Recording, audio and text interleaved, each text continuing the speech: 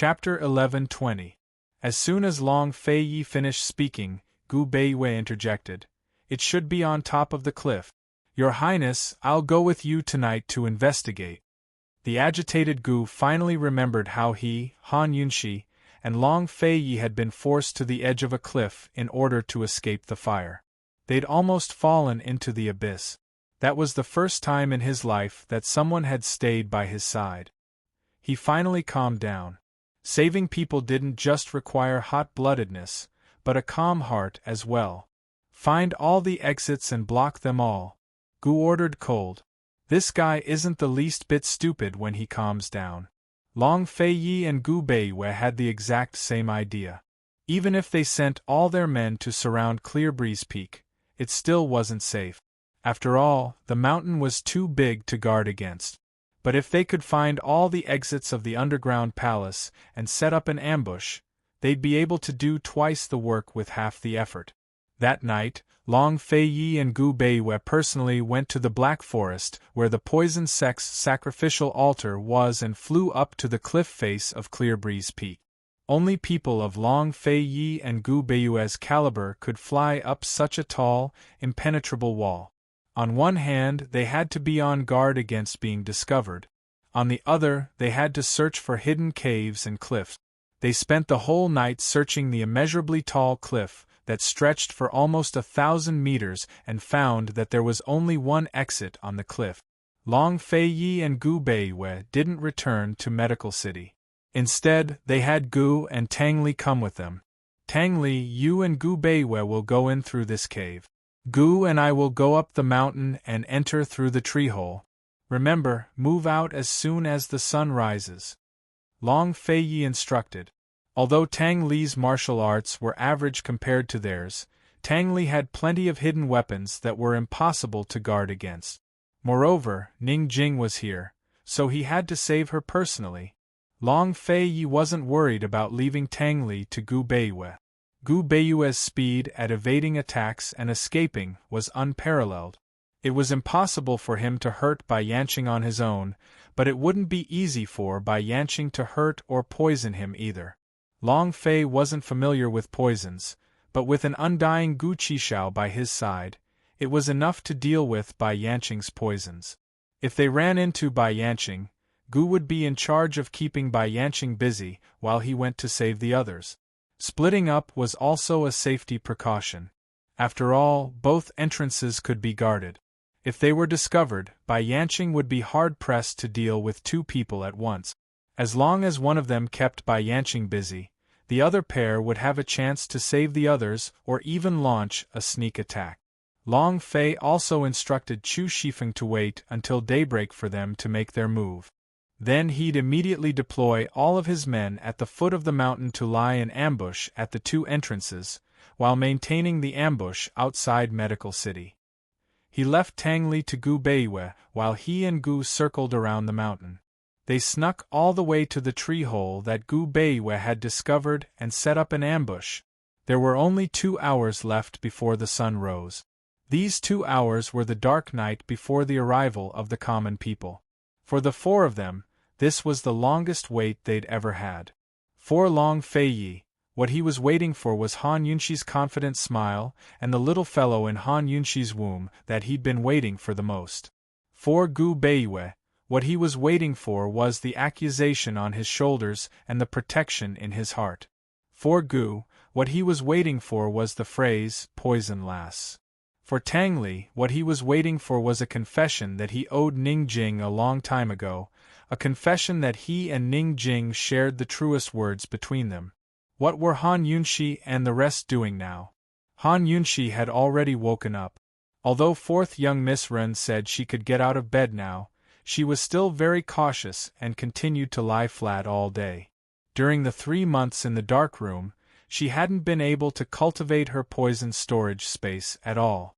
She hadn't even been able to sense Lil Thing's existence. However, ever since she'd spread the news, she'd felt much more at ease. These days, she'd been lying down with nothing to do, so she'd been cultivating with her eyes closed. As soon as she calmed down, she'd immediately sense Lil Thing's existence, and could even feel Lil Thing's irritable mood. Actually, there wasn't much room for improvement even if she cultivated now. She just wanted to cultivate a little more so that she could be a little closer to advancing. What was the turning point for advancement? Fourth young Miss Wren had been anxious at first, but after a few days, she'd gotten used to life here and was now sound asleep. Ning Jing was locked up alone in a secret room. Previously, Su Xiaoyu had cheated by yanching out of good food and a lot of nourishing herbs. If she hadn't rested for a few days, who knew if she would have died in the forest at Tiger's prison. Later, Bai Yanqing found out that Su Xiaoyu didn't know the whereabouts of the perplexing butterfly illusion, and the two of them had almost been killed. Even with a knife on their necks, Su Xiaoyu still believed that Bai Yanqing wouldn't kill them. She didn't understand at the time, but now it seemed that Bai Yanqing had already planned to kidnap Han Yunxi back then. He'd wanted to use the two of them to threaten Han Yunxi to be obedient. Although she was still alive, she was still very weak. She couldn't even stand for a little longer. She'd faint, and her legs were especially sore. She leaned against the corner and gently licked her teeth. She was extremely disappointed. She'd almost forgotten how she dressed up as a man before she got married, and how high-spirited she'd been. However, she didn't regret meeting Tang Li, nor did she regret giving birth to Tang Li's daughter. Apart from missing Tang Li, she missed her daughter even more. She'd only held her daughter a few times ever since she'd been born. Newborns were different every day. It had already been a few months. What had her daughter become? Could it be that she couldn't recognize her? Had her daughter started to recognize people? Did she still remember being hugged and fed by her mother? Did she still remember that she had a mother? Every night, Ning Jing's mind would appear that tender little face. She couldn't help but cry. She cried until her heart, liver, spleen, lungs, and kidneys were broken. Su Xiaoyu was actually locked up next to Ning Jing's. The stone room was sealed, so she couldn't hear Ning Jing's cries. She also didn't know that Ning Jing was right next to her. Compared to Ning Jing's disappointment, she was in a very good state. She firmly believed that her master had the ability to send the news out. At the same time, she'd begun to think about how to use Bai Yanqing's immortal body to research new torture methods after capturing Bai Yanqing. She wouldn't be satisfied until she'd researched hundreds and thousands of torture methods. Of course, before researching new torture methods, she had to let Ning Jing take her revenge, and let Bai Yanqing have a taste of having his teeth pulled out. With Su Xiaoyu's temper and personality, there was no telling if anyone would dare to marry her when she grew up. In this underground palace there were two other people who were imprisoned. One was Mu Qingwu, while the other was Duanmu Yao. Ever since Mu Qingwu was kidnapped, he'd been locked up in 3 different places before ending up in this underground palace. Even now, he had no idea who had kidnapped him, or that Cloud Realm continent had already experienced war and peace. Nor did he know that his Mu family was a descendant of the Li clan. Because of their past mistakes and his father's wrath, the Li clan had been destroyed by the Long Fei Yi. Now, even the Li clan members who'd escaped didn't dare to reveal their identities for fear of becoming public enemies. Mu Qingwu had lived a magnanimous, independent, and upright life.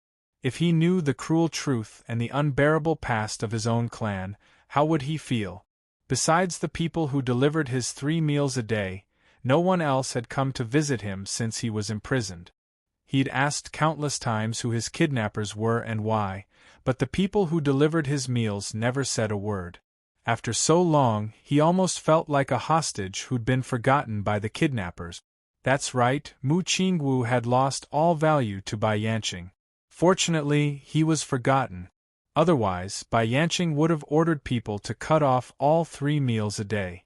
Mu Qingwu would have starved to death. Duanmu Yao had been forgotten as well. If she had any brains at all, she wouldn't have handed 3rd honored elder over to Bai Yanqing. Unfortunately, she had no brains at all. Now that the heretical sword sect had been destroyed and Celestial Mountain restored order, what use did she have to Bai Yanqing? After she handed 3rd honored elder over to Bai Yanqing and her men in the capital kidnapped Mu Qingwu, she became one of Bai Yanqing's discarded pawns. When Bai Yanqing locked up Han Yunxi in this underground palace, she stupidly asked Bai Yanqing to hand over Han Yunxi to her. From then on, she was locked up in a secret room. No matter how much she kicked up a fuss, Bai Yanqing never saw her again. If Bai Yanqing hadn't forgotten about her, she would have starved to death long ago. She didn't know whether it was a blessing or a curse that she hadn't starved to death. Currently, Bai Yanqing was drinking wine with Hao San in the stone room next to Han Yunxi's room. "Master, what do you plan to do once Han Yunxi and Long Feiyi turn against each other?" Hao San had been hiding this question in his heart for a long time. His master had lived his entire life for the sake of love and hatred, but he'd never made any plans for himself. Bai Yanqing didn't reply, but poured the entire cup of wine into his mouth before slamming it against the stone table. Although he ignored Hao San, the man's question stirred up great waves in his heart. After taking revenge on Mu Xian's daughter and Mu Xian, what then? What else could he do? If he didn't die or perish, where would he go in the endless years to come? Hao San hesitated for a long time before he probed, "Master, once Han Yunxi and Long Feiyi kill each other and die, there'll be no master left in this world." Hao San had always hoped that his master could seize the world so he could enjoy a high official's salary, glory, splendor, wealth, and rank above all others. Hao San's hint was so obvious, but it was a pity that Bai Yanqing didn't take it to heart.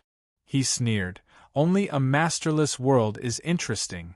A masterless world would be a world of war, destitute and homeless, plagues and plagues, where the people had no way to make a living."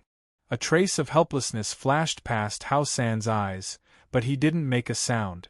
At this moment, the sky outside was already bright and the sun had risen. Long Feiyi and Gu Beiwei and Tang Li entered the underground palace almost at the same time. Not long after they entered the underground palace, they met with the first obstacle, which was exactly the same. This obstacle was Chapter 11:21. The obstacle Long Feiyi, Gu Beiwei, and Tang Li encountered was none other than the same formation that trapped them last time. As soon as they jumped into the tree hole, Gu sensed that something was wrong after walking a short distance. He said, "It's the 10-sided ambush formation." Because he was tricked by the art of Chimenduanjia last time, Gu specifically went to learn this secret technique. Although he did not learn it for a long time, his skill level was not bad. At least he could distinguish the type of formation within 100 steps. Once he identified the formation, he could start looking for a way to break it. Gu stopped Long Feiyi. "Don't go. It'll be futile even if you continue." Unexpectedly, Long Feiyi did not stop. Instead, he continued walking forward. He said, "The southwest direction is the Death Gate. The 10-sided ambush formation has 91 life gates. The Death Gate is the life gate. It's the exit." As soon as he said this, Gu was stunned. The art of Chimenduanjia had 8 gates. They were rest, life, injury, limit, view, death, alarm, and open. The corresponding array formations also had these 8 doors and 8 directions. Different dangers were hidden in the 8 directions. Generally speaking, the opening, rest, and life gates were auspicious. The death, alarm, and injury gates were ominous. The limit gate and view gate were neutral. Those who knew this secret technique might not be able to break the formation because they would often make mistakes in judgment and mistake the death gate for the life gate. Once they walked in, the consequences would be unimaginable. And some tricky formations would reverse life and death. Life was death, and death was life. Gu was puzzled. When did Long Feiyi learn the art of Chimenduanjia and the 9 palaces' 8 trigrams formation? Hadn't he been killing enemies on the battlefield for the past 3 months? He was actually better at learning than him. They had only walked a short distance, and he could already tell that the Death Gate was the Life Gate. Gu was stunned in place. Long Feiyi had already walked far away. He did not answer or stop. Instead, he said sternly, "Hurry up. In a formation, the most taboo thing was to separate. Last time, they had suffered a great loss because they had accidentally separated. Just as Long Feiyi and Gu came out of the gate of life of the formation, Gu Beiwei and Tang Li also came out of the formation. Gu Beiwei also went to learn the art of Chimenduanjia. His level should be on par with Long Feiyi. Just as they were breaking the array, Bai Yanqing immediately sensed that the array had been broken. He stood up in shock and said coldly, "Someone broke in." Last night, when the attendant came back with the medicine, he personally changed the arrays at the two entrances. Now that both arrays were broken, it proved that someone had broken into both entrances. "Master, who has such great ability to break your array?" Hao San was also very surprised. He added, "Long Feiyi and the others don't know Chimenduanjia." Bai Yanqing had considered this point as well, but who else could find this place besides them?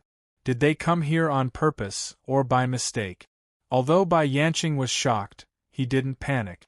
Even if they broke the array at the entrance, they might not be able to find their way here. If they came down from the tree hole, they would have to pass through a massive maze. If they came down from the cliff, they would have to face over 20 different paths. If they chose the right path, they'd reach this place. If they chose the wrong one, they'd end up in a maze. The reason he chose Clear Breeze Peak as his hiding place was because it had the most convenient conditions. It had the largest maze in all of Cloud Realm continent. This was the most hidden area of the Poison Sect's forbidden grounds. Bai Yanqing was still waiting calmly. He was more willing to believe that someone had broken in by mistake, because he refused to believe that Long Feiyi and the others could learn Chimenduanjia in such a short time, much less break through his own array. But soon enough, the attendant rushed in to report, "Master, it's Long Feiyi and the others. They've found their way here." Bai Yanqing was truly stunned by the news. "Who broke the array?" "Who?" he asked loudly. Chimenduanjia was the foundation of the Wind Clan's foundation. It was their most proficient secret. Outsiders could learn Chimenduanjia, but very few could break through the Wind Clan's arrays. How did Long Feiyi and the others do it? Long Feiyi and Gu are together. They came down from the tree hole and have already entered the maze. Gu Beiwei and Tang Li are together. They came in from the cliff and are still standing at the entrances to the 20 paths. This subordinate doesn't know who broke the array either, the attendant reported. Bai Yanqing was shocked by the news, but he quickly shifted his attention from the array to the prescription. It had been 3 months, but Long Feiyi and the others still hadn't found their way here. Only after the prescription had been sent out did they find their way. It was obvious that the prescription was the one who sent out the news. He walked out of the stone room angrily and personally pushed open the door to the room where Han Yunxi was locked up. Han Yunxi had just sat up with the help of fourth young Miss Ren. She was stunned when she saw Bai Yanqing rushing in with a furious expression. Then, she held fourth young Miss Ren's hand tightly and thought to herself, "Oh no!" It seemed that the prescription had been discovered. Bai Yanqing wouldn't do anything to her, but fourth young Miss Ren was in danger. "Stupid girl, you're so capable!" Bai Yanqing walked closer. Han Yunxi got off the bed and shielded fourth young Miss Ren behind her. She glanced at the open stone door and prepared to escape with fourth young Miss Ren. If they didn't escape, fourth young Miss Ren would definitely die here. If Bai Yanqing was willing to talk to her in the small dark room, she would have found a chance to escape long ago. But now, she had to be careful with fourth young Miss Ren. It was impossible to say that she wasn't panicking. However, no matter how panicked she was, she forced herself to calm down and think of a solution in the face of fourth young Miss Ren, who had helped her a lot. "Tell me, how did you send out the news?" Bai Yanqing questioned angrily. Han Yunxi was shocked when she heard this. She originally thought that Bai Yanqing had discovered the word game on the prescription, but after hearing what Bai Yanqing said, he didn't decipher the word game. So Long Feiyi and the rest had found their way here? Han Yunxi could suppress her panic, but she couldn't suppress her ecstasy. Long Fei and the rest had finally arrived. She knew that he would definitely be able to decipher the word game. He definitely could. It was this piece of good news that made Han Yunxi even more determined to escape from this secret room. She held forth young Miss Ren with one hand and covered her lower abdomen with the other as she faced Bai Yanqing, who was approaching her step by step. She thought anxiously, "What should I do? What should I do? What should I do? Tell me." Bai Yanqing was furious. He had been fooled again. If he hadn't been cautious and set up arrays at both entrances, he might not have known that Long Fei and the rest had sneaked in. Han Yunxi had an idea and replied, "That's the method my father taught me." Actually, Han Yunxi didn't know whether her biological father had passed away or not. She had no choice but to take a gamble. If her biological father had passed away, then she would have to think of another way. If her biological father hadn't passed away, then this would be an excellent way to provoke Bai Yanqing. Bai Yanqing had pretended to be her biological father and had a lot of resentment towards her mother. If she guessed correctly, Bai Yanqing and her mother must have had some sort of love and hate entanglement. Only love could confuse a person's heart, and only hatred could destroy a person's heart. Her biological father was Bai Yanqing's love rival, so everything about her biological father was Bai Yanqing's greatest weakness. Han Yunxi's heart was in her throat. If she made the wrong bet, she really didn't know what else she could use to provoke Bai Yanqing. Fourth young Mistress Ren hid behind Han Yunxi. Although she didn't know what was going on, she could clearly feel Han Yunxi's nervousness. Bai Yanqing suddenly stopped in his tracks. Han Yunxi's heart skipped a beat, and she became even more nervous. Her palms were sweating. Bai Yanqing narrowed his eyes and stared at Han Yunxi. Han Yunxi clenched her fists and forced herself to stay calm. She looked at him calmly and fearlessly. "You, father?" Bai Yanqing finally spoke. Han Yunxi couldn't figure out what he was questioning in his tone. Was he questioning whether she was lying, or questioning the word game that her father had taught her in the prescription? Han Yunxi didn't know the situation and didn't dare to answer carelessly. She stared vigilantly at Bai Yanqing and confronted him. Unexpectedly, Bai Yanqing suddenly sneered. No wonder you don't believe that I'm your father." Han Yunxi was overjoyed when she heard this. It seemed that she had made the right bet again. Although she didn't know whether Bai Yanqing knew about her father's whereabouts or whether he was alive. However, she had already hooked Bai Yanqing. She took out a piece of jade from her sleeve, held it tightly in her hand, and raised it high. "Bai Yanqing, make a guess. Where did this 10,000-year-old corpse jade come from?" she asked with a sneer. The real corpse jade had already been melted into a poisonous teardrop by her perplexing butterfly illusion. It was given to her by the Mu family's Madame Lianxin. Madame Mu Xin had given it to Madame Lianxin in order to help Han Kongan become a director of the medical academy. Madame Lianxin had wanted to use this piece of 10,000-year-old corpse jade to blackmail her and lie to her that she knew her father's identity. In reality, Madame Lianxin only knew that this piece of corpse jade was a love token that Han Yunxi's father had given to Mu Xin. She didn't know anything else. Because the corpse jade was a direct descendant of the poison sect, Madame Lianxin had deduced that Han Yunxi had the poison sect's bloodline.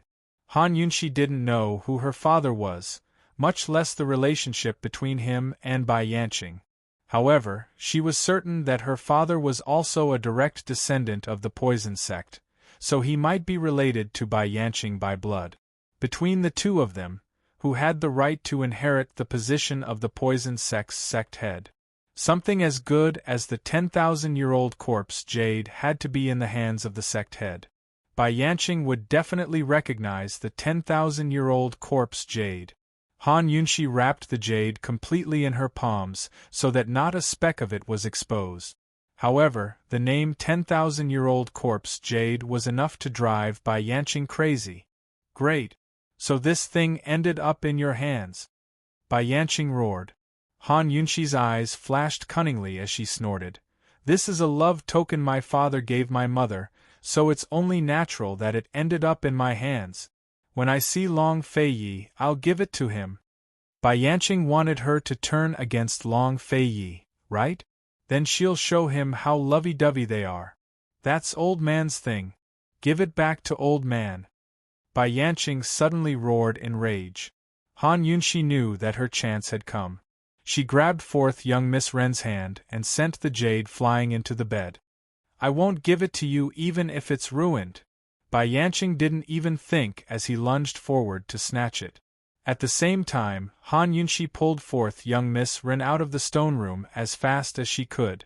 Chapter 11:22.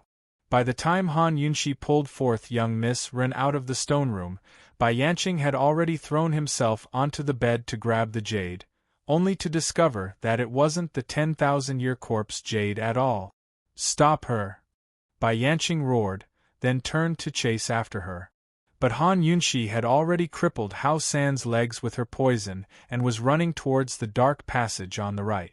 The light was coming from the left, which meant that they would reach a cliff if they went left. Below that cliff was very likely the Black Forest where the poison sect's sacrificial altar was. Han Yunxi had realized this as soon as she'd been brought out of the little black room. But this time, she didn't hesitate to run to the right. She'd already made all sorts of plans when she was locked in the stone room. She'd seriously considered which direction to run in if she could escape. The left looked beautiful, but it was incomparably dangerous. Bai Yanqing definitely wouldn't trap them so close to the exit. Just because they could see the light didn't mean they could escape easily. In fact, it meant danger was close by. She guessed that Bai Yanqing must have set up an array on the left. She didn't want to be trapped again as soon as she escaped. Her smartest choice was to go right. As long as she wasn't trapped, she'd have a chance to escape. If Clearbreeze Mountain's underground palace was similar to Monarch's Descent Mountains, then the other exit should be upwards through the tree hole. Han Yunxi killed 5 or 6 guards with her poison before quickly disappearing into the darkness. By the time Bai Yanqing chased after her, she was already nowhere to be seen. He was about to give chase when Hao San grabbed his leg. "Master, save me!" Hao San was both skilled in martial arts and poison, but he was no match for Han Yunxi. He just exchanged a blow with Han Yunxi and was immediately injured by her poison needles. The poison was so painful that he couldn't stand.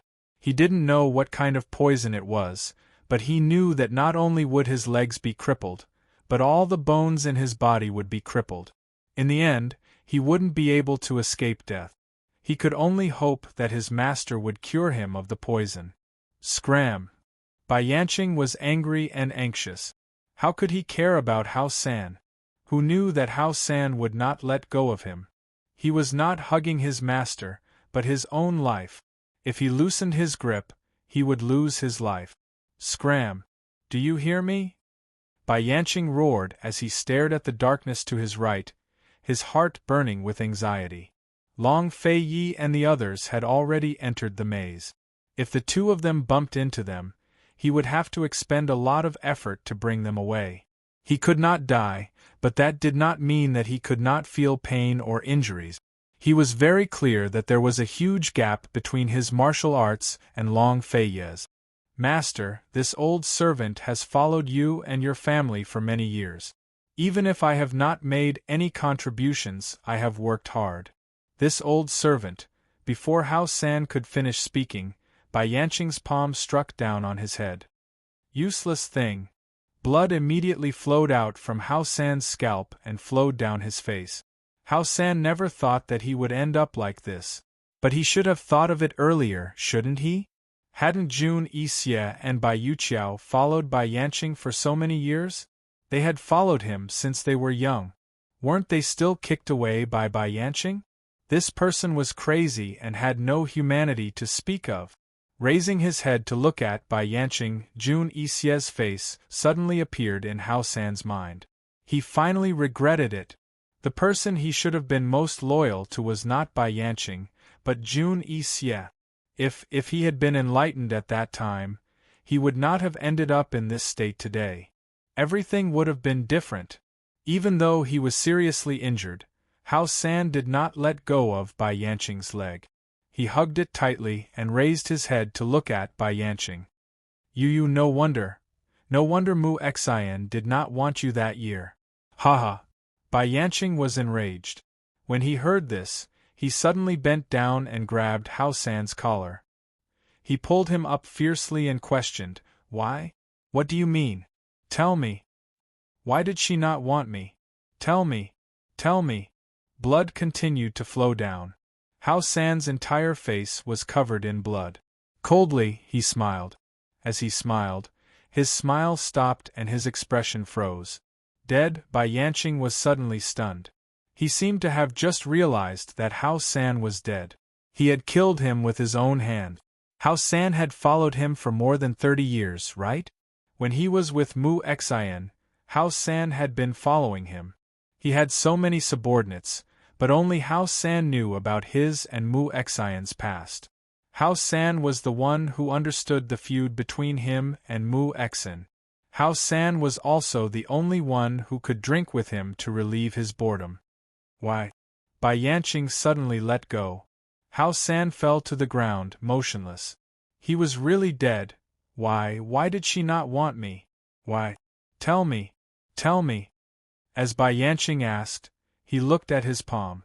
Suddenly, regret and sadness surfaced in his heart. However, he quickly ignored it. No, he deserved to die. If he hadn't stopped her, Han Yunshi definitely wouldn't have been able to escape. He deserved to die. Bai Yanqing didn't delay any longer. He turned and chased after Han Yunshi to the right. At this moment, Long Feiyi and Gu were already in the maze. Gu Beiwei and Tang Li were still hesitating in front of the 20 stone doors. They didn't know which one to take. They walked in from the cave on the cliff. After breaking the array, they saw a row of 20 stone doors. Inside each stone door was a bottomless passageway. The deeper they went, the darker it became. Back in Monarch Descent Mountain, they'd encountered a similar layout. Different doors had different dangers, and all of them led to dead ends. There was only one path that led to the end. Back then, Gu Beiwei had been hiding in the shadows. He'd clearly seen how arrogant the Duanmu siblings were and how Han Yunshi had tricked them. It was also that time that Duanmu Yao bore a grudge against Han Yunshi. But that time, they'd only faced a few doors. Now there were 20. Tang Clan Head, please wait here. I'll try them one by one. Gu Beiwei made his final decision. Tang Li immediately stopped him. No. It's too dangerous. Although Gu Beiwei was fast enough to escape, what if there were poisonous miasma or other poisonous creatures inside? This was the poison sect. Although this was a big risk to begin with, they couldn't take such a huge risk right at the entrance.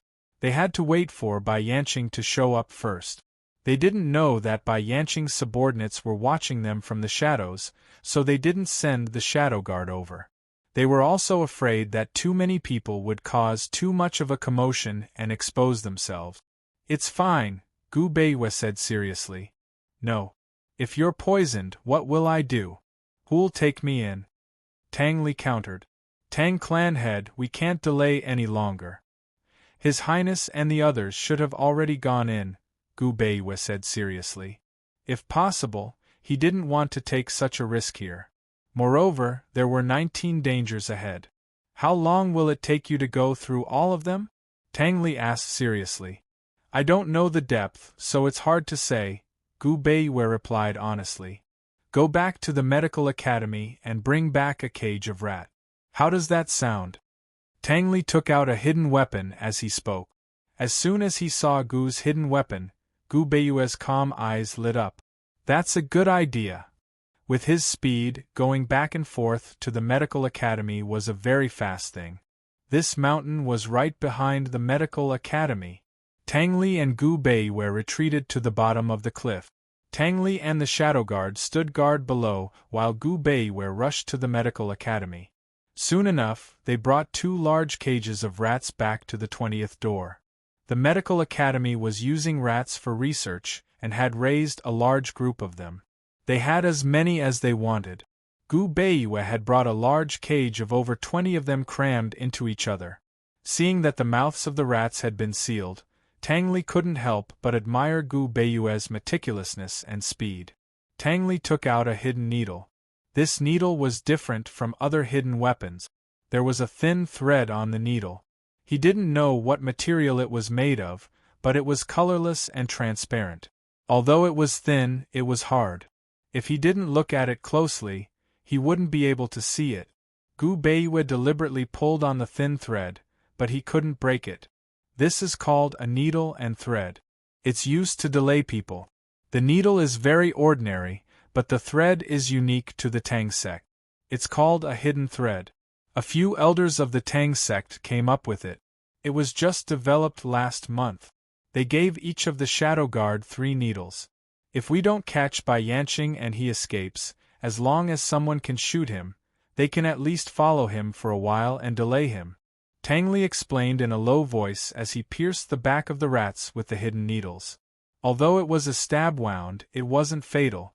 Instead, it frightened the rats and made them struggle. Tang Li placed the rats in front of the first door. The rats ran forward as if they were running for their lives. As the rats ran, Tang Li released the thin thread around his wrist. Soon, the thread stopped moving. Tang Li hurriedly dragged the rats back. When the rats came out of the cave, Gu Beiyue and Tang Li both gasped. "Oh my God! Gu Beiyue, I saved your life!"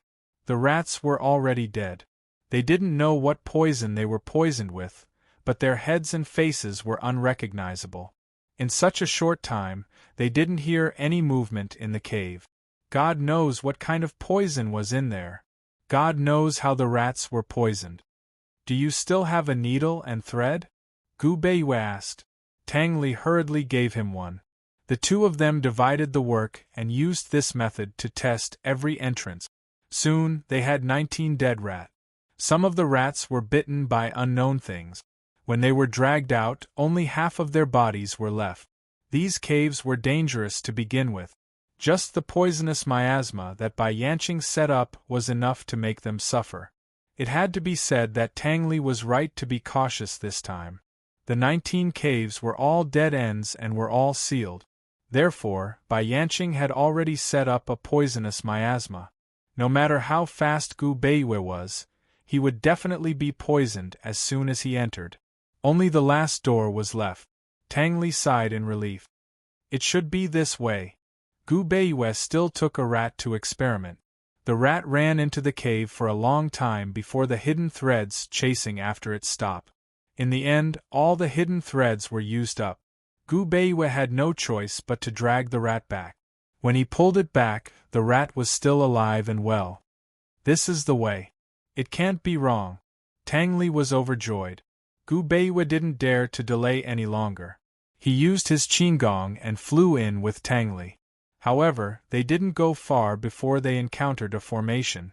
Fortunately, Gu Beiyue spent the past 3 months in the Tian, an imperial capital, and learned the art of Qimenduanjia. Otherwise, they wouldn't have come today. After the first array formation was broken, another array formation appeared. In just one passage, Bai Yanqing set up a total of 5 formations. Han Yunxi didn't choose this path. Sure enough, it was the right choice. Such a tight formation made Gu Qishao guess that it was very likely to lead to a prisoner's prison. When they broke the 5th formation and walked out of the passage, they saw from afar. Chapter 11:23. Gu Beiyue and Tang Li saw Hao San's corpse from afar. The two of them strode over, and saw even more clearly that Hao San had been struck in the head with a palm, and was forcibly shaken to death. Neither of them knew Hao San, but they were sure that he was Bai Yanqing's subordinate. "It doesn't look like my brother and Gu's handiwork.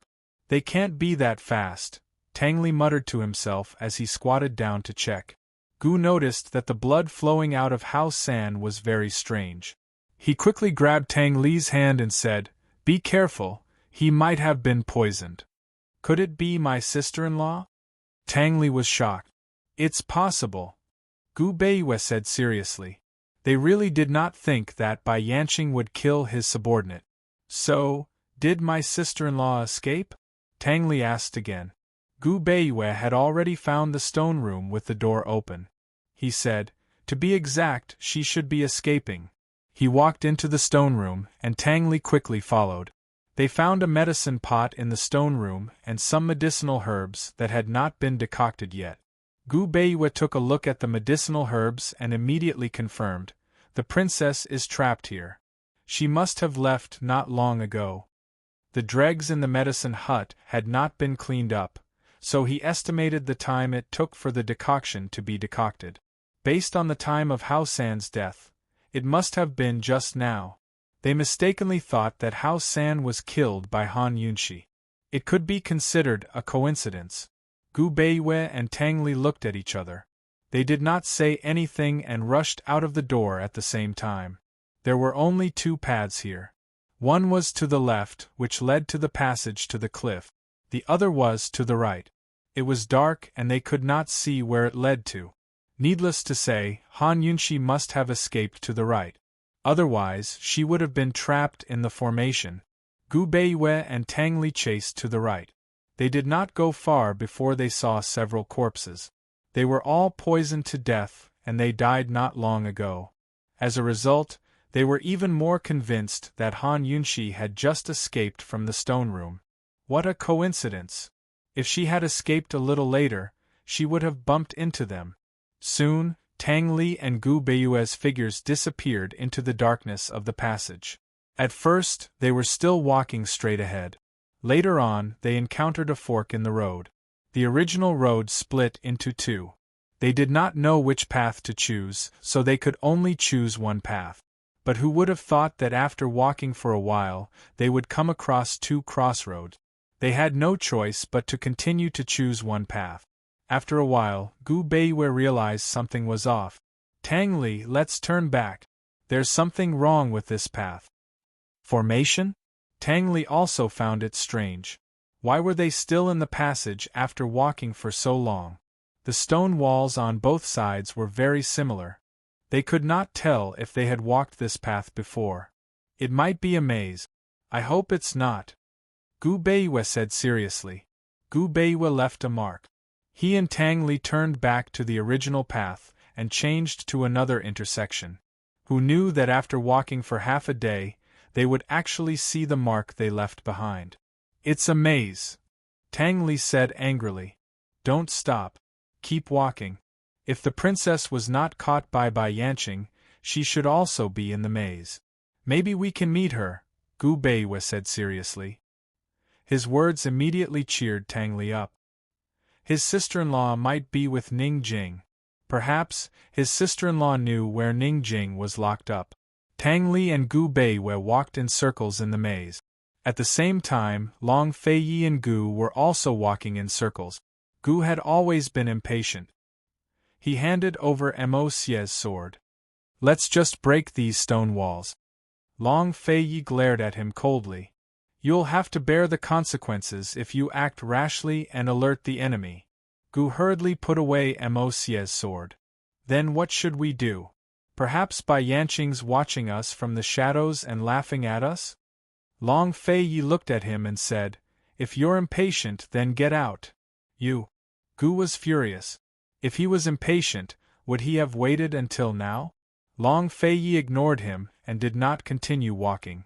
Instead, he sat down cross-legged on the spot. They had already walked a few rounds. They had been walking around the same spot. After going around in circles, they returned to the same spot. Instead of walking in circles and wasting their energy, it was better to sit down and think of a strategy before taking action. Seeing Long Feiyi sit down, Gu looked like he wanted to say something. However, he hesitated for a moment and turned his head to the other side, ignoring him. Quarreling at the slightest disagreement and Cold War at the slightest disagreement. This was probably referring to the two of them. Gu sat down not far away from Long Feiyi and began to think about how to get out of this maze. He thought that there was a trick, but Long Feiyi had already confirmed that with their abilities, there was no trick to getting out of this maze. They could only eliminate the obstacles one by one. Long Feiyi suddenly turned to look at Gu. "Hey!" Gu immediately looked over and narrowed his eyes at him without saying a word. "Stay guard. I need to think." Long Fei Ye's tone was no different from an order. What are you thinking about? Gu asked again. Just how much did Long Fei dislike talking to Gu Qixiao? If he could avoid talking, he would try his best not to. If he had to, he would also not talk about it. He didn't answer Gu. Instead, he leaned against the wall and closed his eyes.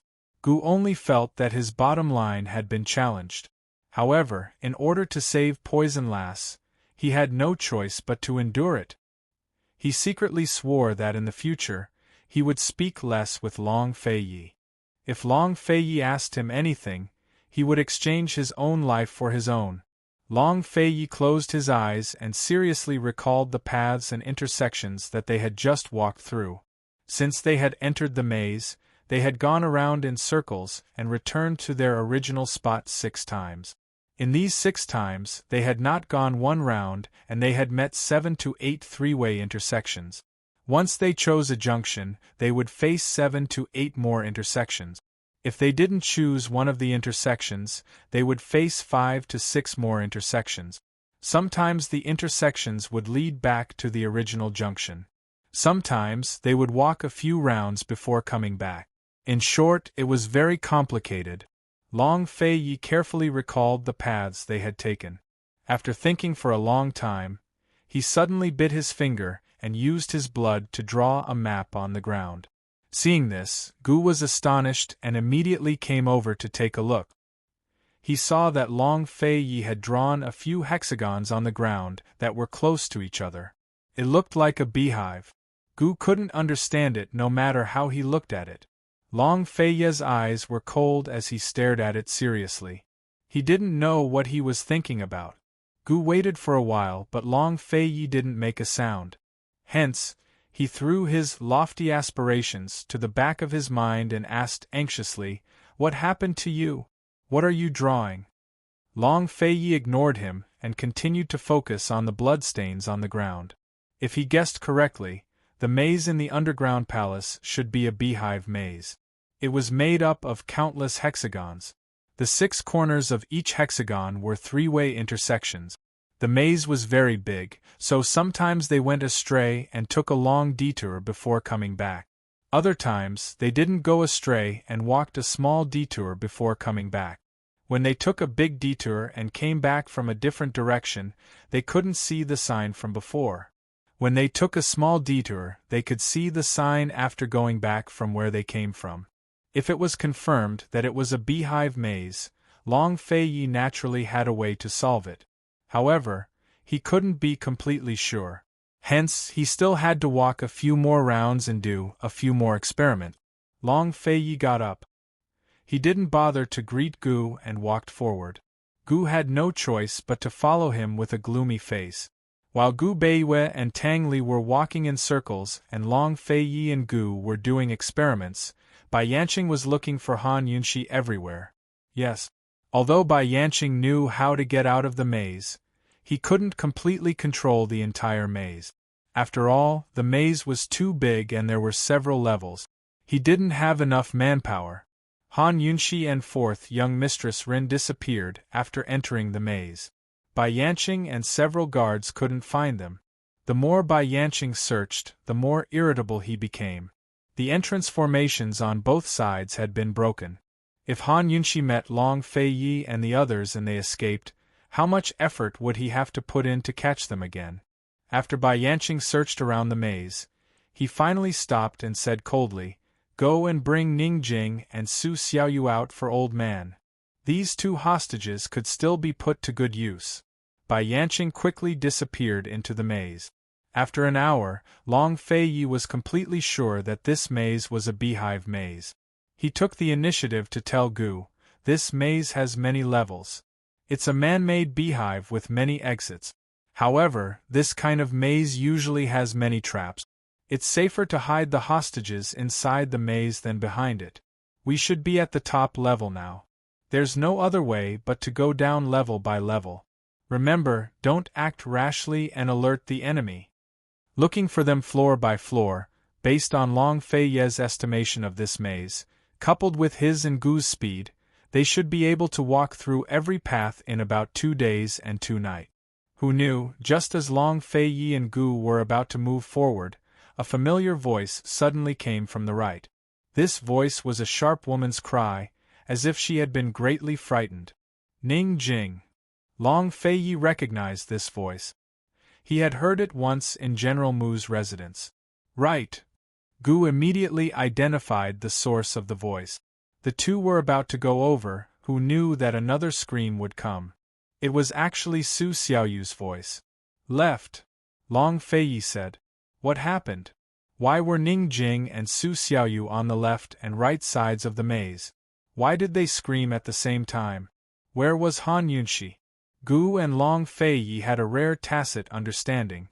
The two of them stood still and waiting for Han Yunxi's voice. However, they waited for a long time and did not hear Han Yunxi's voice. Instead, they heard Ning Jing and Su Xiaoyu shouting a few times on the left and right side. Their voices were so loud that it resounded through the entire maze. God knew what they had experienced. At this moment, Gu Beiwei and Tang Li, who were far away at the other end of the maze, also heard the voices. Tang Li did not hesitate to chase in the direction of Ning Jing's voice. Gu Beiwei had no choice but to chase after him and lead him forward quickly. Long Fei Yi and Gu were really calm. They waited for a while. When they did not hear Han Yunxi's voice, Long Fei Yi said, "Let's find Su Xiaoyu first." Su Xiaoyu and Ning Jing were in trouble. Something might have happened to Han Yunxi as well. The voices were so loud that Tang Li must have gone to find Ning Jing. Therefore, they could only choose Su Xiaoyu. They ran very fast, afraid that the voices would stop. Unexpectedly, not only did the screams not stop, but they also continued. Finally, Long Fei Yi stopped. It's a trap. Chapter 11:24. It's a trap. There were sounds of hostages in both directions, and it was continuous.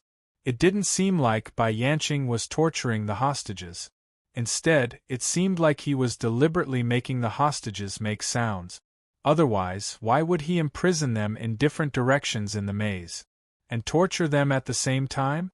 If there were only one or two shouts, perhaps Long Fei Yi wouldn't have thought so much. The shouts continued, and they were probably interrogating someone. As soon as Long Fei said it was a trap, Gu Qishao stopped as well. He felt that something was off as well.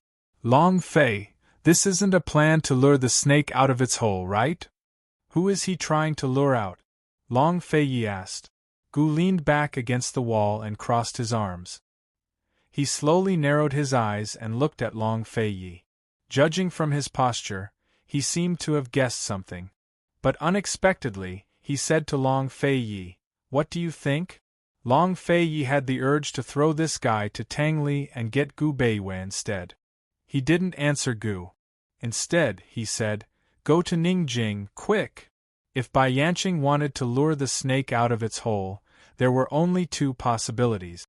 The first was that Bai Yanqing already knew that they had barged in, but because of the size of the maze, he couldn't find them. The second possibility was what he hoped for the most, and that was that Han Yunxi had escaped from Bai Yanqing's restraints. Bai Yanqing could only use the hostages in his hands to threaten Han Yunxi again. No matter which possibility it was, they would be luring the snake out of its hole if they endured it to the end, so their best option was to ignore it. As long as Bai Yanqing didn't achieve his goal, he would definitely not let the hostages die. However, they had to hurry over to Ning Jing now because Tang Li would definitely not be able to hold himself back. Gu Beiwei wouldn't be able to persuade Tang Li either. At this moment, Tang Li and Gu Beiwei were probably chasing after Ning Jing's shouts. Instead of letting the two of them face Bai Yanqing alone, it would be better for him and Gu to go together. If they couldn't find Han Yunxi, it would be better to subdue Bai Yanqing first. Thinking of this, Long Fei Yi deliberately looked back at Gu and said cold Gu, "Gu, it's time for you to make your move." Any time. Gu wasn't stupid. Although he didn't think as deeply or as thoroughly as Long Fei Yi, he more or less knew that this was a trap. However, their best option was to meet up with Gu Beiwei and Tang Li. It was just that he was too lazy to think about it. The biggest advantage of following Long Fei Yi was that he didn't have to think about so many complicated things. Scheming against each other, trying to figure out people's minds, and scheming were all too complicated and tiring. In any case, Long Fei Yi would definitely think of everything that he could think of, but he might not be able to think of anything that Long Fei Yi could think of. He only had one goal in entering the underground palace, and that was to fight. If he saw Bai Yanqing, he would fight with all his might. Although he wasn't a poison goo human that was raised, and although he still didn't know why he was immortal, he knew that he was much younger than Bai Yanqing. In fact, Bai Yanqing was an elder and he was a junior. He wanted to see who could take a beating better, him, the young immortal, or that old immortal, Bai Yanqing. Although Ning Jing's voice wasn't continuous, it still didn't stop. Although they were in the maze, with everyone's hearing, they could still accurately distinguish the source of the sound. Long Fei Yi and Gu moved forward as quickly as possible, while Gu Beiwei and Tang Li also moved forward quickly. Although there were situations where they took the wrong path, they still circled back and continued moving forward in the end. One of them was in the west and the other was in the east. They were getting closer and closer to Ning Jing's position, and the closer they were, the less likely they would take the wrong path.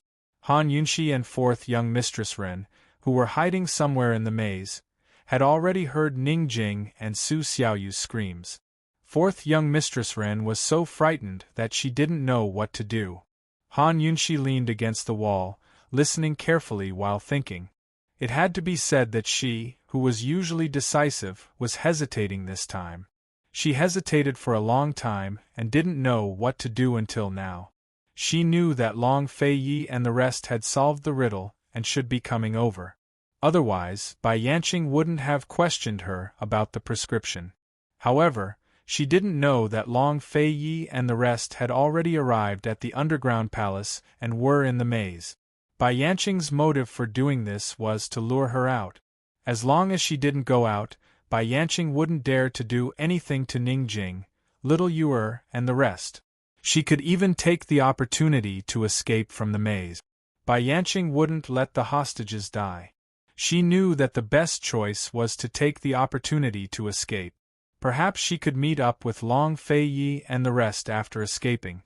This way, it would be the best way to save Ning Jing and Little Yuer. However, Ning Jing and Little Yuer would suffer. What should she do? Fourth young Mistress Ren was pulled along by Han Yunxi as they ran for their lives. She still hadn't recovered from her shock and was still trembling with fear. She sat on the ground and hugged her knees. Han Yunxi exhaled and asked casually, "Fourth young Mistress Ren, Bai Yanqing wants to lure us out. What do you think we should do?" Fourth young Mistress Ren raised her head. Han Yunxi was helpless and didn't pursue the matter. Medical practitioners, especially doctors who were involved in clinical operations, had a stronger psychological quality than the average person. However, no matter how strong a person's psychological quality was, there was a bottom line. Fourth young Mistress Ren, who had never experienced fighting and killing, had not broken down until now. Han Yunxi should have comforted her, but she really wasn't in the mood. She was anxious. Only God knew what Ning Jing and Little Yuer were going through at this moment. At this moment, fourth young Mistress Ren said timidly, "Princess, I won't do anything. It's just that I don't understand why the voices are coming from two different directions." These words immediately reminded Han Yunxi. Almost as soon as fourth young Mistress Ren finished speaking, Han Yunxi blurted out, "Our reinforcements have arrived at the maze. It must be." If Bai Yanqing wanted to lure her out, he could have used one hostage. Why did he have to use two hostages at the same time and from two different directions? No matter how capable Bai Yanqing was, he couldn't possibly have the ability to split himself into two. He could only be with one of the hostages. If he was with Su Xiaoyu, wouldn't he be afraid that she would look for Ning Jing? Although Bai Yanqing's subordinates were all highly skilled in martial arts and poison, they wouldn't be able to defeat her even if they joined forces. Bai Yanqing was asking for trouble. The only possibility was that Bai Yanqing not only wanted to lure her out, but he also wanted to lure the others out and split them up. These others must be Long Fei Yi and the rest. Fourth young Mistress Ren was just curious and didn't know much. Han Yunshi hesitated for a moment and said seriously, "Fourth young Mistress Ren, stay here and don't move. I'll go over and take a look." Fourth young Mistress Ren held Han Yunshi's hand nervously. She seemed to want to say something but didn't dare to. In the end, she let go of Han Yunshi's hand. Han Yunshi knew that fourth young Mistress Ren was worried that she wouldn't be able to come back once she left. Han Yunshi squatted down and looked at fourth young Mistress Ren seriously. "If I leave now, I might not be able to come back for a long time or even forever." "I know." Fourth young Mistress Ren lowered her head and didn't dare to look at Han Yunshi. "If you follow me," before Han Yunshi could finish her sentence, fourth young Mistress Ren interrupted her. "We'll be in more danger and I'll be a burden to you. I choose to stay." Fourth young Mistress Ren took out a poison pill and said seriously, "This is a slow-acting poison. It won't have any effect on the body before it acts up. It will only act up after a year. Take it first and I'll be able to find you when the time comes. I'll be able to find the poisoned person quickly." There were so many labyrinths. Although she was sure that this was a huge honeycomb labyrinth, she didn't know where they were in the honeycomb labyrinth. Once they were far away, it wouldn't be easy to come back to find them. She could only rely on the detoxification system. It would take a year for the poison to act up, which was enough insurance. Because if she couldn't come back after a year, she wouldn't come back. Han Yunshi thought that fourth young Mistress Ren would hesitate, but she actually took the poison pill and swallowed it. Han Yunshi saw this and felt grateful. She was so afraid that fourth young Mistress Ren wouldn't be able to bear the risk and would cry and beg her to save her. The person Gu Beiyue chose was really reliable. No matter what, she had to try her best to protect fourth young Mistress Ren. A woman like her would definitely have a bright future in the medical school. After settling fourth young Mistress Ren down, Han Yunshi hurriedly set off. She was afraid that Ning Jing's voice would stop. If that happened, it would be difficult for her to find her. Unfortunately, after Han Yunshi ran for a long distance, Ning Jing's voice stopped abruptly as she got closer to her. Not long after, Su Xiaoyu's voice stopped as well. Han Yunshi was so angry that she wanted to kick the wall with her foot, but she forced herself to hold back. She couldn't expose her whereabouts even if she couldn't find her. The voice stopped. Could it be that Long Fei Yi and the rest had found her? Han Yunshi didn't hesitate and continued to walk forward cautiously. She didn't dare to walk too fast or go too far, for fear that she would choose the wrong fork and go in the wrong direction. She really hoped that Long Fei Yi and the rest were around so that she wouldn't go in the wrong direction if there was any movement or sound. At this moment, Long Fei Yi and the rest had gathered together and were standing at the door of a stone room. Ning Jing's voice clearly came from inside, but when they arrived, there was no one in the stone room. Long Fei Yi personally grabbed Tang Li's arm, otherwise, Tang Li would have already rushed in. It was obvious that there was a trap in the stone room. Bai Yanqing was hiding in a dark corner of the stone room, cold as he stared at the group at the door. He'd wanted to lure Han Yunshi out and scatter the group in different directions, but who knew that these four fellows would come looking for him together? There wasn't even a trace of Han Yunshi's shadow. Since everyone was here, he didn't mind having a few more hostages in his hands. He didn't mind imprisoning Long Fei Yi as well. Now that the situation in Cloud Realm had settled down, Long Fei Yi and Han Yunshi, their two masters, were missing. The Eastern, Western Qin factions would definitely have a good show to watch. The world would never be peaceful again. Long Fei Yi and the rest lingered at the door of the stone room. Bai Yanqing's lips curled into a cold smile as he pushed open the mechanism and walked down from the stone wall. He chuckled and said, "Young people, long time no see." Chapter 11:25. Long Fei Yi and the others could clearly see that Bai Yanqing had come down from the mezzanine of the stone room.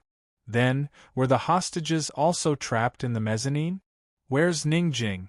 Bai Yanqing, return Ning Jing to me, otherwise I'll fight you. Tang Li was already half out of control. When he did not hear Ning Jing's voice, he was still calm, but when he heard Ning Jing's shouts, he could not control himself. Anger, excitement, nervousness, worry, fear, and etc. All kinds of bad emotions filled his heart. If he did not see Ning Jing, he did not know when he would go crazy. It was a good thing Long Fei Yi was holding on to him, otherwise he would have been taken down by Bai Yanqing. Return Ning Jing to me, do you hear me? For a grown man, other than kidnapping women? What else do you know? Tell me. If you have fucking guts, let them all go. Father will fight you one-on-one. Do you dare? Bai Yanqing, you coward! Bai Yanqing allowed Tang Li to curse and berate him as he wished, but didn't spare him a glance. All of his attention was on Long Fei. Their sweetheart had been kidnapped, but Long Fei Ye's reaction was completely different from Tang Li's. Cold as he looked at Bai Yanqing, not moving at all. It was hard to see through him. This kind of calmness, Bai Yanqing admired him very much. It seems like the East Qin Crown Prince does not care about the life or death of his sweetheart. Bai Yanqing said with a cold smile. She will not die. Long Fei Ye's voice was as cold as ice, filled with certainty. Bai Yanqing disliked Long Fei Ye's attitude the most, this kind of aloof attitude that seemed like everything was under his control. He coldly said, "It's too early to say, don't regret it later." What a joke. Long Fei Ye's tone became even more sarcastic. Bai Yanqing, you just want the two of us to fail in our dual cultivation and kill each other. You just want the eastern and western Qin sides to continue fighting. You won't kill her. You have to take good care of her. Otherwise, why would you find her medicine to prevent miscarriage? Long Fei Yi was actually anxious in his heart, but he had already calmed down after such a long time. A little while more wouldn't make a difference. The hostage must be in the stone room. At the very least, Ning Jing must be there. There must be a trap in this stone room. Therefore, they must not enter unless absolutely necessary. Even if there were no traps, it would be easy for Bai Yanqing to poison them in a confined space like the stone chamber. However, it would be difficult for them to avoid the poison in time. The wisest choice was to waste time with Bai Yanqing and look for flaws and countermeasures. He didn't believe that Bai Yanqing would be able to escape now that he was right in front of him. Bai Yanqing didn't care that his scheme had been exposed.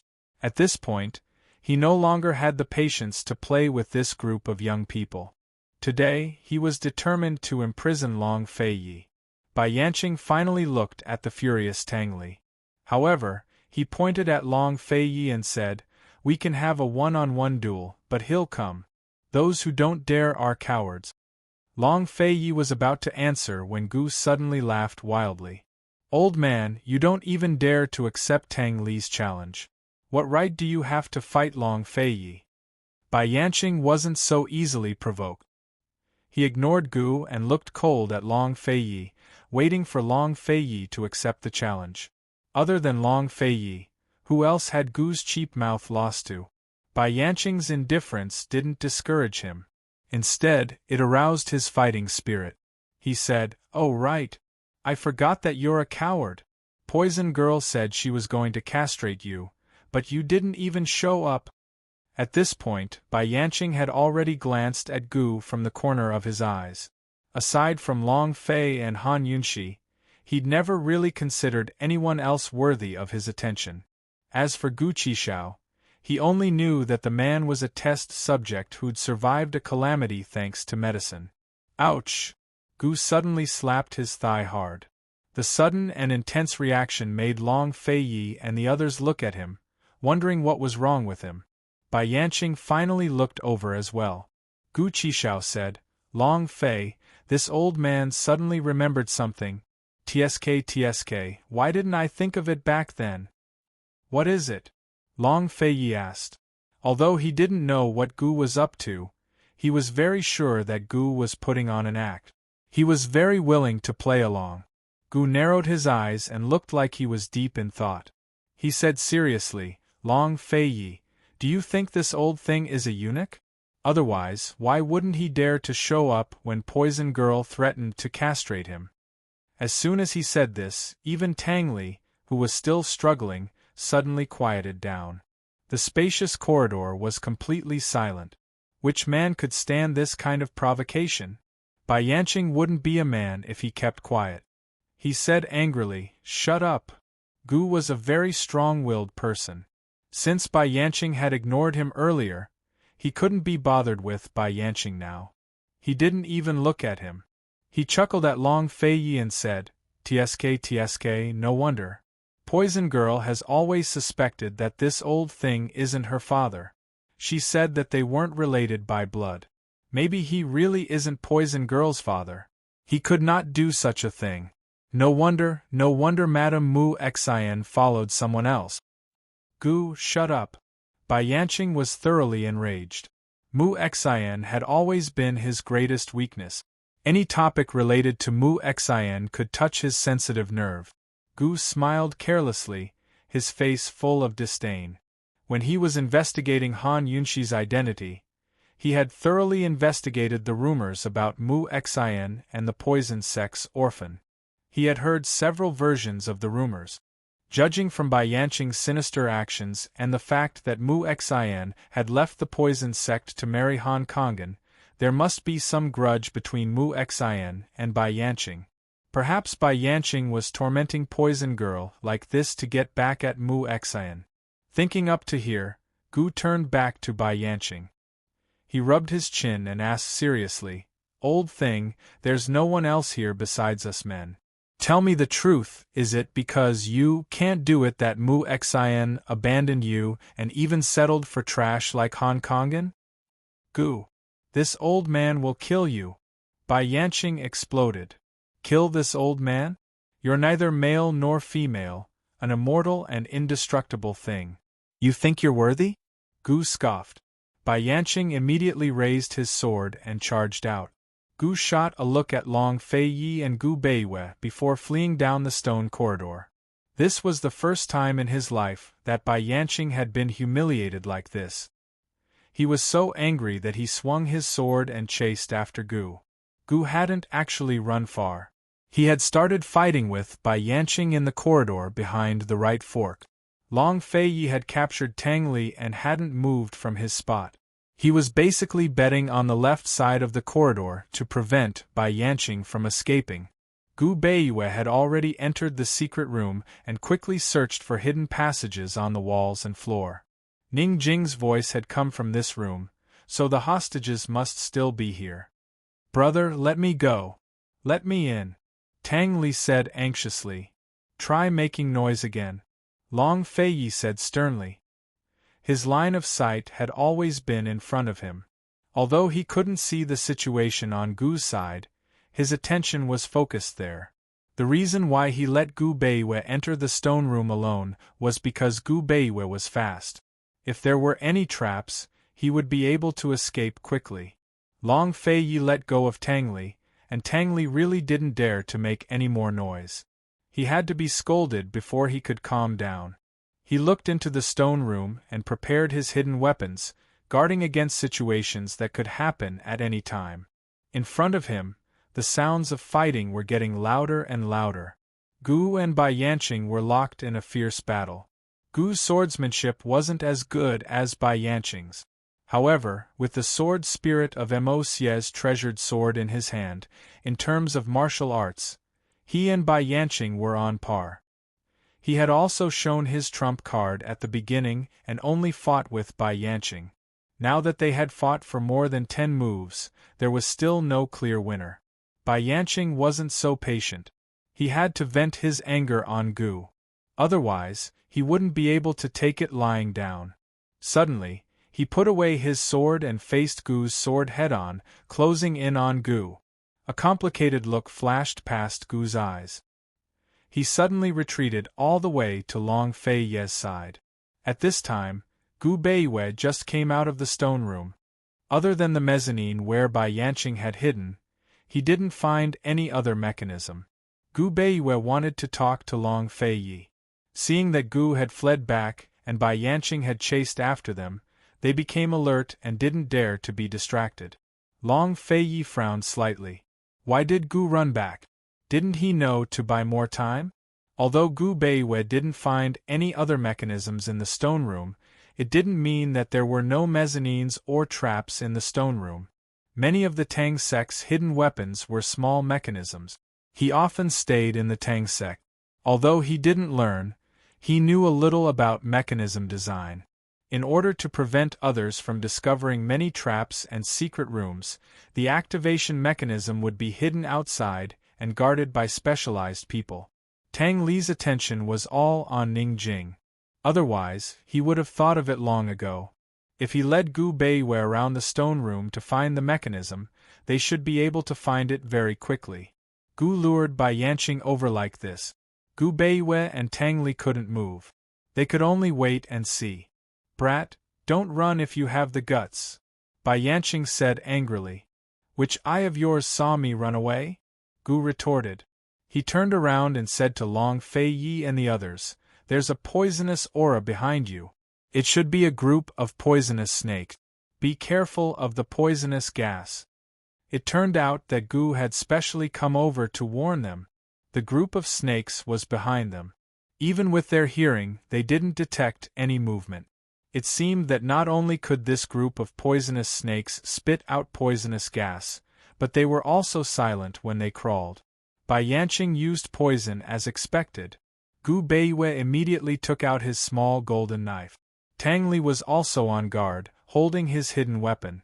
When facing a group of poisonous snakes, they could only attack from afar. It would be troublesome if they were entangled by the snake. The group of snakes hadn't come close yet.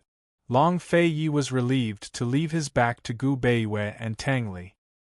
He looked at Bai Yanqing coldly. Haha, Gu, you're right today. Bai Yanqing is a coward. After Gu's previous no comment, Long Feiyi's coward was even more insulting. Long Feiyi was obviously doing it on purpose. Bai Yanqing was completely enraged. Long Feiyi, just you wait. After I take care of Gu, you'll be next. Chapter 11:26. Deal with him? Long Feiyi sneered disdainfully. Bai Yanqing, you can't even deal with the four of us with your immortal body, and you still have to use poison. If you're not a coward, then what are you? Gu's eyes lit up, as if he had heard something. He quickly said, Long Feiyi, let's not argue with a coward. Even if he uses poison, we're not afraid of him. Bai Yanqing could tell that he was trying to goad him, but he couldn't take it lying down. He immediately blew a whistle, and the snakes that were approaching immediately retreated. This group of people didn't know that Han Yunshi, who couldn't find anyone, had already activated the detoxification system to detect the presence of the venomous snakes, and was about to come over. In the end, the venomous snakes scattered, and her direction was completely messed up. She could only slowly search around. Bai Yanqing said angrily, All right, old man doesn't need to use poison. Do you want to come one by one, or all of you together? Long Feiyi was waiting for him to say that. If Bai Yanqing didn't use poison, they would be much safer. Even if Han Yunshi wasn't around, they could still tie Bai Yanqing up. One by one, lest you lose and say that we bully you with numbers. Gu was in a good mood, and he replied with a smile. In your dreams. Bai Yanqing didn't understand where this group of youngsters got the confidence to say such things. Were they trying to trap him? That was simply wishful thinking. He suddenly flew towards Gu. Gu didn't dodge, and he swung his sword fiercely at him. Even if he couldn't kill Bai Yanqing, he definitely wouldn't miss any chance to hurt him. He wouldn't die, right? It was good that he wouldn't die. He could keep him and slowly torture him. Gu's sword slashed Bai Yanqing's arm, leaving a deep cut. Bai Yanqing was indifferent, and he clawed at Gu's neck. Gu Qishao was naturally on guard, and quickly dodged out of the way. He threw a punch at Bai Yanqing's face. Bai Yanqing dodged to the side and drew his sword to stab Gu's abdomen. Gu narrowly avoided it. He retreated again and patted his chest. You scared me to death. Bai Yanqing did not give him any chance to catch his breath and continued to chase after him. Gu once again raised his sword and ruthlessly stabbed forward. Bai Yanqing still didn't dodge, and allowed the sword to pierce through his abdomen. He still attacked Gu head-on, and the tip of his sword was close to Gu's heart. Gu still wanted to escape, but Bai Yanqing suddenly rushed forward.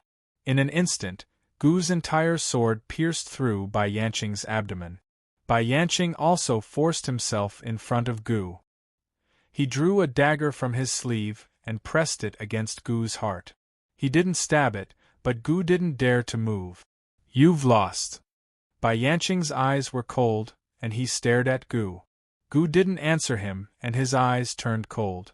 In an instant, the surrounding thorny vines rose up crazily and surrounded the two of them. Bai Yanqing laughed. "Brat, you're trying to trap me with thorny vines? Can't I?" Gu sneered. "Let me go, or else I'll make sure you can't escape for the rest of your life." Bai Yanqing snorted, and drew his sword with his other hand. With a fierce swing, he cut off a large patch of thorny vines. "Old man can leave your corpse intact, as long as you admit that you're a coward." If Bai Yanqing didn't want to fight for his dignity, why would he bother with Gu? He would have made a move on Long Feiyi long ago. Gu looked at the broken thorny vines, and then lowered his head to look at the blade pressed against his heart. He pretended to be terrified. "This old Bai, actually, the one who wants to kill you is Long Feiyi, not me." "Cut the crap. Are you going to talk or not?" Bai Yanqing didn't have much patience. I'll talk. If I say that Long Feiyi is a coward, can you let me go?" Gu asked anxiously. Before Bai Yanqing could react, Long Feiyi's eyes immediately shot out murderous intent. He drew his sword and released an unusually sharp sword aura, which directly slashed at Gu's head. "Gu, you're asking for death." The sword aura was so sharp that it was unstoppable. It really chopped down on Gu's head, and even Bai Yanqing was affected. If he hadn't grabbed Gu's sleeve, he would have been sent flying. As for the thorny vines surrounding them, they were all destroyed and fell to the ground. Bai Yanqing was dumbfounded. What was going on? Long Fei actually made a move against Gu Qishao? After all, Gu was the only one among them who knew poison. Long Feiyi was crazy? Tang Li, who didn't know the truth, was also stunned. "Brother, you..." Blood slowly flowed down along Gu's hairline, flowed to his long eyelashes, and dripped down. The whole place was silent. Bai Yanqing looked at Gu in disbelief. For a moment, he was a little confused and didn't know what was going on. However, Long Feiyi's anger hadn't subsided. If he didn't give Gu a few slashes, this guy would become bolder and bolder. It was bad enough that he didn't end the battle quickly with Bai Yanqing, but he actually had the mood to take the opportunity to scold him. "Gu, there won't be a next time," Long Feiyi said and slashed down again. The sword aura still hit Gu's head. "Brother, are you crazy?" Tang Li roared. Gu Beiwe leaned against the wall, lowered his head, and smiled helplessly. Gu took 2 slashes in a row and squatted down in pain. From Bai Yanqing's point of view, he probably couldn't hold on and was about to collapse. He looked at the furious Long Feiyi and was about to speak. Who knew? Long Feiyi raised the profound frost sword for the 3rd time. At this moment Gu, who was supposed to be lying down like a corpse, actually touched his head and jumped up. He spat fiercely. "Long Feiyi, are you fucking done? It hurts." Although Gu wasn't lying down like a corpse, but when he jumped up, it felt like a real corpse. Long Feiyi and Gu Beiwe, who knew the truth, didn't have much of a reaction. However, Tang Li and Bai Yanqing were shocked, especially Bai Yanqing. He was stunned and stared at Gu, dumbfounded. A sense of fear slowly crept into his heart. Could it be? Gu wiped the blood off his face and glanced at Long Feiyi. 2 slashes, I'll remember it. Try talking nonsense again. Long Feiyi wasn't afraid of him. Gu immediately turned to look at Bai Yanqing and suddenly flew over. Bai Yanqing regained his senses and immediately retreated. He questioned loudly, "Gu, who are you?" If you admit that you're a coward, I'll tell you. Gu snorted. Don't even think about it. Bai Yanqing immediately went up to him. He didn't believe it. He definitely didn't believe that Gu was also immortal. It must be that Long Fei Ye's 2 slashes had some kind of secret hidden in them. He had already used up all the herbs to raise the poisonous Gu human. It would take thousands of years for it to grow again. There definitely wasn't a second poisonous Gu human in this world. There definitely wasn't. He was the one and only. He pulled out his dagger. Seeing Gu coming towards him, he immediately stabbed the dagger into Gu's heart. Go to hell! Gu allowed the dagger to stab into his heart. He looked down at him from above and then kicked him away. If you can kill me, I'll call you my lord. Looking at Gu's chest that was covered in fresh blood, and seeing Gu standing perfectly fine, Bai Yanqing couldn't help but believe what he saw with his own eyes. He said angrily, Who are you? How did this happen? I'm your lord. Gu didn't hesitate anymore. He pressed his hands on Bai Yanqing's shoulders. In an instant, thorny vines shot out from his arms and bound Bai Yanqing's body a few times. Bai Yanqing was shocked. He tried to break free from the thorny vines but couldn't, so he used poison on the thorny vines. He struggled violently and the poison powder scattered from his body onto Gu and the thorny vines. It's useless. Gu snorted. He retreated and used the thorny vines to wrap Bai Yanqing a few times, trapping Bai Yanqing tightly. Bai Yanqing couldn't believe it. He couldn't believe that he would be tricked like this. He stopped struggling and stared at Gu in a daze. He still couldn't believe it and didn't want to believe it. Long Fei Yi made a prompt decision. Gu Beiyue, take Tang Li to find the mechanism and save them. Asking Bai Yanqing where the hostage was equivalent to asking for nothing. Finding the hostage himself was the best way.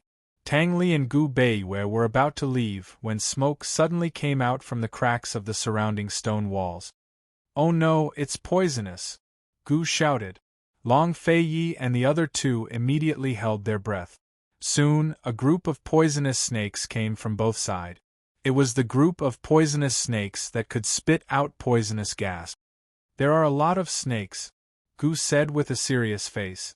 Not to mention that Long Fei Yi and the others couldn't hold their breaths for long. The number of poisonous snakes was enough to catch them off guard.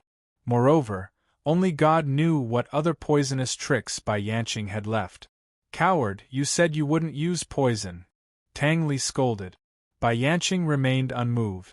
If he knew Gu Qishao had an undying body, he would have used poisons against him. How long had he waited for this day to make Eastern and Western Qin turn against each other? Today, no matter what kind of provocation, he wouldn't stop. Gu couldn't figure out what kind of poison the gas was, and he couldn't detoxify the snake's poison. He frowned and looked at Long Fei Yi, waiting for Long Fei Yi to make a decision. You'd better hold on. Once you're poisoned, Old Man guarantees that you'll die within the time it takes to drink a cup of tea. Long Fei Yi also hesitated. What was the point of trapping Bai Yanqing but losing their lives? Suddenly, Tang Li widened his eyes and gestured vigorously at Gu Beiyue and Long Fei Yi, as if he wanted to say something. Long Fei Yi didn't understand, but Gu Beiyue immediately understood. The princess was also in the maze. As long as they held on for a while, the princess would definitely be able to find them by following the poison. There were so many poisonous snakes here, and there was also a large area of poisonous gas. The princess would definitely be able to find them soon. As long as the princess came, Bai Yanqing wouldn't be able to do anything to them. Wait. This was the only solution, and also everyone's way out. Although Long Fei Yi didn't understand, when he saw Gu Beiyue's expression, he knew that they could hold on. At this moment, a poisonous snake suddenly flew towards Long Fei Yi, and then all the poisonous snakes launched a group attack. Gu was restraining Bai Yanqing and couldn't make a move. Long Fei Yi raised his sword and waved a large group of poisonous snakes back. Gu Beiyue and Tang Li immediately made a move, using Tang Li's hidden needles. They had to keep a certain distance from the poisonous snakes, and then kill them to avoid being poisoned. Seeing this, Bai Yanqing only sneered.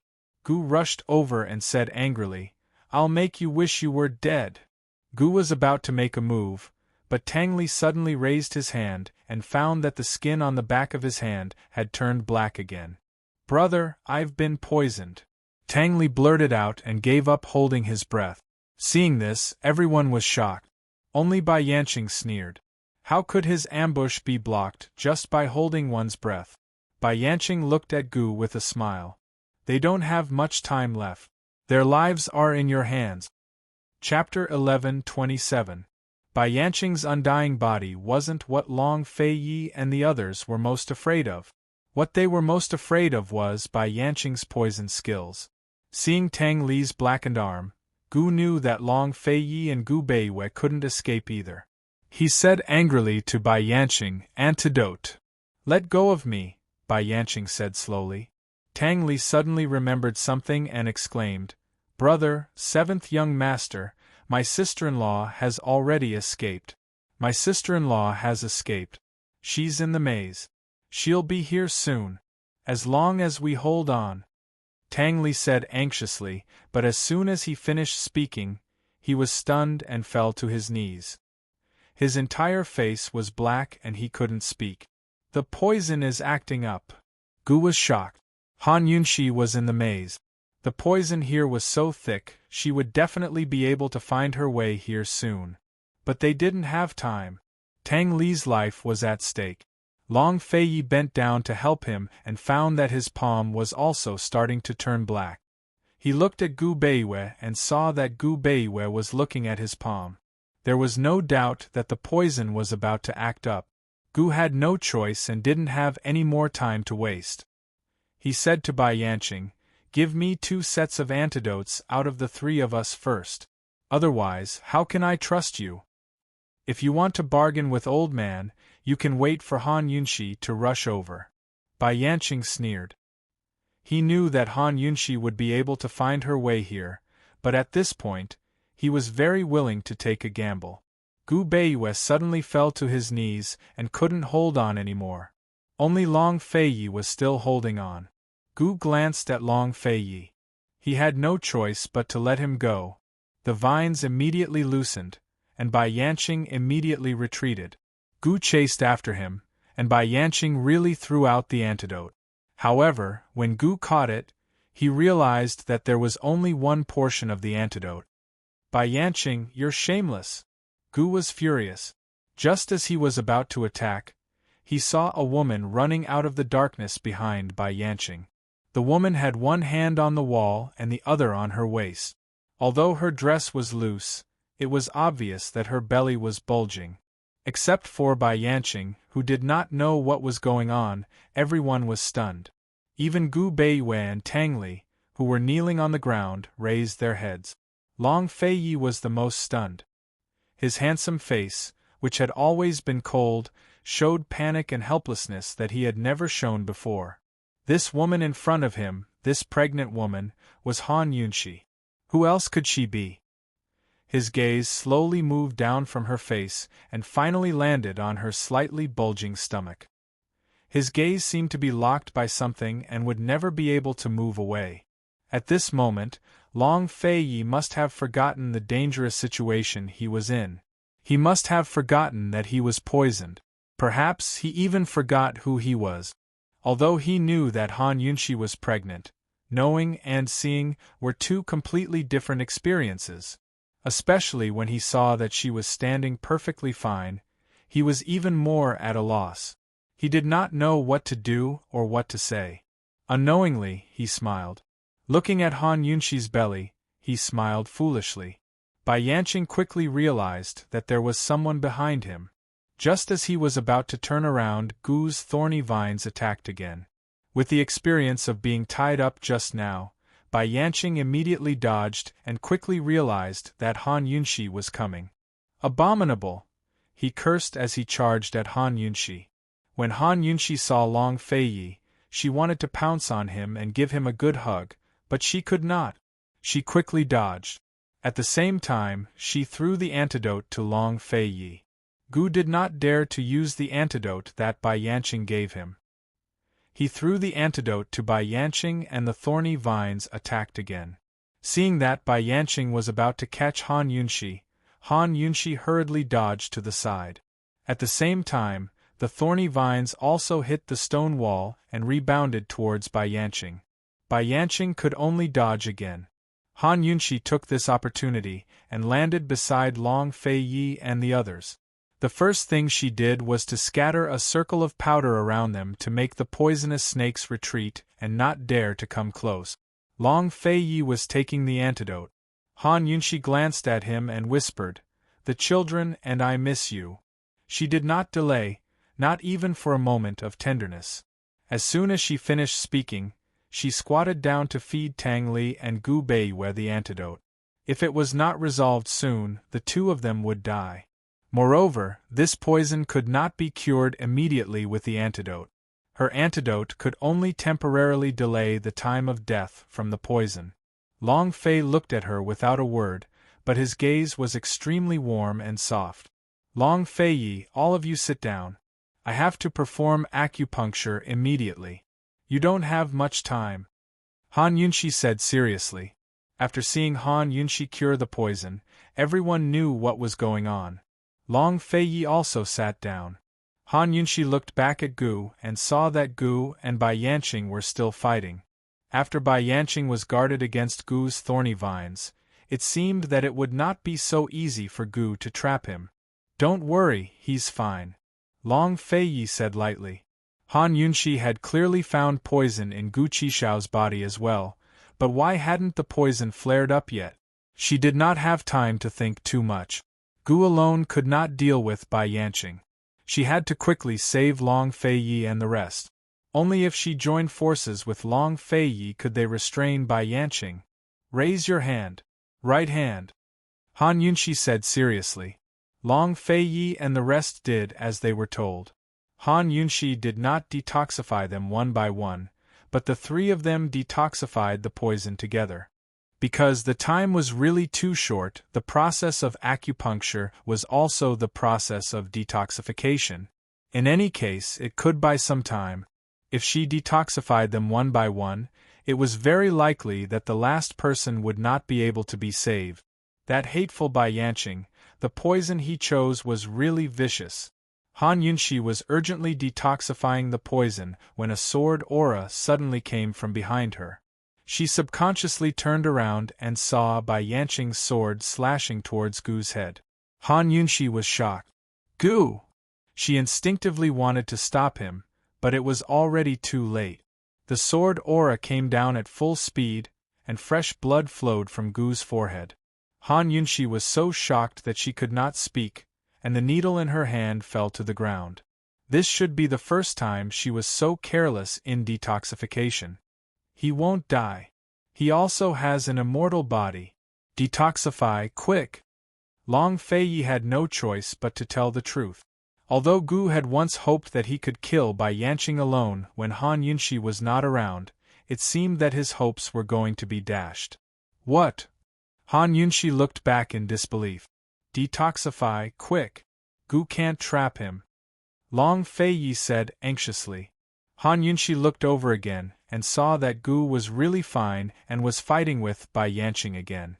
Only then did she come back to her senses. Even though she was full of confusion and shock, she could not be bothered with it for the time being. She picked up the needle and continued detoxifying at a faster speed. As she applied the needle, she whispered, "There are only 3 needles left. 7th young master must hold on." Her heart raced. Her stomach was starting to feel uncomfortable from squatting for too long, so she simply knelt. Seeing this, Long Fei Ye's heart ached and he wanted nothing more than to carry her. But he could not. Not only could he not carry her, but he could not disturb her. Looking at Han Yunshi kneeling in front of him, he secretly swore that in this life, no matter what, even if this woman betrayed him, he would never treat her and their child unfairly. Gu and Tang Li immediately moved closer to make it easier for Han Yunshi to apply the needles. Soon, another needle was done. There were only 2 needles left. She continued to search for acupoints on the hands of Long Fei Yi and the other 2, and applied the needles one by one. The second needle was also done. There was only 1 needle left. At this moment, Gu used a thorny vine to shoot out from behind Bai Yanqing and bind Bai Yanqing's waist. Long Fei Yi and the other 2 were overjoyed. Long Fei Yi whispered, "Quick, Gu has trapped him." But who knew that Bai Yanqing would fiercely pull the thorny vine over and at the same time, pull Gu over and grab his neck. Gu let him grab him. The thorny vines on his hands shot out crazily and wrapped Bai Yanqing tightly. He raised his head and an unbridled smile appeared at the corner of his mouth. He had won. Although he wouldn't die, he had still won. He had trapped Bai Yanqing. He would leave the rest to Long Fei Yi and Poison Girl. They would definitely take their revenge. At this moment, Han Yunxi finally finished the last needle. Long Fei wanted to pick Han Yunxi up, but he didn't dare to be as domineering as before. Instead, he carefully helped her to her feet. Gu Beiyue and Tang Li surrounded the right side while Long Fei Yi held Han Yunxi's hand and blocked the left side. At this moment, Bai Yanqing and Gu were hugging each other. Both of them were bound by thorny vines. Gu yanked Bai Yanqing's hand away and tilted his head to look at Han Yunxi. He smiled brightly. "Poison Girl, isn't she brother powerful?" Han Yunxi and the others didn't dare to let down their guard. Even Han Yunxi didn't dare to ask about Gu's body. They had to find a safe way to truly trap Bai Yanqing. Tang Li quickly took out a coil of rope. This was the work of the Tang sect elders over the past few months. This rope was made of a special material. It was very similar to the hidden thread but much thicker. It was used to bind people's limbs. No matter who it was, they wouldn't be able to break free. The name of this rope was given by Mrs. Tang. It was called the Death Reaper rope. Long Fei Yi and Gu Beiyue took the rope and were about to act when Bai Yanqing suddenly stomped his foot. "Careful!" Tang Li was the first to react. He instinctively grabbed Gu's hand. Unfortunately, it was too late. The place where Gu and Bai Yanqing were standing suddenly caved in. The 2 of them fell down. It seemed to be very deep. Tang Li immediately rushed down to take a look, but he couldn't see anyone. "There are many traps here. Everyone, be careful." Long Fei Yi held Han Yunxi's hand tightly. "What's going on?" "Gu, Han Yunxi couldn't hold it in anymore. "Brother Gu, he's also a poison Gu human?" Tang Li asked anxiously. He had wanted to ask just now. "I only know that he has an immortal body. As for whether he's a poison Gu human, that's up to him.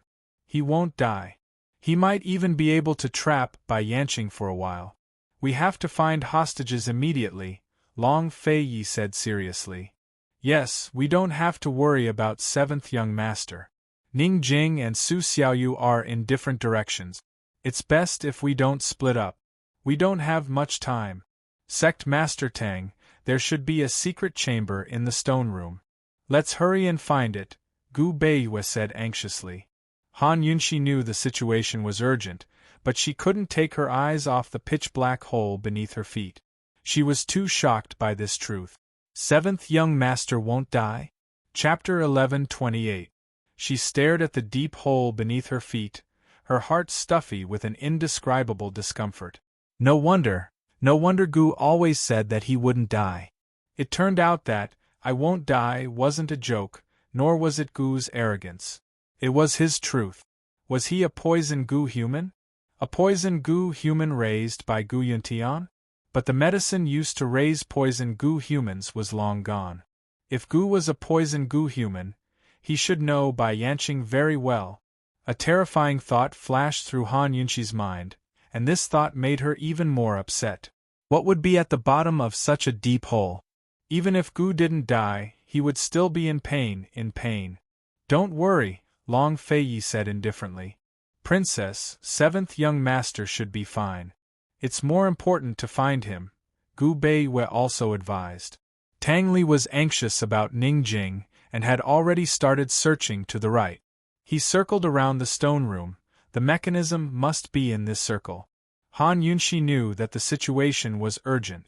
She restrained her thoughts and said, "Follow Tang Li, don't let him go alone. There are a lot of poisonous creatures and traps here." Gu Beiwei chased after him. Long Feiyi held Han Yunxi's hand tightly and followed behind. Where Gu and Bai Yanqing went, and how long Gu could trap Bai Yanqing, everything was still unknown. Rescuing the hostages was the most important thing. Otherwise, even if they caught Bai Yanqing, they would definitely be restrained. Tang Li walked very carefully and didn't miss any places where there might be hidden mechanisms. Gu Beiwei stood guard behind him, his entire body on guard in case anything unexpected happened. Han Yunxi and Long Feiyi followed closely. However, not long after, Long Feiyi could not take it anymore. He suddenly stopped and pulled Han Yunxi into his arms and hugged her. His words were on the tip of his tongue, but he didn't have time to say them. He didn't know what to say either, so he simply said, "Yunxi, I'm sorry." Han Yunxi was slightly stunned. She could clearly hear the sobs in Long Feiyi's voice. How serious was this apology? She originally thought that he would question her about why she didn't tell him that she was pregnant. She even wanted to explain that she was confused about the situation. Who would have thought that he didn't reprimand or question her at all? He only said, "I'm sorry." She was both touched and distressed. Just as she was about to hug him tightly, he immediately let go. The hostages had not been rescued yet, and everyone was still in a dangerous situation. What right did the two of them have to hug? What right did he have to hug her for so long? They still held hands and followed Tang Li and the others forward while paying attention to the movements around them. However, Han Yunxi couldn't help it. She suddenly stopped and turned to hug Long Feiyi. It was only for a moment before she let go. Long Feiyi wanted to hug her again, but he couldn't. "Idiot, it's not like it's your fault." Han Yunxi spoke in a low voice as she gently placed his hand on her stomach. "If we're sorry, then it's us who've wronged this little fellow. When he's born, we'll properly apologize to him." As soon as Long Feiyi touched Han Yunxi's swollen belly, he immediately tensed up. He was so nervous that he couldn't keep walking forward. He was so nervous that he didn't even listen to Han Yunxi's words. Han Yunxi clearly felt his hand tremble slightly when it touched her belly. Heavens, this fellow had never seen so much of the world. Just how nervous was he to make his hand tremble? Although his hand was trembling, he didn't let go when Han Yunxi tried to remove his hand. Instead, he gently placed his hand on her belly. This guy who was as mighty as a god and as cold as an Azura couldn't be a child's slave, right? At this moment, Han Yunxi was suddenly very worried that she was pregnant with a girl. If that was the case, she would be jealous of this little fellow. She was still in her mother's womb, yet Long Feiyi was already so nervous. What would happen if she was born? Wouldn't Long Feiyi spoil her to the skies? Han Yunxi decisively pushed Long Feiyi's hand away and said seriously, "Let's go. Be careful. You owe me first. Let me hug you properly later." Long Feiyi could only hold her hand and continue walking forward. He wasn't giving in, but he was enduring. After all, this wasn't the time for a family of 3 to be affectionate. Suddenly, Tang Li stopped and said in surprise, "It's here. There's a switch." He carefully lifted up a brick and saw that it was hollow under it. There was a wooden valve. Tang Li immediately went to pull the valve, but Long Feiyi stopped him. "Wait. Check it first." Tang Li immediately stopped. There was bound to be an ambush near any switch. Tang Li must have been overjoyed. He turned back and smiled at Long Feiyi. "Okay, I'll check it now." How long had it been since he had seen Tang Li's good-looking and pure smile? Tang Li was so happy that he almost screamed. When he thought about how he would be able to see Ning Jing after activating the switch, he was excited. When he saw Ning Jing, he would definitely tell her what was on his mind. The words that he had been hiding in his heart for a long time, and the words that he had been preparing for a long time. He wanted to let her know how much he loved her. Tang Li was both nervous and excited as he searched around the valve for a long time. Finally, he found a very thin line. Just as he was about to pull it, Han Yunshi quickly pulled him away. "There's poison, be careful. Sister-in-law, this is a double switch. This line has to be activated together with the valve. If the valve is activated alone or this line is activated alone, the hidden weapon hidden in the wall will shoot out. The wall here is not thick, so there should be hidden needles," Tang Li explained. "There's poison on the line. You pull the valve and I'll pull the line. I'll count to 3 and we'll pull it together," Han Yunshi said seriously. The two of them pulled the switch at the same time, and a rumbling sound came from the stone room. Tang Li was extremely surprised. He ran into the stone room in a flash. Gu Beiyue watched him closely, almost like a shadow. Han Yunshi wanted to chase after him, but Long Fei Yi stopped her. "Don't run, I'll carry you." Although they could not be intimate in this situation, Long Fei Yi still had to take care of Han Yunshi, who was pregnant, no matter how urgent the situation was. "It's okay, I'll use Qigong, I won't run. It's been more than 5 months, and it's basically stable. 4th Miss Ren's miscarriage prevention medicine is very effective, don't worry," Han Yunshi said. Gu Beiyue had already determined that she had completely recovered from the miscarriage. Otherwise, Long Fei Yi would have directly carried her and not let her go. Long Fei Yi did not answer her. He held her waist and wanted to use Qigong to carry her away.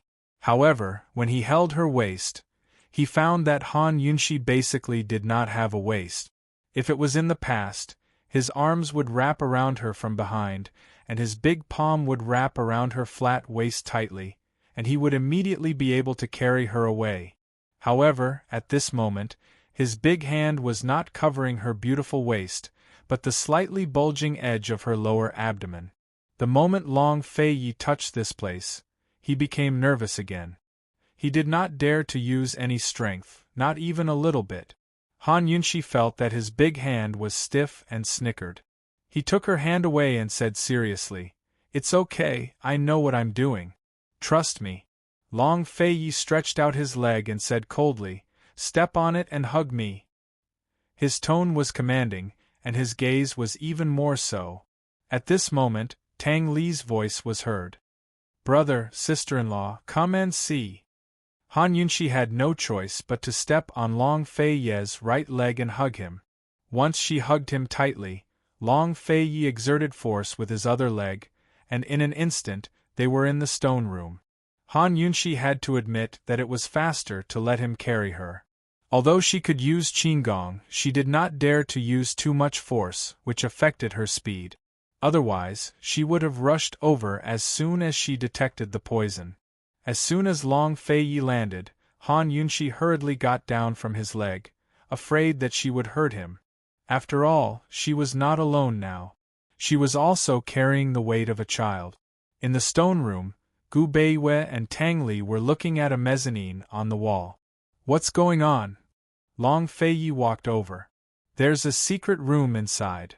Tang Li's eyes were obviously disappointed, but he did not give up. Long Fei Yi and Han Yunshi walked closer, and found that there was a hole at the bottom right of the mezzanine that could only accommodate one person. From the looks of it, when Bai Yanqing was fighting with them, Ning Jing had already been taken away by his subordinate. "Let's hope the 7th young master can still trap Bai Yanqing," Gu Beiyue said seriously. "I'll go down first and take a look." "No, I'll go down." Tang Li stopped him. Everyone knew he wanted to save Ning Jing personally. However, he could not take the risk in an unknown hole like this.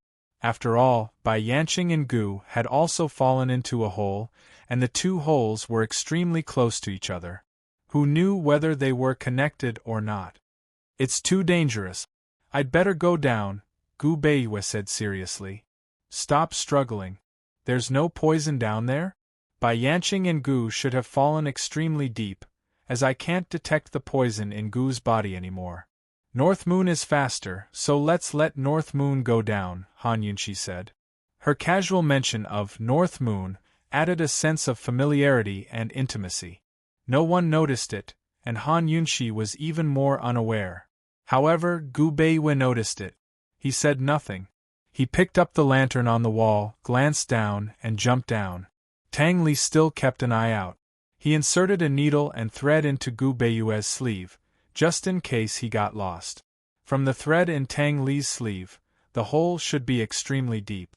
After quite a while, the thread that was constantly being pulled down finally stopped. It's extremely deep. Long Feiyi was very surprised.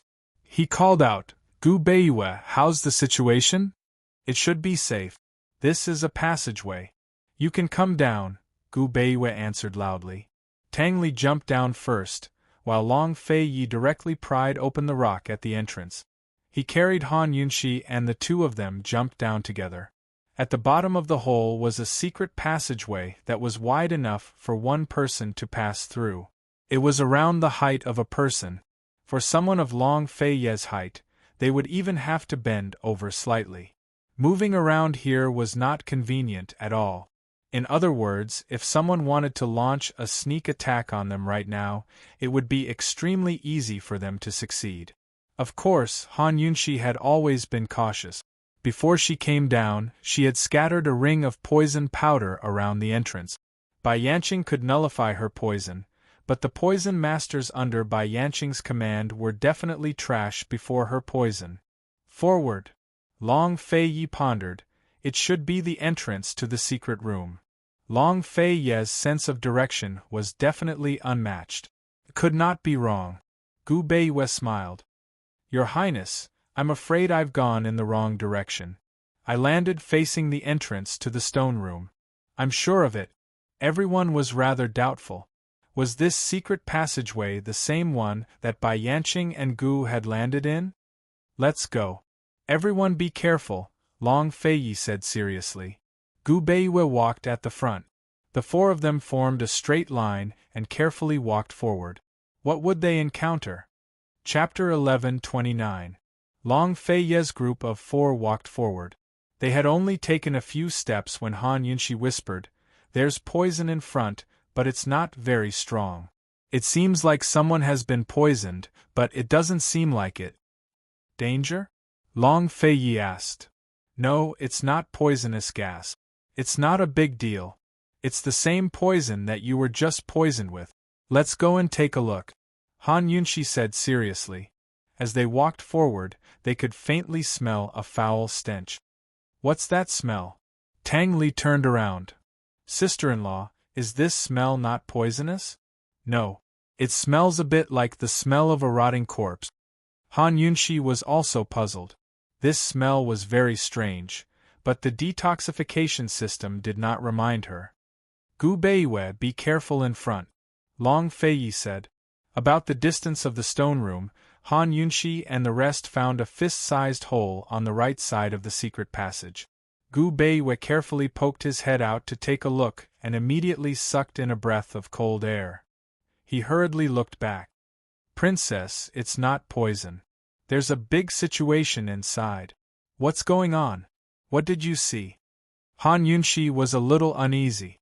She was afraid that something had happened to Gu and Ning Jing. This secret passage was too narrow. It could only accommodate one person at a time. They could only see what was going on if Gu Beiwe continued to walk forward. Gu Beiwe immediately used his fist to smash open the stone wall. Who knew that with this smash, the wall collapsed inward. Inside was a small circular secret room.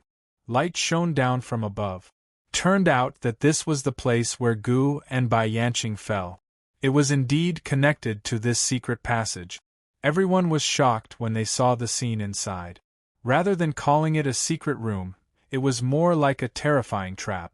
There were 6 large iron pillars in the sealed secret room. Countless scissors were tied to the pillars, and the blades were all facing outwards. It looked like a huge cactus. The 6 large steel blades formed a circle in the circular secret room, maintaining the same rhythm and rotating at an extremely fast speed.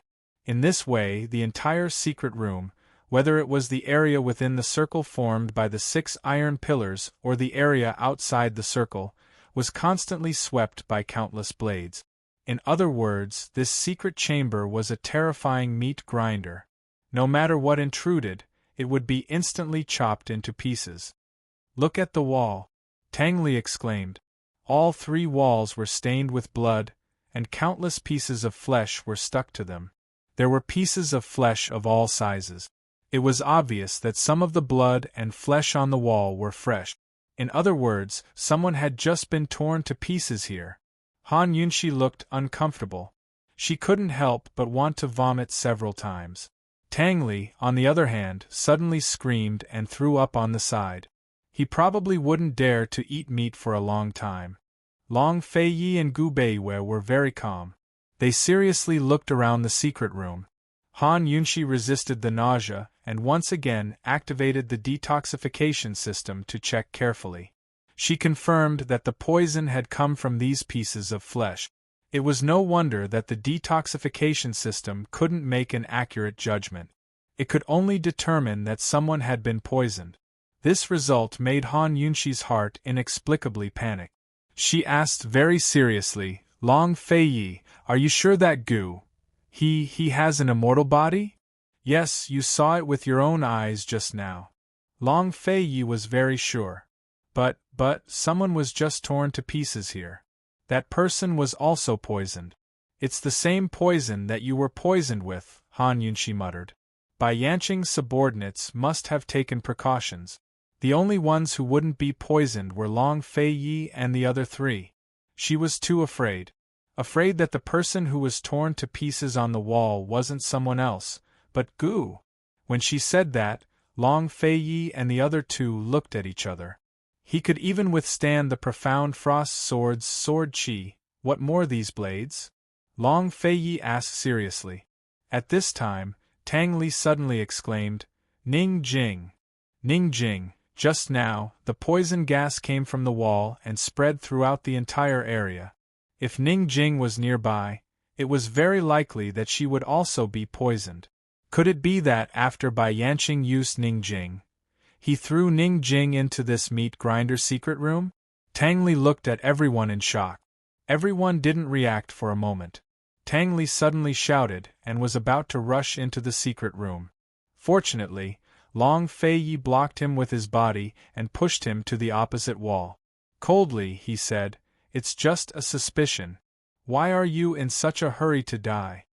This was such a terrifying meat grinder. Once he broke in, death would happen in an instant. No one would be able to save him. Suspicion. It's just a suspicion, Tang Li muttered to himself. Han Yunxi stood beside Tang Li. She had to admit that she was also a little flustered.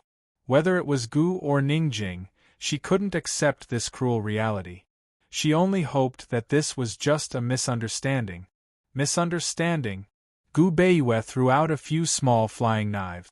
Although the flying knives were small, their strength was great. One by one, the 6 iron pillars were all knocked askew and hit the wall. As a result, the iron pillars stopped moving. This terrifying meat grinder array was also broken. Gu Beiwei walked in carefully. Seeing that there were no traps, he turned around and nodded to Long Feiyi. "It's okay." Gu Beiwei and Long Feiyi still remained calm and collected. "Let's go up and see if it's connected to the hole that Gu fell from," Long Feiyi said seriously. If Gu and Bai Yanqing really fell here, how did they disappear? It was unlikely that Gu would let go of Bai Yanqing. 2 people tied together in this secret room, how could they walk out? Who was the person who was hanged? Where were Gu and Bai Yanqing? They had to figure out these 2 questions. Gu Beiwei immediately flew up. Long Feiyi pressed a hand on Tang Li's shoulder to prevent him from doing anything stupid. Seeing Han Yunxi's frown and worried expression, he finally couldn't help but frown. The only people who could make him worry were his younger brother Tang Li and his woman Han Yunxi. Of course, now there was another little girl. He rubbed Han Yunxi's brows and said seriously, "Both of you, cheer up. Gu won't die. Bai Yanqing didn't kill the hostages before, so there's no reason for him to kill them at this juncture." Han Yunxi and Tang Li didn't answer. They couldn't understand. If it wasn't Gu and Ningjing, then who was the one who was hanged after being poisoned? Bai Yanqing wouldn't be so stupid and cruel as to poison his own subordinates to death. Soon, Gu Beiyue came back. He said seriously, "It's this cave."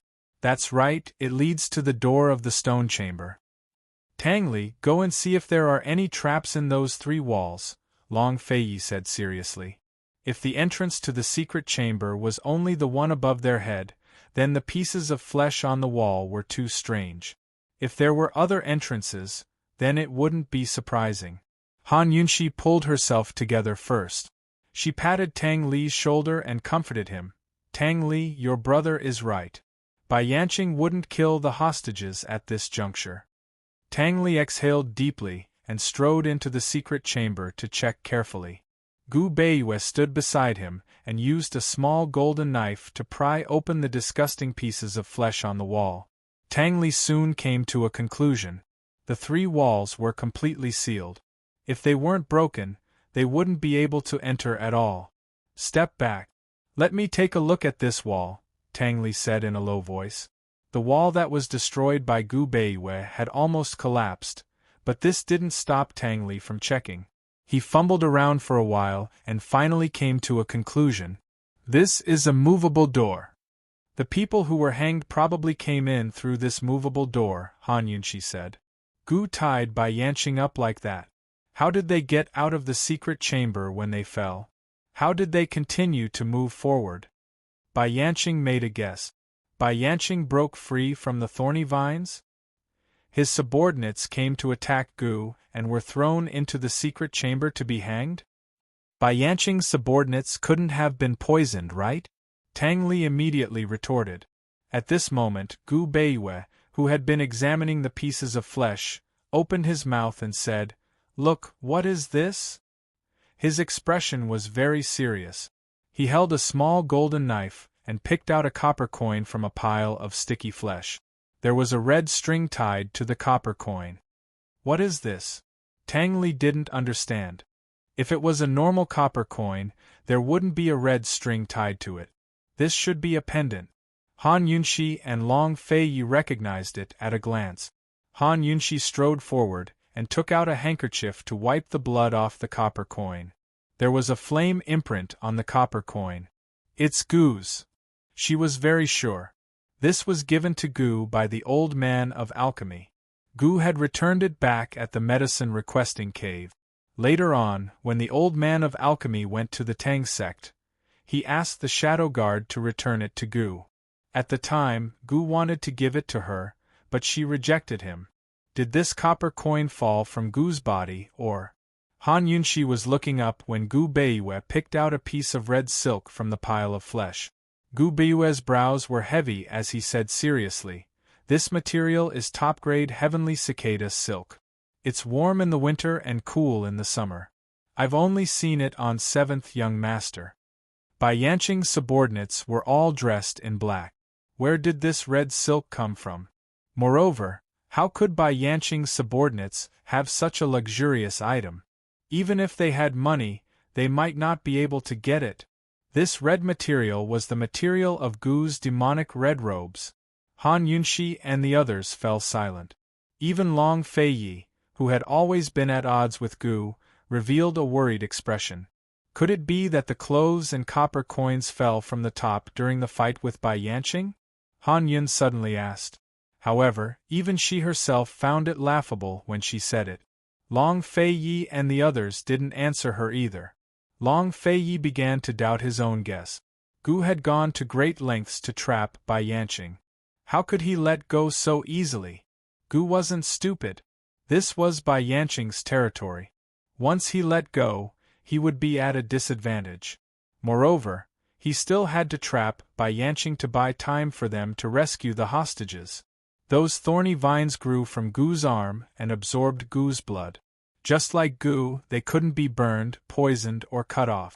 Bai Yanqing wouldn't be able to break free either, unless something happened to Gu. Chapter 1130. Gu Beiyue had been inspecting for a long time. In fact, he had not only seen the copper coins and red silk, but also something else that could definitely prove that it was Gu's. Although he was very unwilling, Gu Beiwei still picked out a small section of the thorny vine hidden in the pile of flesh and placed it in his palm. Seeing this, Han Yunshi immediately covered her mouth and looked to the side. It was as if the thorny vine would not exist if she did not look. However, the truth was the truth. Gu Beiwei wanted to check the bloodstains to make a final conclusion. Gu's blood was different from ordinary people's, so he could still recognize it. However, the blood was contaminated by poison, so he could not do anything about it. Now there were only 3 things in front of him: the copper coins, the red silk, and the thorny vine. The thorny vine and Gu were one. If the thorny vine was destroyed, then what about Gu? I don't believe it. Han Yunshi suddenly rushed into the secret room. She directly used her hands to check the piles of mangled flesh and blood. After checking 2 large piles, she did not find the red silk or the thorny vine. This gave her hope, and it also gave Long Fei Yi and Tang Li hope. They followed Han Yunshi to check, ignoring the dirt and disgust. As long as Gu was fine, no matter how dirty or disgusting it was, it did not matter. However, the results were disappointing and even devastating. They created a pile of broken thorny vines, found a large pile of red silk fragments, and even found a pile of broken bones. Suddenly, Tang Li screamed. He dug out a head with disheveled hair from a pile of bones that had been there for a long time. When Han Yunshi turned back, she saw a face whose features had been completely disfigured beyond recognition. "Ah!" she screamed and subconsciously turned around to escape. Long Fei Yi quickly protected her in his arms. He did not know how to comfort her.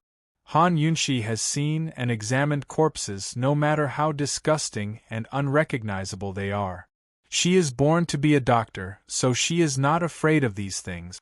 What she was afraid of was, she was afraid of recognizing something familiar from that frightening face. She was afraid that she would recognize Gu's face. Han Yunshi buried her head in Long Fei Ye's arms. She did not want to continue searching. She did not want to. She asked in a choked voice, "Long Fei Yi, how did you know that Gu is immortal? There are only a few herbs that can be used to cultivate Gu poison. How did Gu become a poisonous Gu human?" "I can't kill him?" Long Fei Yi replied indifferently. Gu Beiwei's tone was incomparably heavy. "Seventh young master is not a poisonous Gu human. His body's abnormality must be related to the medicine he started using in his mother's womb. Perhaps Gu Beiwei tried some medicine and accidentally caused it." Gu Beiwei had actually wanted to study Gu's constitution for a long time.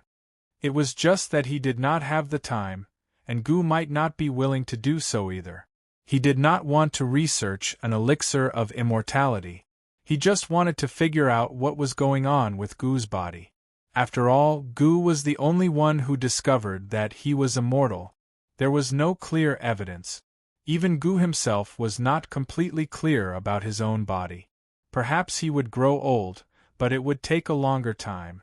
Perhaps he would fall sick, but he had not encountered a virus that could cause illness.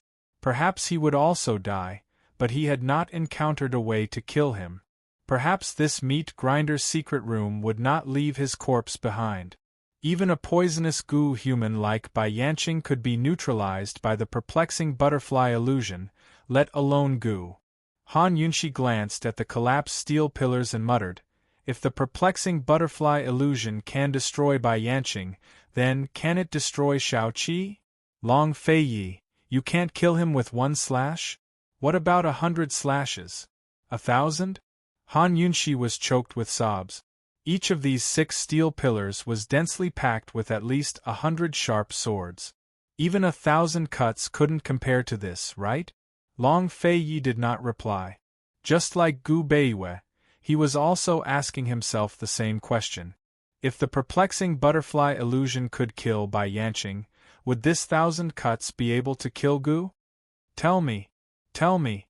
Han Yunshi finally could not control herself and roared angrily, "You all know that Gu has an immortal body, why didn't you tell me? Do you take me for a fool? Why didn't you tell me? Why?" Han Yunshi pushed Long Fei Yi away and glared at them. If she had known that Gu had an immortal body, she would have brought Gu to Medical City and had Gu Beiwei examine him properly.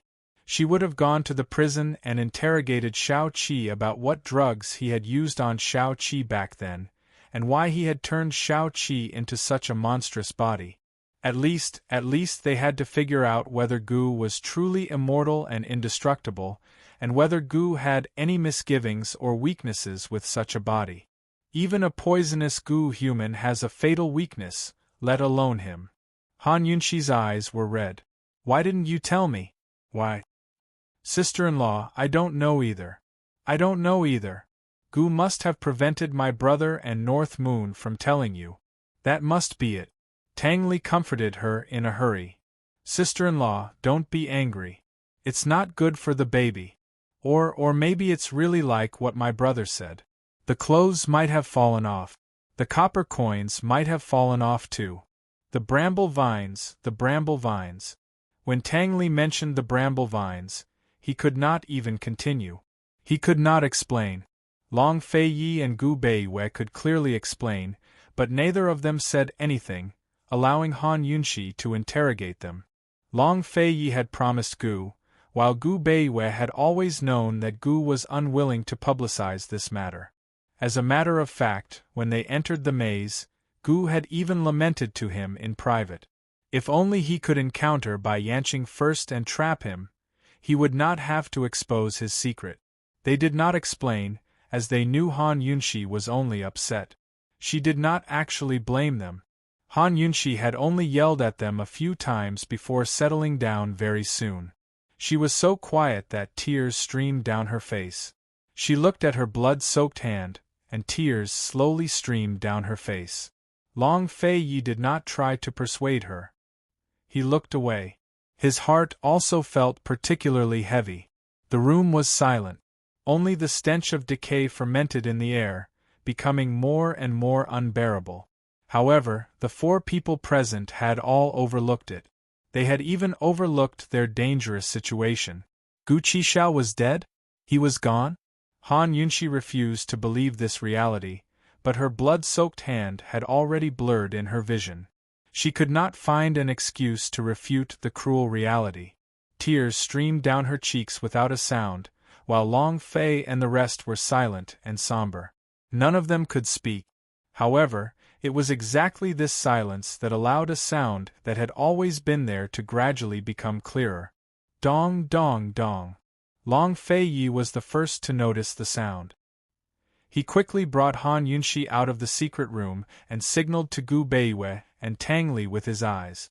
Gu Beiwei and Tang Li also quickly noticed that something was wrong. The sound was coming from underground. Han Yunxi also noticed it, but she only took a glance. She really could not think of anything right now. She really wanted to bury her head in Long Fei Ye's arms and have a good sleep. Perhaps, when she woke up, she would realize that everything was just a dream. Everyone was still fine. Tang Li listened carefully and said in a low voice, "It's not the sound of a mechanism. Someone is knocking on it." "There's a secret room below?" Long Fei Yi was suspicious. If that was the case, the person knocking on the wall was definitely not Bai Yanqing's people. It was very likely that one of their people was asking for help. Who could it be? Could it be Ning Jing? Tang Li quickly went in to look for the mechanism. He had just checked the 4 walls, but he forgot about the floor. Tang Li spent a lot of effort and finally found the mechanism. This mechanism was an 8 trigrams mechanism. He said in a low voice, "Brother, come over and help me." Long Fei Yi did not go over. Instead, it was Gu Beiwei who walked over. Long Fei Yi was still protecting Han Yunxi, who was extremely disappointed. Han Yunxi just looked at him blankly and did not move. Tang Li wiped away the bloodstains on the ground. A yin-yang 8 trigrams diagram was revealed on the circular ground, and the 2 dots on the 8 trigrams were where the mechanism was located. Tang Li and Gu Beiwei each pressed on one of the dots. With a light press, the yin and yang on the 8 trigrams moved to the left and right. They stood on both sides of the yin and yang and were then moved away. There was indeed a small secret room underground. To be exact, it was a small cave that could only accommodate 1 or 2 people. They saw Gu squatting down there with his head raised. He waved at them and smiled at them. Tang Li and Gu Beiwei were stunned. They were so surprised that they could not speak. Tang Li suddenly turned to look at his brother and sister-in-law. He could only smile. "Is that Ning Jing?" Long Feiyi asked. Tang Li shook his head. Although it was not Ning Jing, he was still very, very happy to see Gu. If it was not Ning Jing, could it be? "Gu!" Han Yunxi exclaimed. As soon as he finished speaking, Gu Qishao rose to his feet and jumped out. He was wearing a thin white undershirt and looked very pathetic. Instead of saying that it was a white undershirt, it was better to say that it was a bloody shirt. His whole body was full of cuts and bloodstains. There was almost no unscathed skin on his body. It was obvious that he had been injured by the knives on the metal pillar. Still, he stood there as tall as ever, his smile as beautiful as a flower. He chuckled at Han Yunxi and said, "Poison lass, do you think Chi Gij's dead? TSK. If Chi brother's death could be exchanged for a few tears from you, it would be worth it." Han Yunxi stared at him in a daze. She rubbed her eyes carelessly to see more clearly. She was afraid that she had seen wrongly and that this was not real. Shao Qi was not dead. As for Long Feiyi, although he secretly heaved a sigh of relief, he was already rolling his eyes.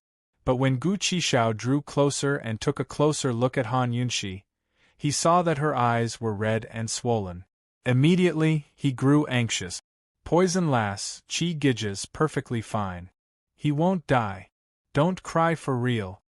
Gu pulled at his blood-stained sleeve to help Han Yunxi wipe her tears, but Long Feiyi immediately kicked him away.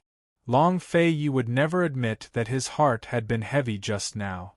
He asked coldly, "Where is Bai Yanqing? How did you end up being locked down?" Han Yunxi was both happy and distressed. She looked at Gu's wounds and murmured, "Seventh young master, it hurts a lot, doesn't it?" Chapter 1131. Pain? Of course it hurts. Gu was most afraid of pain. Poison lass asked him in tears, "It hurts a lot, doesn't it?" It was enough to hear her say that in this lifetime. It hurts so much. Gu was telling the truth.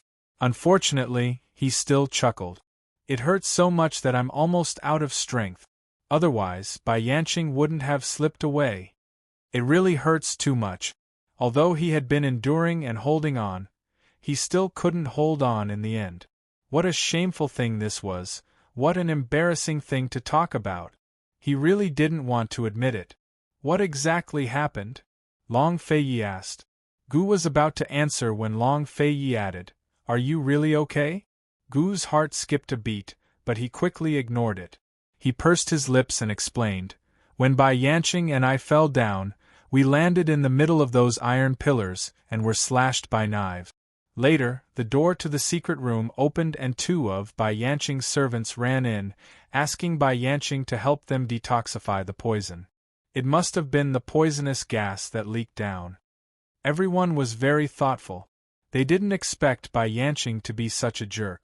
In order to kill them with poison, he didn't even care about the lives of his subordinate. Tang Li couldn't help but interrupt while listening at the side. "Seventh young master, have you seen Ning Jing?" "No." Gu shrugged. Seeing that Tang Li didn't say anything else, he continued to explain. He and Bai Yanqing had been in the secret room for a while and couldn't stand the pain anymore. There were too many knives. Actually, he would feel pain if he cut the thorny vines. Those knives didn't just cut the thorny vines, but also his body. He really couldn't take it anymore. He wanted to escape from the secret room when he let go of Bai Yanqing and tie him up again. Thus, he first broke the connection between his arm and the thorny vines, and at the same time stopped the vines from absorbing his blood. Unfortunately, the moment the vines were cut off, they were immediately cut into pieces by the knife. His and Bai Yanqing's clothes were also cut into pieces. Both of them were injured all over. Bai Yanqing, once he regained his freedom, he activated the mechanism and trapped him in the underground secret room. As for where Bai Yanqing escaped to, he didn't know. If they hadn't found him, he would probably have been trapped for the rest of his life. Hearing Gu Qixiao's explanation, everyone exhaled. So that's how it was. No wonder he saw so many broken vines and pieces of red silk, as well as the copper coin. The bits and pieces of flesh were probably left behind by Bai Yanqing's poison guards, who had blocked his escape route before he tossed them inside. I'm sorry, I couldn't hold on. If I knew you guys were going to come down, this old man would have held on a bit longer, Gu Qixiao said apologetically, but didn't have the attitude to do so. Actually, he was really apologetic. He had already slapped himself a few times while he was trapped underground. He was just trying to hide his embarrassment and uselessness with an indifferent look, but he didn't expect Long Feiyi to say lightly, "No one can stand being cut into pieces. It's not your fault." Gu glanced at him suspiciously. He couldn't help but think if he really died one day, would this guy feel a little bit upset? Han Yunxi handed the copper coin to Gu and said seriously, "Keep it well. This thing is here, you're here." Gu didn't even realize that he had dropped this thing. Although he was trapped underground and couldn't hear the voices above clearly, he could only hear some movement. However, looking at the bloodstains on Han Yunxi's hands and the pile of red silk's fragments and thorny vines, he knew what had happened. He looked seriously at Han Yunxi's red eyes, then looked at Long Feiyi, Gu Beiyue and the rest. He couldn't help but snicker secretly. Damn, why did he suddenly feel so blessed? Gu felt blessed, but Han Yunxi and the rest had a false alarm. Han Yunxi's heart ached, but she didn't want to joke around with him anymore. She said seriously, "Gu, what's wrong with your body? Could he run rampant in the world just because he was immortal? Could he be hacked by anyone just because he was immortal? If he didn't figure out his body, his taboos, and his weaknesses, he might not even know how he died." Gu was resentful. Only then did he realize that Poison Lass already knew his secret. He avoided her scrutinizing gaze and coughed lightly, pretending to be relaxed. "I'm just a freak. I won't die, don't worry." Before Han Yunxi could speak, Gu Beiyue took the opportunity to persuade him. "Seventh young master, even poison Gu humans have weaknesses, let alone you." Since the princess knew about this, they naturally had to take this opportunity to persuade Gu to face the fact that he was immortal. Gu Beiyue knew that Gu wouldn't listen to anyone, but he definitely wouldn't reject the princess' request. Long Feiyi also tried to persuade Gu, but he advised him in this way. He said coldly, "Gu, you have to see a doctor if you're sick." Tang Li also wanted to persuade him, but after hearing his brother's words, he silently shut his mouth. He felt that any persuasion would be superfluous in front of his brother's words. Gu looked over coldly. Just as he was about to quarrel with Long Feiyi again, Han Yunxi said seriously, "What's wrong with your bramble vines? Why do you feel pain when you're injured by them?" Han Yunxi was puzzled when she heard Gu's explanation just now. When Gu was burned in Qingchuan Water City, he wasn't burned because he used bramble vines to bind himself. She had always believed that he was protected by bramble vines. She also thought that his bramble vines were a special plant that didn't fear fire. Now it seemed that she had been deceived that time. The reason why Gu wasn't burned to death wasn't because of the bramble vines' protection. Instead, it was because the bramble vines had absorbed his blood and possessed the same immortal and indestructible body as him. That was why he wasn't burned by the fire and his body wasn't burned by the fire. Now it seemed that the bramble vines and Gu were completely connected. When the bramble vines were injured or burned, Gu would feel pain. How did the bramble vines' seed end up in Gu's arm? How did they absorb his blood and grow so quickly? Why did they have an empathic relationship with Gu just by absorbing Gu's blood? Would Gu feel pain when the bramble vines were injured? Thinking about it this way, the bramble vines seemed to be a part of Gu's body. If it wasn't the bramble vines but another plant, would it have the same effect? What did this have to do with Gu's special body and blood? Thinking up to this point, Han Yunxi felt a vague sense of familiarity. She felt like she'd encountered similar problems somewhere before. However, she couldn't think of anything at the moment. Plants. Plants, Han Yunxi remembered that an old professor in medical school once said, plants are the real powerhouses of nature. They can live for thousands or even tens of thousands of years. Gu interrupted Han Yunxi's train of thought and said helplessly, Okay. When we get out, I'll lie on Gu Beiyue's consultation table and let him study me however he wants. Is that okay? Let's hurry up and find him. As he spoke, he tilted his head and said to Tang Li, Are you anxious? Tang Li nodded vigorously. Of course, Han Yunxi was also anxious to find Ning Jing and Gu Beiyue. She just wanted to force Gu to make a promise. She said to Gu Beiyue, If he dares to escape, you have to bring him back even if he has to go to the ends of the earth. Yes, Your Highness, Gu Beiyue said seriously. Looks like Bai Yanqing escaped from the front. Let's go back, Long Feiyi said lightly. Bai Yanqing had escaped far away. They weren't familiar with the situation here, and it wasn't wise to chase after someone in such a narrow secret room. Even if they knew that Ning Jing had been taken away through this secret passage, they couldn't chase after her. If there was an ambush ahead, they would be in danger. They had to leave this secret passage quickly and discuss how to find her. After a while, Long Feiyi and the others successfully retreated to the stone room above. Seeing how Han Yunxi's emotions fluctuated so much and how tired she was, Long Feiyi was truly worried. Just when he was about to ask Gu Beiyue passed him a pill first. Your Highness, please let the princess ingest this. It'll nourish her body and stabilize her pregnancy, just in case. Gu Beiyue was as meticulous as a needle. He had already prepared the ingredients before coming to Clear Breeze Mountain, specially making a pill that was convenient to ingest. Long Feiyi passed it to Han Yunxi and said seriously, Be careful. Sister-in-law, North Moon and I came from the cliff and saw an old man at the entrance of the stone room. He died from bleeding from his scalp. Did you poison him to death? Tang Li asked seriously. Although Gu Beiyue always referred to him as Sect Master Tang out of respect, he had directly called Gu Beiyue by his name a long time ago. How San? Bleeding from his scalp? Han Yunxi was surprised. Bai Yanqing should have killed him himself, right? My poison is fatal, but it's not enough to cause him to bleed from his scalp. This Bai Yanqing has even killed his own subordinate. Is there anyone in this world that he can treat kindly?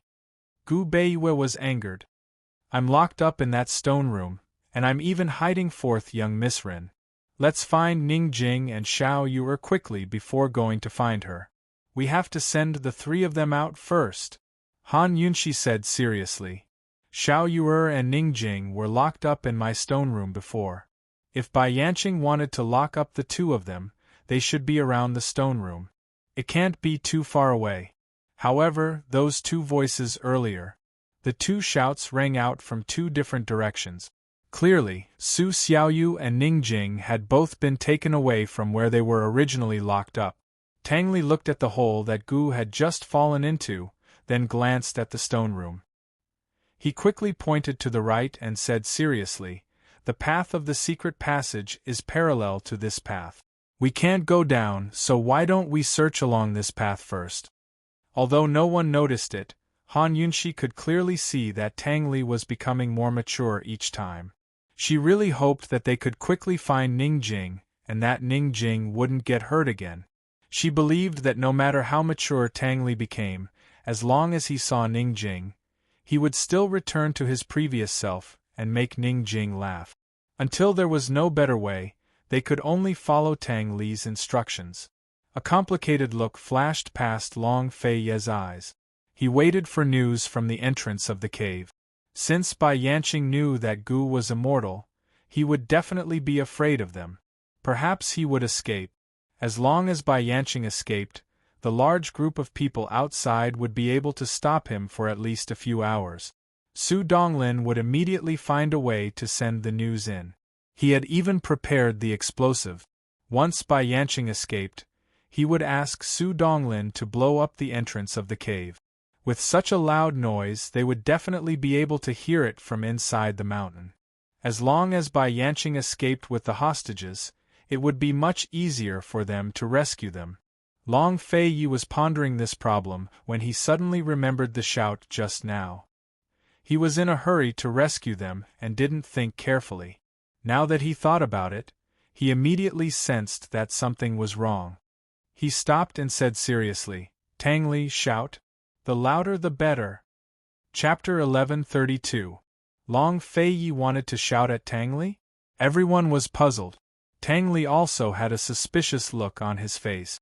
"Brother, what are you trying to do? Using this method wouldn't attract Bai Yanqing. It would only make Bai Yanqing hide further away. Don't talk nonsense. Shout." Long Fei Yi urged impatiently. Tang Li shouted, "Ah," and even dragged out the last syllable. Han Yunxi and the others covered their ears, but Long Fei Yi listened attentively. After shouting, Tang Li looked at Long Fei Yi and seemed to have remembered something. He immediately turned around and ran back to the stone room. When Long Fei Yi and the others caught up, Tang Li was already shouting in the stone room. His voice was very loud, even louder than the first time. Even so, the volume didn't seem to be enough to travel far. It could only be heard nearby. Han Yunxi and Gu Beiwei weren't stupid. They quickly understood what Long Fei Yi meant. They were in a hurry to save people earlier, so they didn't realize this. Now that they thought about it, it was really strange. Even if Ning Jing's voice was twice as loud as Tang Li's, if she shouted in the stone room, her voice might not have traveled that far, right? Han Yunxi remembered that it took her a lot of time to get here. This proved that she wasn't close to Ning Jing. Could it be that Ning Jing isn't here? But it sounds like the voice is coming from the stone room? Gu Beiwei asked curiously. Tang Li frowned and pondered. Soon, he exclaimed, "I get it." He pulled out his sword and looked for a mechanism on the ceiling as he explained, "Ning Jing should be at the top of the stone room. I remember reading in a book about mechanisms that some mazes use special structures and sound amplification stones to transmit sound. In special positions, normal sounds will be amplified, and even affect the judgment of the people in the maze." Han Yunxi was surprised by his words. There were plenty of sound amplifiers and silencers in the modern world, but she never expected Cloud Realm Continent to have such a non-electronic design. Sure enough, there were many strange things in ancient times, and the ancient people were smarter than the modern people. "Brother, we might have been deceived. Ning Jing and Su Xiaoyu might have been together all along. It's at the top of the maze." Tang Li was very excited. Every time he found a clue that could save Ning Jing, he was full of hope. Although his hopes were dashed every time, he never gave up. Long Fei Yi also raised his sword and helped Tang Li knock on the ceiling to look for the mechanism. Gu looked at Tang Li and suddenly realized that this fellow wasn't simple after finding so many hidden mechanisms. Tang Li really wasn't simple. Ever since he was young, he was much more interested in the design of mechanisms and secret passageways than he was in the design of hidden weapons. Because the two had many similarities, he learned the art of mechanisms very quickly. He could understand even the most complicated and obscure ancient texts. Tang Li had never encountered a mechanism that he couldn't find in his life. Soon enough, he touched one of the mechanisms. "Brother, all of you get out of the way. Go to the left and be careful of hidden weapons on the right." He looked back with a serious expression. Looking at Tang Li like this, Han Yunxi couldn't help but feel hopeful. She believed that Tang Li would definitely be able to find Ning Jing. As soon as Tang Li activated the mechanism, multiple hidden darts flew from the ceiling to the right side of the room. They were so fast that it was impossible to guard against them. If it weren't for Tang Li, who knew how much danger they would have to go through. TSK, amazing! Gu was never stingy with his praise. Tang Li turned back and chuckled. Of course. He touched the mechanism again, and the two stone slabs above his head slowly began to move. When he looked up, He saw that there was a hidden passage with no end in sight. Tang Li immediately wanted to fly up, but Long Feiyi stopped him. Long Feiyi wanted to go up, but Gu beat him to it. It was safer for him to be the vanguard. Without needing Tang Li to explain, Gu flew up and attached himself to the stone wall. He shouted down softly, but unexpectedly, his voice was amplified. "Gu, quick, look around. Is there a red stone nearby?" Tang Li quickly said. Gu lit a match and looked around. He chuckled and said, "It's not just one, it's a circle. We'll bring them out later." The stones around him were all red and felt very strange to the touch. They were the amplifying stones that Tang Li mentioned. Gu whispered something to the stones, and his voice was amplified immediately. It was louder than before. "I guessed right. Ning Jing must be up there." Tang Li was overjoyed. If it were any other time, he would have immediately dug up those amplifying stones. Those were all treasures. However, no matter how good the treasures were, they could not compare to his precious Ning Jing. "Brother, I've seen this setup before. This secret passage is very high, at least 10 stories high. Let's go up quickly. Bai Yanqing might still be down there." Tang Li said anxiously. "Gu, go up." Long Feiyi immediately urged. Gu did not dare to delay and flew up. Gu Beiyue followed closely behind, Tang Li was in the middle, and Han Yunxi and Long Feiyi were still at the back. Bai Yanqing might still be down there in the secret passage. He definitely did not expect them to find this passage. As long as they could find Ning Jing before Bai Yanqing, it would be too easy to save her. The 4 of them went up. They were nervous but hopeful at the same time, especially Tang Li.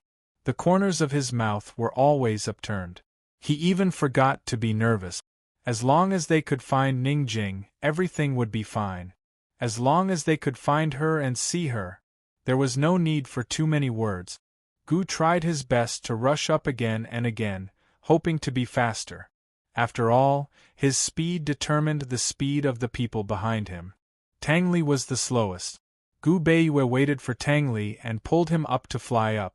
Han Yunxi was led by Long Feiyi. They quickly passed through the secret passage and arrived at a stone room. They came out from the right wall of the stone room and saw that the stone room was empty. There was no one in sight. There was also a hole in the left wall of the stone room.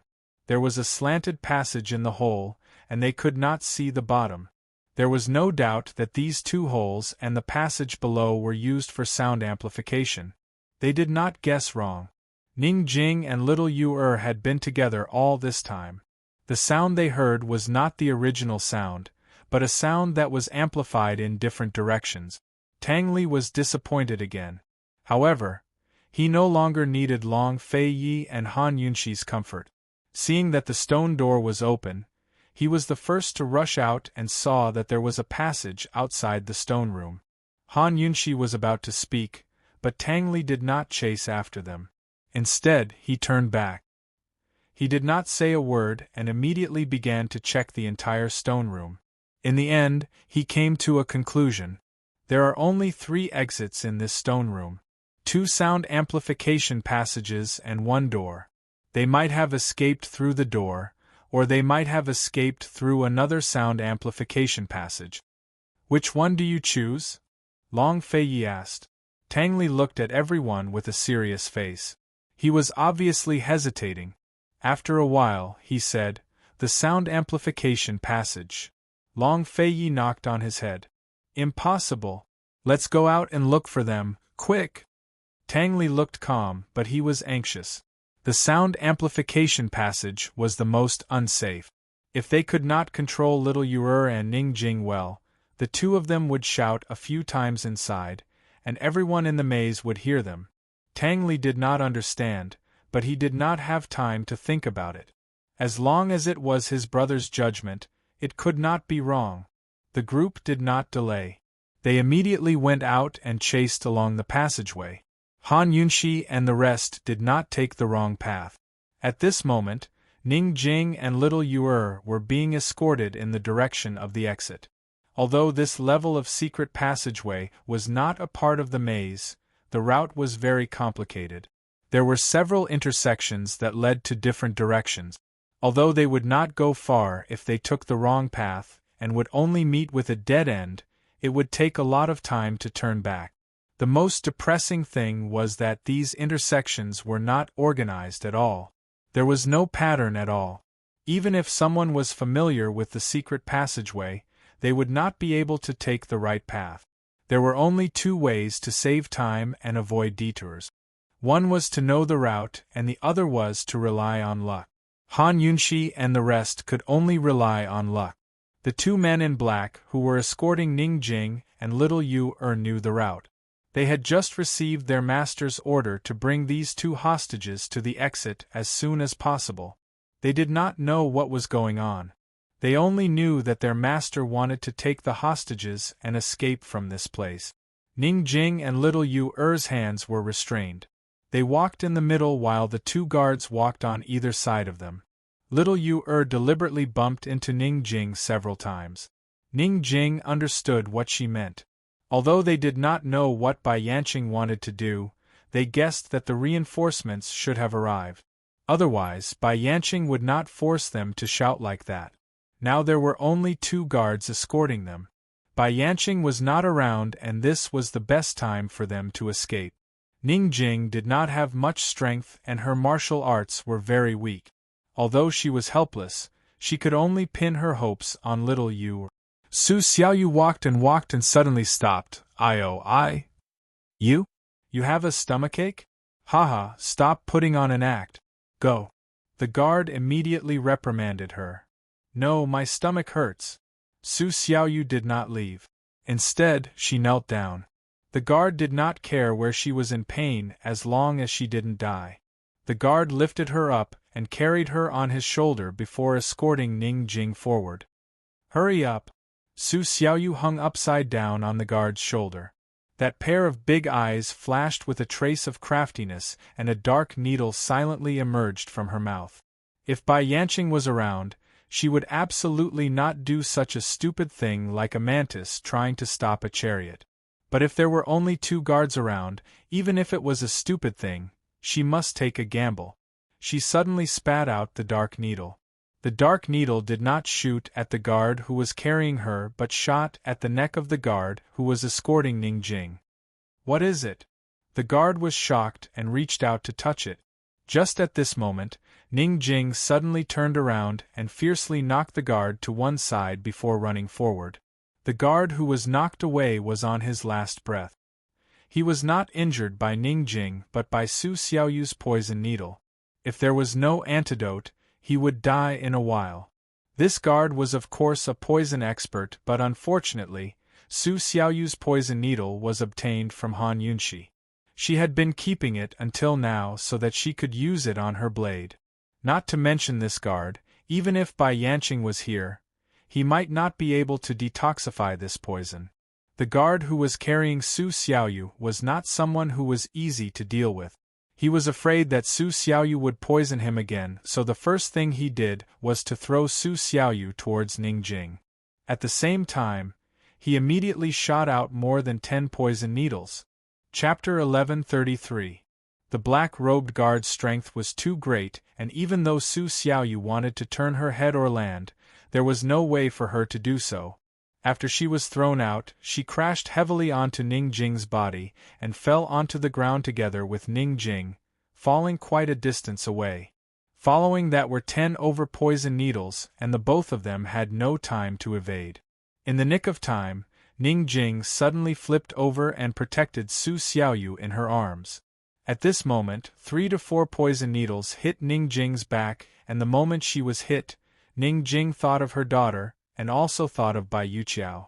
Su Xiaoyu was greatly shocked and hurriedly struggled. She didn't even bother to check what kind of poison Ning Jing had been hit by and only hurriedly took out a pill and gave it to Ning Jing. This pill was something that she had asked for from Han Yunxi. If it was just a normal poison, taking this pill would be able to delay the time of the poison's effect, but if it was a powerful poison, it would be totally ineffective. She didn't know if it would be effective, so she could only give it to Ning Jing. She didn't have the time to think as she pulled Ning Jing and used her light body technique to run forward. Because the black-robed man had caught up with them. Sister Jing, think of your daughter. You must hang on. My master and the rest must have come to save us, and they might even be here soon. You must hang on, Su Xiaoyu said as she ran with all her might. She didn't have the time to look at Ning Jing, and she didn't dare to look. As long as she pulled Ning Jing and ran forward, as long as Ning Jing could still run with her, the poison shouldn't have acted up and they should be fine. Ning Jing's lips had turned black. Although the poison didn't act up immediately, but her condition was really not good. Although she had been running madly with Su Xiaoyu, her feet didn't seem to belong to her and she couldn't feel them at all. In her mind there was only her daughter's tender face, only her daughter's cries that she had to recall every day, only Tang Li, that young Master Tang who stood at the entrance of Wan Commerce Hall many years ago. Outside the door, the mountains were as dark as ink and Tang Li was a touch of white in the ink. That day, his gentle smile was fixed in the ink painting, fixed in her mind. That day, in the picturesque scenery, Tang Li turned back to talk to her and said affectionately to her, Jing wait for me to marry you. As if it had happened yesterday, many years had passed in the blink of an eye.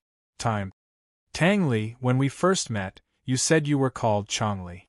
Were we destined to be apart for the rest of our lives from the day we first met? The two of them were running with all their might. Who would have thought that there would be a fire in front of them? After a while, they found that there was a cliff in front of them. There was a cliff and a fire. What was going on? The man in black slowed down. There were only 2 entrances and exits to this underground palace, on both sides of the maze. The cliff in front wasn't an exit, but a dead end in the truest sense. Su Xiaoyu had no other choice but to continue forward. Soon, she and Ning Jing stood on the cliff and there was a huge fire pit below them. Su Xiaoyu didn't dare to get too close. She pulled Ning Jing tightly and immediately reached out to the approaching man in black. Your companion's antidote. Let us go and I'll give it to you. Otherwise, I'll throw the antidote down now. Coldly, the man in black smiled and didn't answer. He approached step by step. Su Xiaoyu didn't want to retreat at all. She pulled Ning Jing and suddenly rushed towards the man in black. The man in black blasted them away with a palm. Su Xiaoyu and Ning Jing immediately flew out. However, just as they were about to fall, the man in black grabbed Su Xiaoyu's hand in time. Ning Jing grabbed Su Xiaoyu's other hand and hung it in midair. The man in black grabbed Su Xiaoyu's wrist with one hand and pried open her tightly clenched fingers with the other to find the antidote.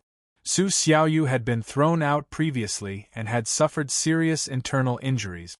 Now that she was hit by such a palm, she almost fainted. But she still held on. If she didn't hold on, she and Ning Jing would be buried in the sea of fire. At this moment, Han Yunxi had already detected the presence of the poison. Someone is poisoned, not just one person. It should be nearby. Han Yunxi stopped and said seriously. It must be Ning Jing and the rest. It must be. Tang Li was excited. However, at this moment, they were facing a fork in the road. The direction Han Yunxi checked was a wall in the middle of the 2 forks. Let's split up. Even if we meet by Yanqing, try to find a way to delay him. Long Feiyi said seriously.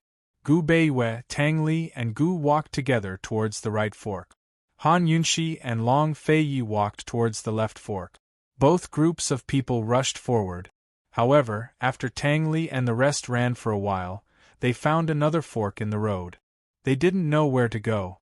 Gu Beiwei had no choice but to go back to find Han Yunxi.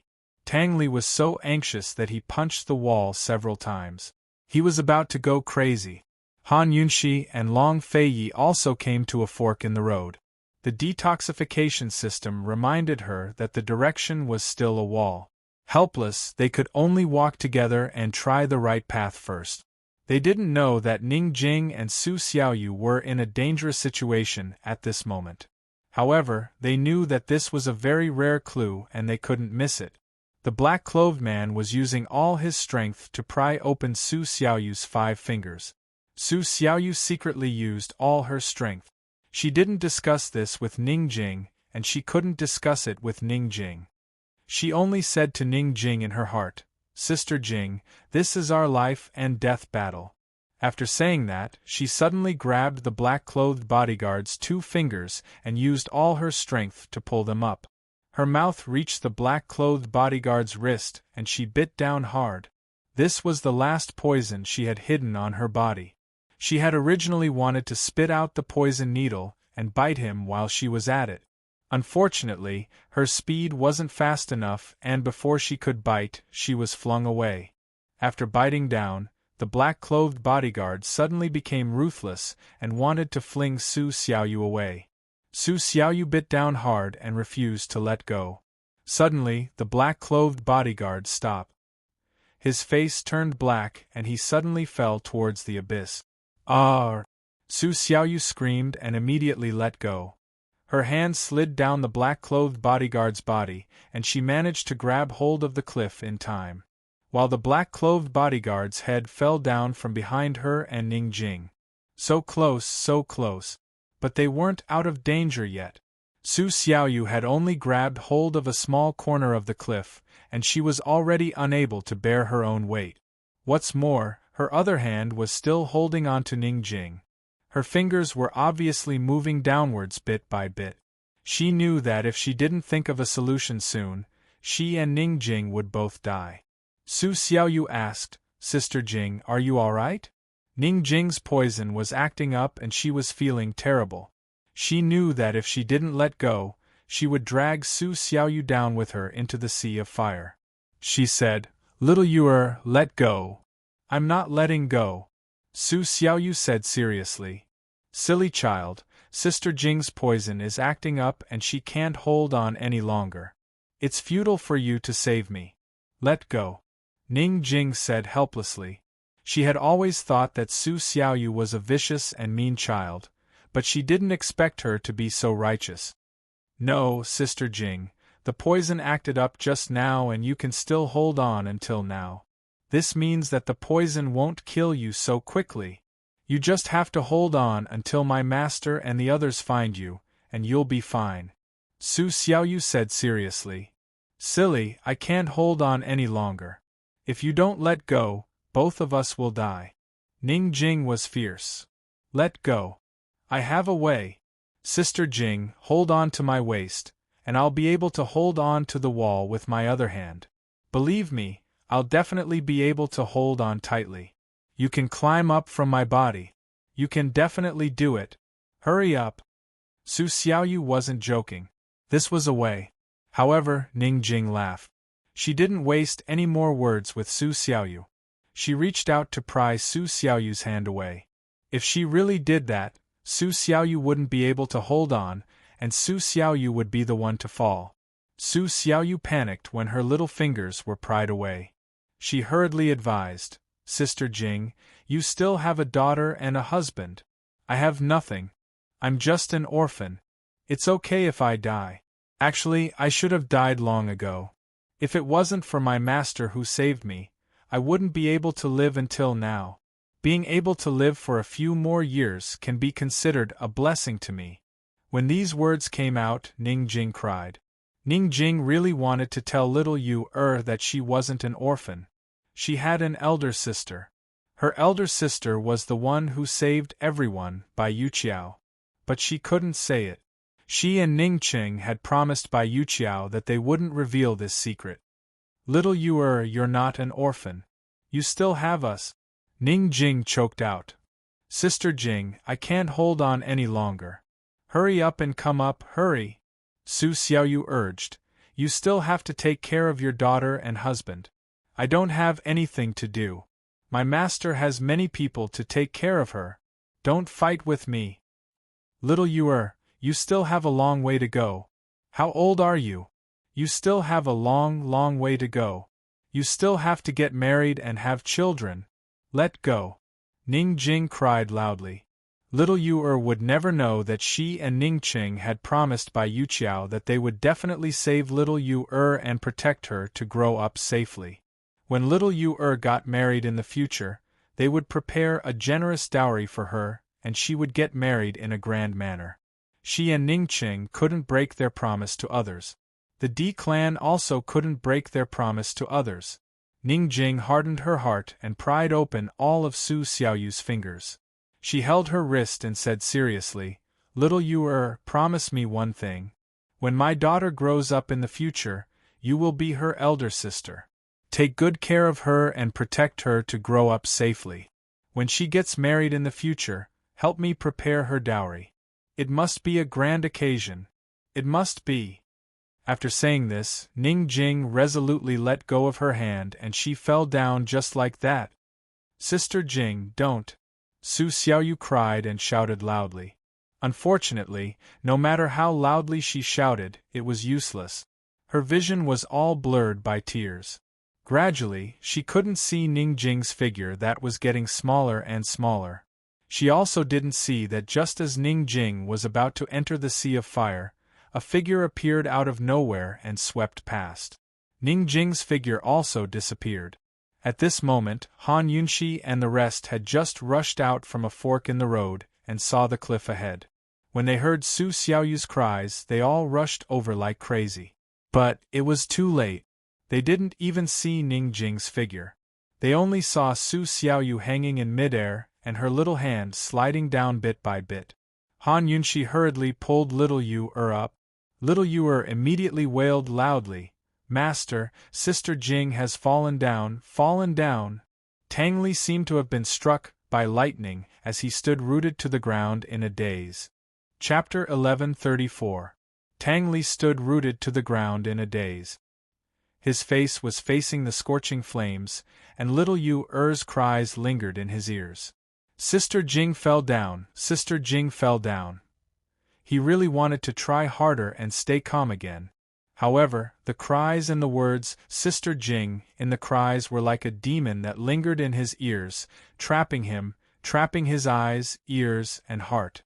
Sister Jing fell down. Everyone looked into the abyss and saw that it was very deep. The abyss was filled with raging flames.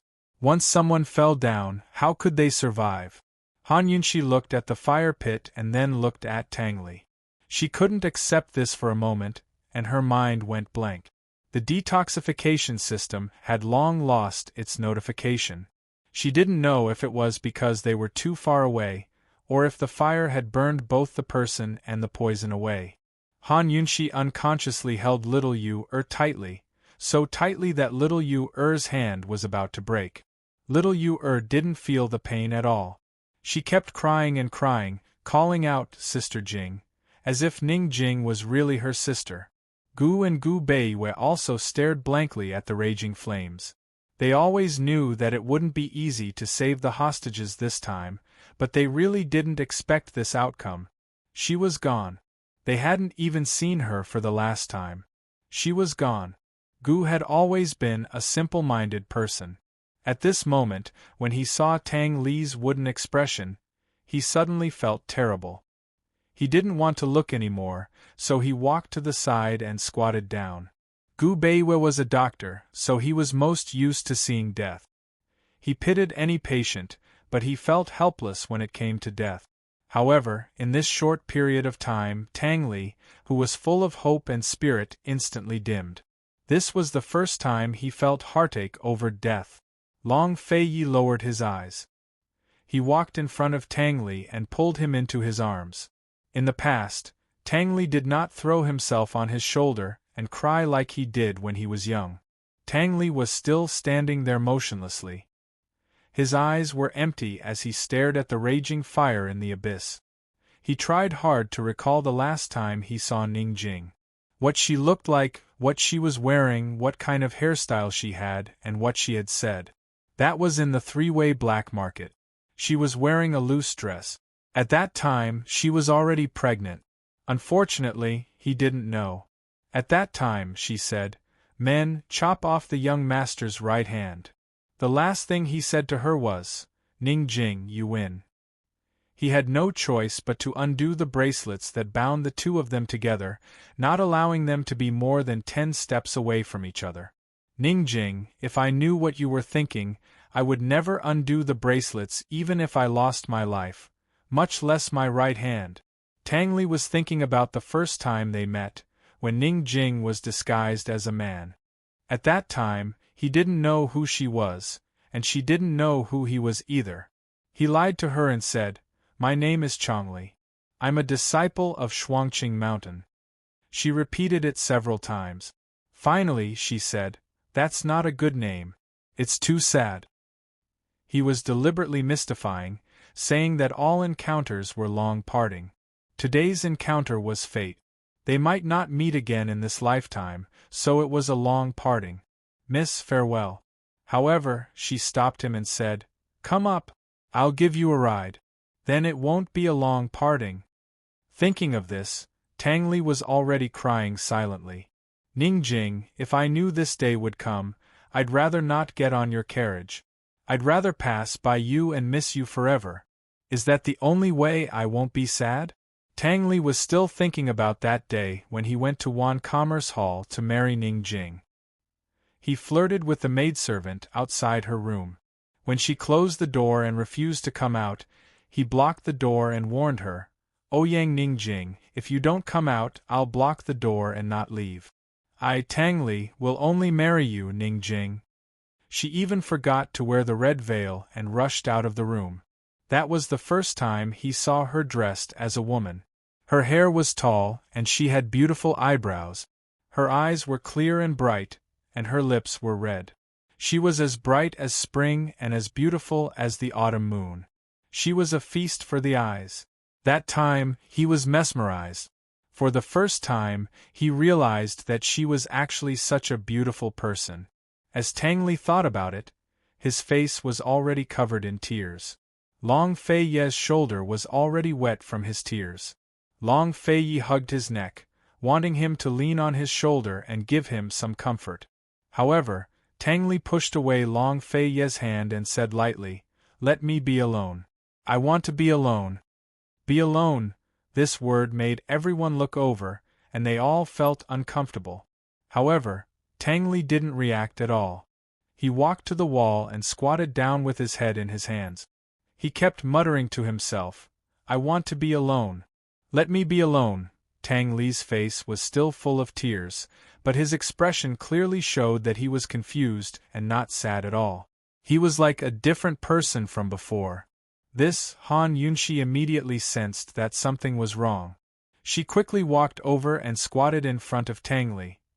"Tang Li, what's wrong with you?" Tang Li ignored her and kept muttering to himself. "I want to be quiet. I want to be quiet. I want to be alone. I want to be alone." Why did he look so confused? Why did he look like he was in a daze? Han Yunxi became more and more uneasy. She turned back to look at Gu Beiwei. Gu Beiwei quickly came over to take his pulse, but he couldn't see through his illness. Gu Beiwei was very uneasy. He shook his head at Han Yunxi. Han Yunxi was about to cry. She grabbed Tang Li's hands and asked, "Tang Li, what's wrong with you? Tell me, who is Jingjing?" "Jingjing?" Tang Li muttered, "Jingjing? I want to be alone. I just want to be alone. Don't disturb me, okay?" "Shh!" Han Yunxi cried. She turned her head away, but she couldn't help crying out loud. "Tang Li, I want to be alone too. I really want to be alone. Tang Li, how can you not know who Jingjing is?" Suddenly Gu, who was squatting at the side, jumped up and took out Emosie's sword. "I'm going to kill Bai Yanqing. I'm going to cut him into pieces." Long Fei Yi looked at the dazed Tang Li and slowly clenched his fists. How could he take this lying down if he didn't catch Bai Yanqing? How could he take revenge? "Gu Beiwei, take Tang Li and Su Xiaoyu out first," Long Fei Yi said. Ning Jing was dead and Su Xiaoyu was back.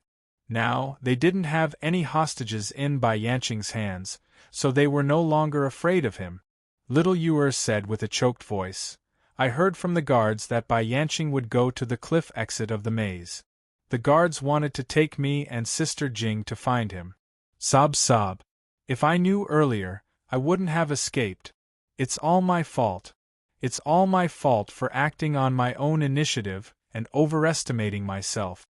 No one would blame Su Xiaoyu. Although they didn't say anything, they were all blaming themselves in their hearts. If they had arrived earlier, things wouldn't have turned out like this. Your Highness, it's not easy to get out of here, Gu Beiyue said helplessly. Long Feiyi glanced at him and didn't answer. Instead, he walked to the dazed Tang Li's side. He steeled his heart and knocked Tang Li out with a palm strike before saying, "Come with me." Ever since Long Feiyi discovered that he had entered the honeycomb maze, he had marked every path and every fork he had taken. Even if he forgot which path he had taken, as long as he found the mark, he could still return to his original place. When he returned to his original place, he could determine how far he was from the cave exit and find a way out of the maze. There were rules to follow in the honeycomb maze. The place he had been at wasn't far from the exit. As long as he followed the rules and walked a few rounds, he could basically get out. Gu Beiyue carried the unconscious Tang Li, while Han Yunxi held Su Xiaoyu's hand. The group followed Long Feiyi back to the original secret room. Han Yunxi thought of fourth young Miss Ren and said, "Wait, I'll go find fourth young Miss Ren. Beiyue, you can send her out together." Han Yunxi was also a meticulous person. Not only did she poison fourth young Miss Ren, she also marked the path. Following the mark, the detoxification system notified them not long after. When they found fourth young Miss Ren, her eyes were red and swollen from crying. She looked like a little rabbit. As soon as she saw Han Yunxi, she was so excited that she almost screamed. "Shoo!" Han Yunxi quickly fed her the antidote and covered her mouth.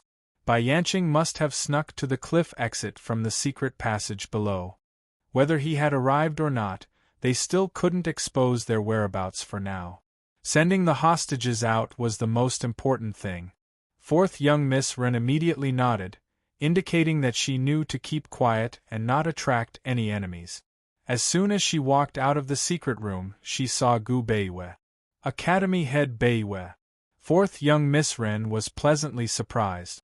Gu Beiyue was as calm as still water. He only nodded. "You've worked hard." He was always like this. He looked polite, but kept people at arm's length. Leaving aside fourth young Miss Ren, there were plenty of women in Medical City who openly admired him and secretly adored this academy head, this gentleman. But no one dared to be presumptuous, much less get close to him. He was like a holy god high above the snowy mountains that could only be looked at from afar. With him in Medical City, they were satisfied. "Gu, you go out with them as well. Yunxi and I will go find Bai Yanqing first. I'll leave marks along the way so you can follow them when you come over," Long Feiyi said seriously. With Gu and Gu Beiyue escorting the three hostages, it was enough. Without any worries, he and Han Yunxi could deal with Bai Yanqing together. Long Feiyi gave Gu Beiyue a compass and instructed, "Go straight down this path. There'll be a mark at every fork. Go to the one with the mark. Go straight to the one without a mark. Go straight to the west. There are no forks in the maze, only 3.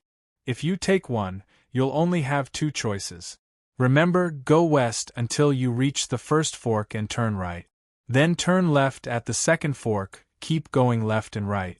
You should be able to get out before long. Leave marks along the way. If you can't get out, go back the way you came and turn left at the first fork. Then turn right at the second fork. Keep going until you reach the exit." Long Feiyi listed out a few ideas that confused Gu, but Gu Beiyue understood and memorized. "All right.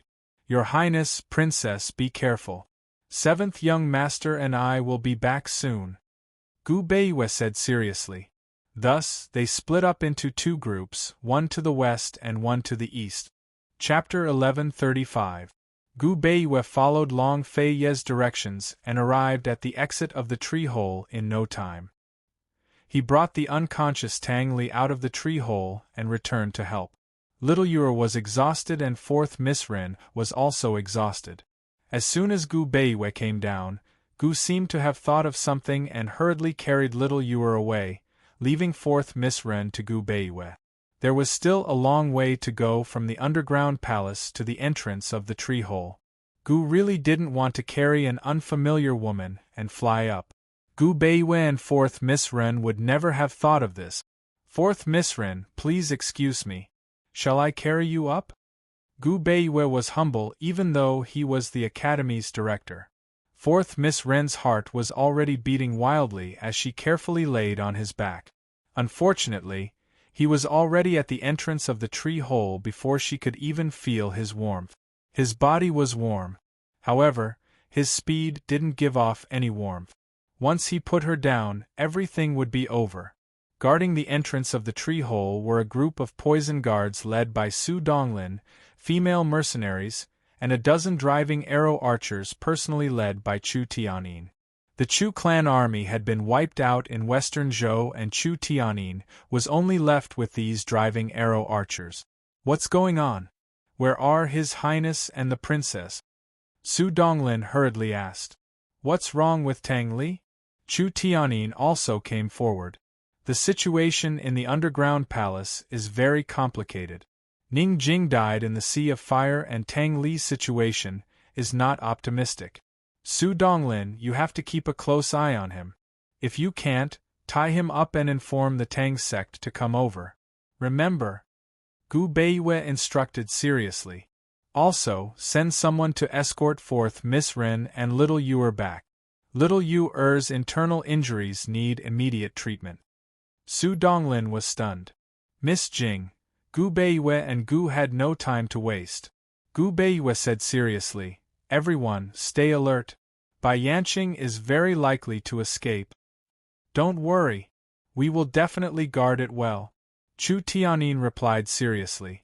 Su Donglin supported Tang Li with a sad face, but he nodded seriously. Yes, sir. Gu and Gu Beiwe were just about to leave when fourth young Miss Ren reminded them in a hurry, Academy head Beiwe, let's replenish some water and rations, just in case. The princess is pregnant, she can't go hungry. This was a good reminder. The shadow guard hurriedly brought over some food and water. The big bag of food was not heavy, but the 2 pots of water were very heavy.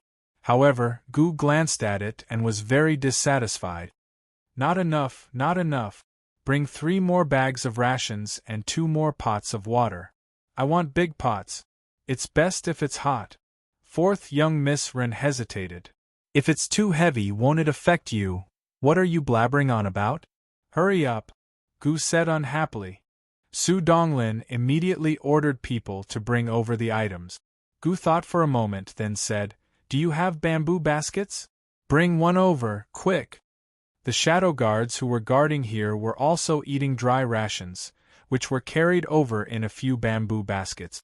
Su Donglin personally went to find one. Gu was overjoyed. He crouched on the ground and packed the rations with a serious expression. He stuffed all the rations into the bamboo baskets and put the water pots on top. He tied the baskets securely and carried them on his back. When he saw that Su Donglin had a large horn-shaped water pot on his back, he snatched it over and slung it over his shoulder. This guy had forgotten that he was still wearing underclothes and was covered in wounds. Gu Beiwe couldn't stand it anymore. He asked a shadow guard, who was about the same size as Gu, to take off his outer robe and put it on Gu. Gu seemed to be able to carry the heavy basket of rations effortlessly. In fact, he was very happy. He shouted, Brothers, just you wait. When we kidnap Bai Yanqing, everyone will give him a stab each. The 2 of them returned to the maze. At this time, Long Feiyi and Han Yunxi were almost out of the maze and had found the cliff exit. Gu and Gu Beiwe followed the secret signal left by Long Feiyi and successfully met up with them. Your Highness, Princess, we've successfully sent them out, Gu Beiwe reported seriously. Gu passed the water pot to Han Yunxi. It's hot. Thanks. Han Yunxi was indeed thirsty. Long Feiyi glanced at the bamboo basket of rations on his back and didn't say anything. There's natural light in front. It should be the exit. Everyone be careful, Han Yunxi said seriously. She and Long Feiyi had already searched all the nearby passages that could lead to the exit, but they didn't see Bai Yanqing. Perhaps Bai Yanqing was waiting in front. However, when the four of them carefully walked over, they still didn't see Bai Yanqing. Where was he? After saving little Yuer, they came down quickly and didn't waste too much time. Could it be that Bai Yanqing discovered something? There's no movement outside. He must still be in the maze. Long Feiyi said. If it were me, I would also stay in the maze. Gu said casually. Indeed, the maze was filled with mechanisms. Bai Yanqing was familiar with it, but they weren't. Bai Yanqing would only be able to take advantage of it if they stayed here. What's this maze used for? What's with the sea of fire just now? Han Yunxi was curious. There was no maze in the underground palace of Monarch Descent Mountain. These words reminded Long Feiyi. He said in a low voice, Bai Yanqing is very familiar with the mechanisms here. How did he know? There were rules to follow in the beehive maze, but the mechanisms and secret passages hidden in the maze couldn't be found. As long as the distribution of the mechanisms and secret passages didn't conflict with each other, it could be done as one wished. Bai Yanqing was so familiar with the mechanisms and secret passages here. He even knew about the sound amplification stone. Did he find it himself, or did someone tell him? He needs the blueprint. Gu Beiyue said seriously. Then the blueprint should be with him. We still have to think of a way to find him. Han Yunxi said helplessly.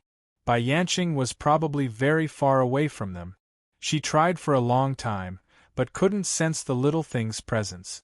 Gu said, Why don't we do this? We'll search from this exit. After we've searched every passage, we'll destroy the passageways and stone rooms. I don't believe that we won't be able to force him out. What a willful way of doing things. Long Feiyi rolled his eyes. Han Yunxi and Gu Beiyue couldn't help but roll their eyes as well. These passageways and stone rooms couldn't be destroyed casually.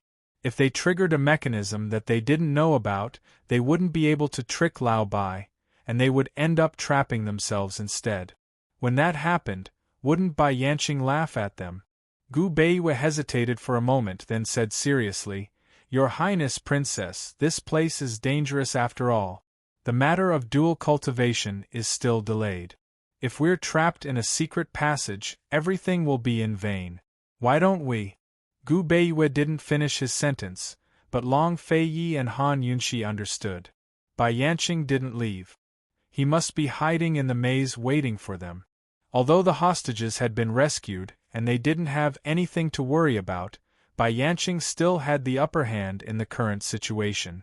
Bai Yanqing was very familiar with this maze. If they were trapped in a secret room and couldn't make it in time for dual cultivation, then it would be too late for regrets. Instead of going inside to search, it was better to wait outside. The two of them could first complete their dual cultivation and then waste time with Bai Yanqing. Even if it took a year or so, they weren't afraid. What's more, Princess's delivery date is about the same as the duration of dual cultivation. If we delay any longer, Princess may not be able to subdue Mo Xie's sword spirit. Gu Beiyue said seriously. Dual cultivation only required one night. Long Feiyi was the main cultivator, and Han Yunxi was only an assistant, so it wasn't strenuous. However, subduing Mo Xie's sword spirit and guiding Mo Xie's sword spirit to a newly forged treasure sword was a difficult task. These words made Han Yunxi realize that she had to think carefully about this problem. Gu, on the other hand, had a relaxed expression. He chuckled and said, The three of you stand guard outside. I'll deal with him alone. To say that Gu was smart, Gu was really smart. To say that he was stupid, he wasn't stupid, but he lacked a memory. Long Feiyi and the other two didn't even roll their eyes at him. They simply ignored him. This guy must have forgotten how he was trapped in the secret room where he was cut to pieces. If they hadn't found that place, he would have spent the rest of his immortal life in that dark pit. Let's go out first. Dual cultivation is more important. Long Feiyi was very decisive. Han Yunxi didn't have any objections. She glanced into the dark tunnel, and then walked out with Long Feiyi. Gu seemed unwilling. He hugged his arms and leaned against the wall.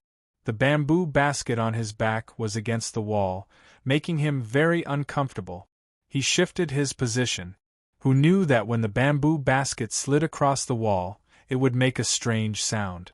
Han Yunxi and the others immediately turned to look. Gu was also shocked. This sound didn't sound like bamboo slid across stone at all. Instead, it sounded like Gu hurriedly shifted a few more times. This time, everyone heard it clearly. There's a mystery. Gu Beiyue strode over and touched the stone wall. At first, he didn't feel anything, but after knocking a few times, he immediately found something strange. This isn't a stone wall, Gu Beiyue said seriously. Long Feiyi knocked and pressed lightly. He found that this stone wall was the same as the wordless stele on the altar. It was made of imitation stone and wasn't a real stone wall. He took down the entire piece of stone and saw that it was a round Xian gold wall embedded in the stone wall. It doesn't look like a mechanism? Gu muttered. Yes, it doesn't look like a mechanism. It looks like a secret room to hide things.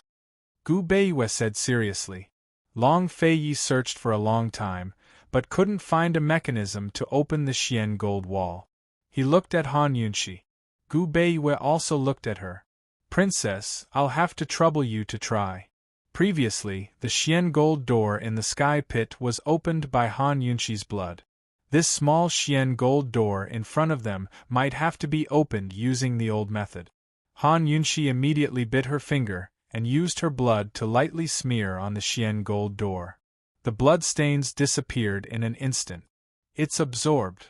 Gu was overjoyed. Han Yunxi waited anxiously. Sure enough, the round Xian gold door gradually started to turn. But the Xian gold door didn't open. Instead, as it turned, some parts of the Xian gold disc started to sink and some parts started to protrude. Han Yunxi and the others crowded around to watch. They didn't understand what was going on. But, as they watched, they were gradually shocked. As the Xian gold disc protruded and sank, an exquisite small model gradually formed in front of their eyes. This was a model of a maze. Chapter 1136. Looking at the maze model that was gradually taking shape, Han Yunxi and the others were shocked. They all woke up and stared at it seriously. Soon, a layer of the maze model appeared in front of them. Long Feiyi glanced at it and said coldly, "Look carefully. This should be the highest layer, the one where Ning Jing and Su Xiaoyu are. This is the stone room that the sound amplification tunnel leads to." Everyone looked at it seriously after Long Feiyi said that. Sure enough, they felt that it was familiar. The cliff that Ning Jing fell off is here. Han Yunxi found the cliff. Just as they were talking, the maze model was raised. It was raised quite high, and the second layer of the maze model appeared. Everyone did not say anything. They looked at it quietly and memorized it. The second layer of the maze model was exactly the layer they were on. The distance between the first and second layer of the maze model was quite big. There were countless traps and secret passageways between them. It was too much to take in. Han Yunxi and the others watched without blinking, afraid that they would miss any secret passageway or trap. When the first and second layers of the maze model were completely formed, the second layer was slowly raised, and the second layer of the maze appeared. The distance between the third and second layer of the maze was quite far, and there were all kinds of secret passageways and traps in between, including Gu Qishao's previous trap of 1,000 cut. Han Yunxi and the others did not say anything. They all looked at it seriously and memorized it. When the entire maze model was completely presented in front of them, the four of them let out a long sigh almost at the same time. One had to know that throughout the entire process, they had almost forgotten to breathe. Long Feiyi's judgment was accurate. This maze was a huge multi-layered beehive maze. The entire maze was hexagonal with a total of 6 layers and 6 sides. Other than the 2 exits on the second layer where they were standing, the other 5 layers all had a cliff trap. These cliffs were not cliffs that led to the outside world, but cliffs hidden inside the maze. They were deep and shallow, corresponding to the 5 major traps of metal, wood, water, fire, and earth. It could be said that these 5 cliffs were the most dangerous places on each layer of the maze. The cliff that Ning Jing fell from was the fire cliff. Han Yunxi read it once, but she really couldn't remember it. After all, it wasn't something she was familiar with. It was already good that she could understand it at a glance. Gu and Gu Beiwei were the same. They had already silently watched it for the second time, hoping to remember it. After all, this model only showed the maze and the hidden traps, but did not show where the mechanisms to open the hidden passages and traps were. If he couldn't grasp the mechanism, he could only remember the places where the traps would appear and raise his vigilance. However, Long Feiyi, who had a photographic memory, had already seen through this model and remembered it clearly. His memory was absolutely outstanding. As long as he looked at it once, he could reproduce the entire model in his mind. Like Han Yunxi and the rest, Long Fei was still staring at the model. However, he wasn't memorizing it, but waiting. In such a huge and complicated maze, Bai Yanqing couldn't have personally walked through every path and tried every trap. Therefore, Bai Yanqing must have also seen this model. Bai Yanqing was so familiar with the hidden passages and traps, which meant that he could definitely find the mechanisms to open and close the various hidden passages and traps from this model. Long Feiyi was pondering, but who knew that the entire maze model would suddenly operate? All the mechanisms were activated, and all the traps and hidden passages were opened and closed again. Oh my God, Han Yunxi couldn't help but exclaim. She was worried that they wouldn't be able to gain the upper hand if they didn't know where the mechanisms were. She didn't expect that the entire model would suddenly operate. All the hidden mechanisms would emerge from their hiding places and immediately hide again. As the mechanisms were repeatedly opened and closed, all the hidden passages and traps were also opened and closed. In fact, every 3-way junction in the maze had a mechanism that could be closed and sealed off the passage. Oh my God! Gu looked at everyone in disbelief. Gu Beiwei also looked up, his face full of shock. Han Yunxi was even more delighted. Bai Yanqing can't gain the upper hand. Let's go find him. Hide this thing well first. If this is exposed, it won't be fun, Gu said with a chuckle. Han Yunxi didn't know how to put away the maze model, but she tried dripping a drop of blood from her fingertip onto its surface. The Xian iron absorbed the drop of blood as soon as it touched the surface. At the same time, the entire model seemed to melt away, gradually collapsing into the Xian gold door and disappearing from sight. Gu picked up the fake stone pieces that had fallen on the ground and set them up. He knocked on it and said with a smile, "All right, we didn't see anything." Since Bai Yanqing didn't have any advantage, how could they let him continue to be so carefree? Naturally, they had to go find him immediately. At first, Han Yunxi was still worried that Bai Yanqing would be involved in the dark and prepare a trap to lure them over. Now, Han Yunxi couldn't wait for Bai Yanqing to do so that they could beat him at his own game. The group immediately walked into the secret room. At this moment, Bai Yanqing still didn't know anything about the model that Han Yunxi and the rest found. He was in a secret room, holding a pot of wine, drinking while talking to Mu Qingwu. He waited at the exit for a while, but the guards didn't send Bai Yuqiao and Ning Jing over. He then went to the top floor of the maze using the secret passage and found that a guard had been poisoned to death. As for what kind of poison it was, he couldn't find out. He didn't know that Ning Jing had fallen into the sea of fire, and mistakenly thought that the poison was Han Yunxi's doing. Han Yunxi and the rest had rescued the hostages. Now that he had no hostages and no one to order around, he remembered Mu Qingwu and decided to return to the labyrinth. So what if Gu didn't die? So what if Han Yunxi wasn't afraid of poison? In this beehive maze, he could still deal with them. Mu Qingwu was locked in the stone room and wasn't tied up. However, at this moment, Bai Yanqing was leaning against the sealed stone door and drinking. He couldn't escape at all. What do you want? Let me tell you, even if I, Mu Qingwu, die, I won't collude with someone like you. Bai Yanqing drank a mouthful of wine and smiled rather calmly. Haha, hasn't your Li clan always been neutral? Why, even you have your eyes on a Western Qin princess. Mu Qingwu immediately knitted his brows. What did you say? He didn't understand what Bai Yanqing meant. The Li clan? Wasn't the Li clan one of the 7 noble families? Weren't they the military strategists who disbanded an army of 100,000? Of the 7 noble families, he was the most interested in the Li clan. It wasn't because he approved of their neutrality, but because he was curious about their military strategies. When Bai Yanqing saw Mu Qingwu's reaction, he suddenly laughed out loud. Stop pretending. Tianning's Mu clan is a descendant of the Li clan. It's a pity that Long Fei Yi attacked the Tian, an imperial capital, and slaughtered your entire Mu clan. He hung the heads of your father, your beloved little sister, He, and your entire clan at the city gates. By now, those heads should be rotting to the bone. Mu Qingwu immediately froze. After a while, he said angrily, Impossible! You're lying to me. Don't even think about lying to me. Bai Yanqing tossed a command medallion to Mu Qingwu.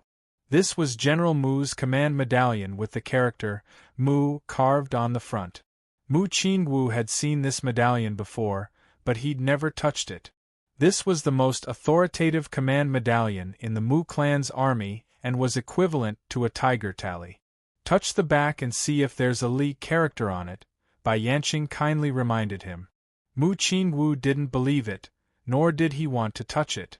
But he still couldn't control himself. His little finger secretly rubbed against the markings on the back of the medallion. The Li character? That's right. Could it be that Bai Yanqing wasn't lying? The Mu clan really was a descendant of the Li clan. But why didn't father tell him? Why did father hide it from him for so long? Mu Qingwu still didn't want to believe this was true. He carefully examined the medallion in his hand.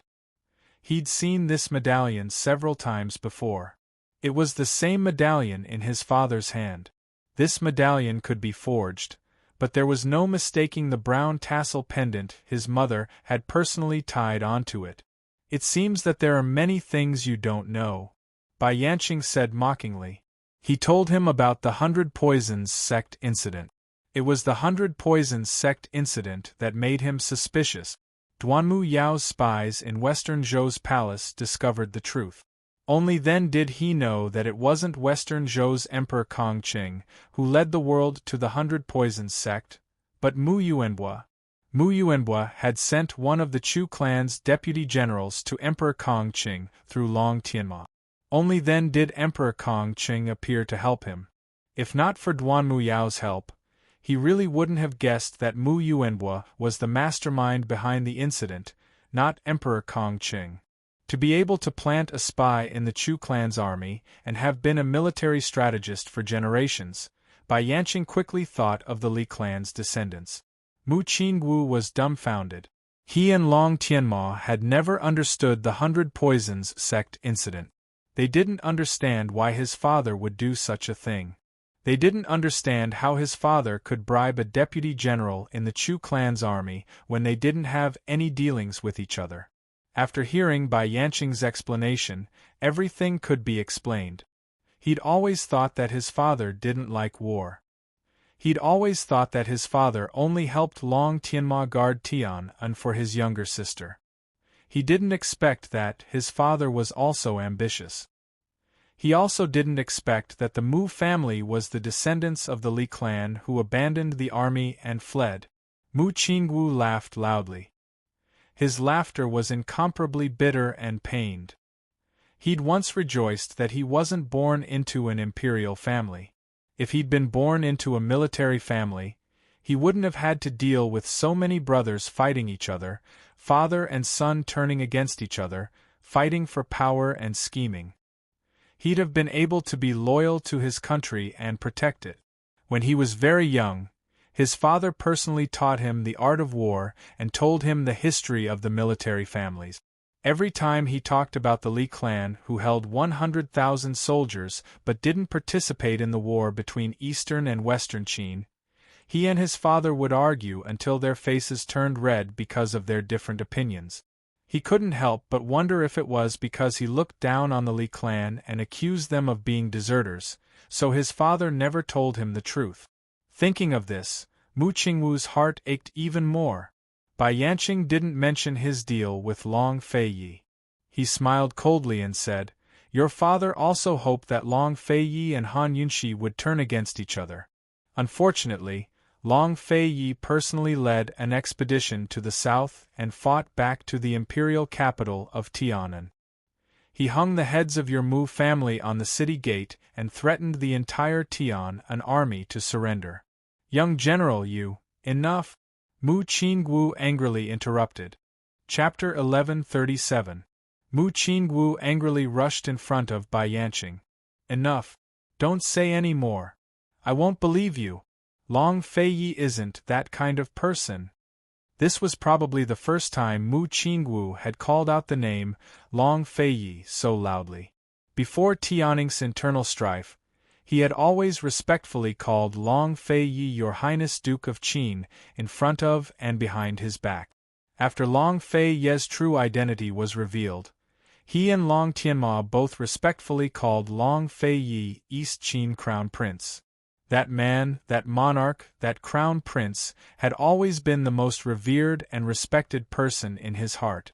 Mu Qingwu would never believe that Long Feiyi would do something so inhumane. It wouldn't be difficult for East Qin's soldiers to conquer Tianan. In fact, when Long Feiyi personally led his troops, many of Tianan's cities surrendered on their own accord. Long Feiyi had no reason to do something so cruel. Moreover, he wasn't stupid enough to leave a black mark for the people of the world and the historians to condemn. Bai Yanqing allowed Mu Qingwu to close in on him. He calmly stood up and smiled. "Do you know why Long Feiyi massacred the Mu family?" Mu Qingwu immediately backed away. "I definitely won't believe that. You don't need to say anything more. If you want to kill me, then do as you please." He turned his back and covered his ears. He wasn't stupid. Bai Yanqing had imprisoned him for so long without asking him anything. Now he was suddenly telling him so many things.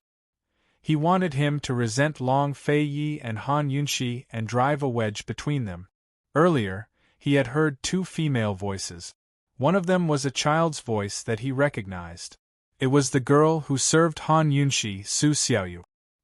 He did not know what Bai Yanqing had forced the child to do or what he had done to the child, but he was not afraid.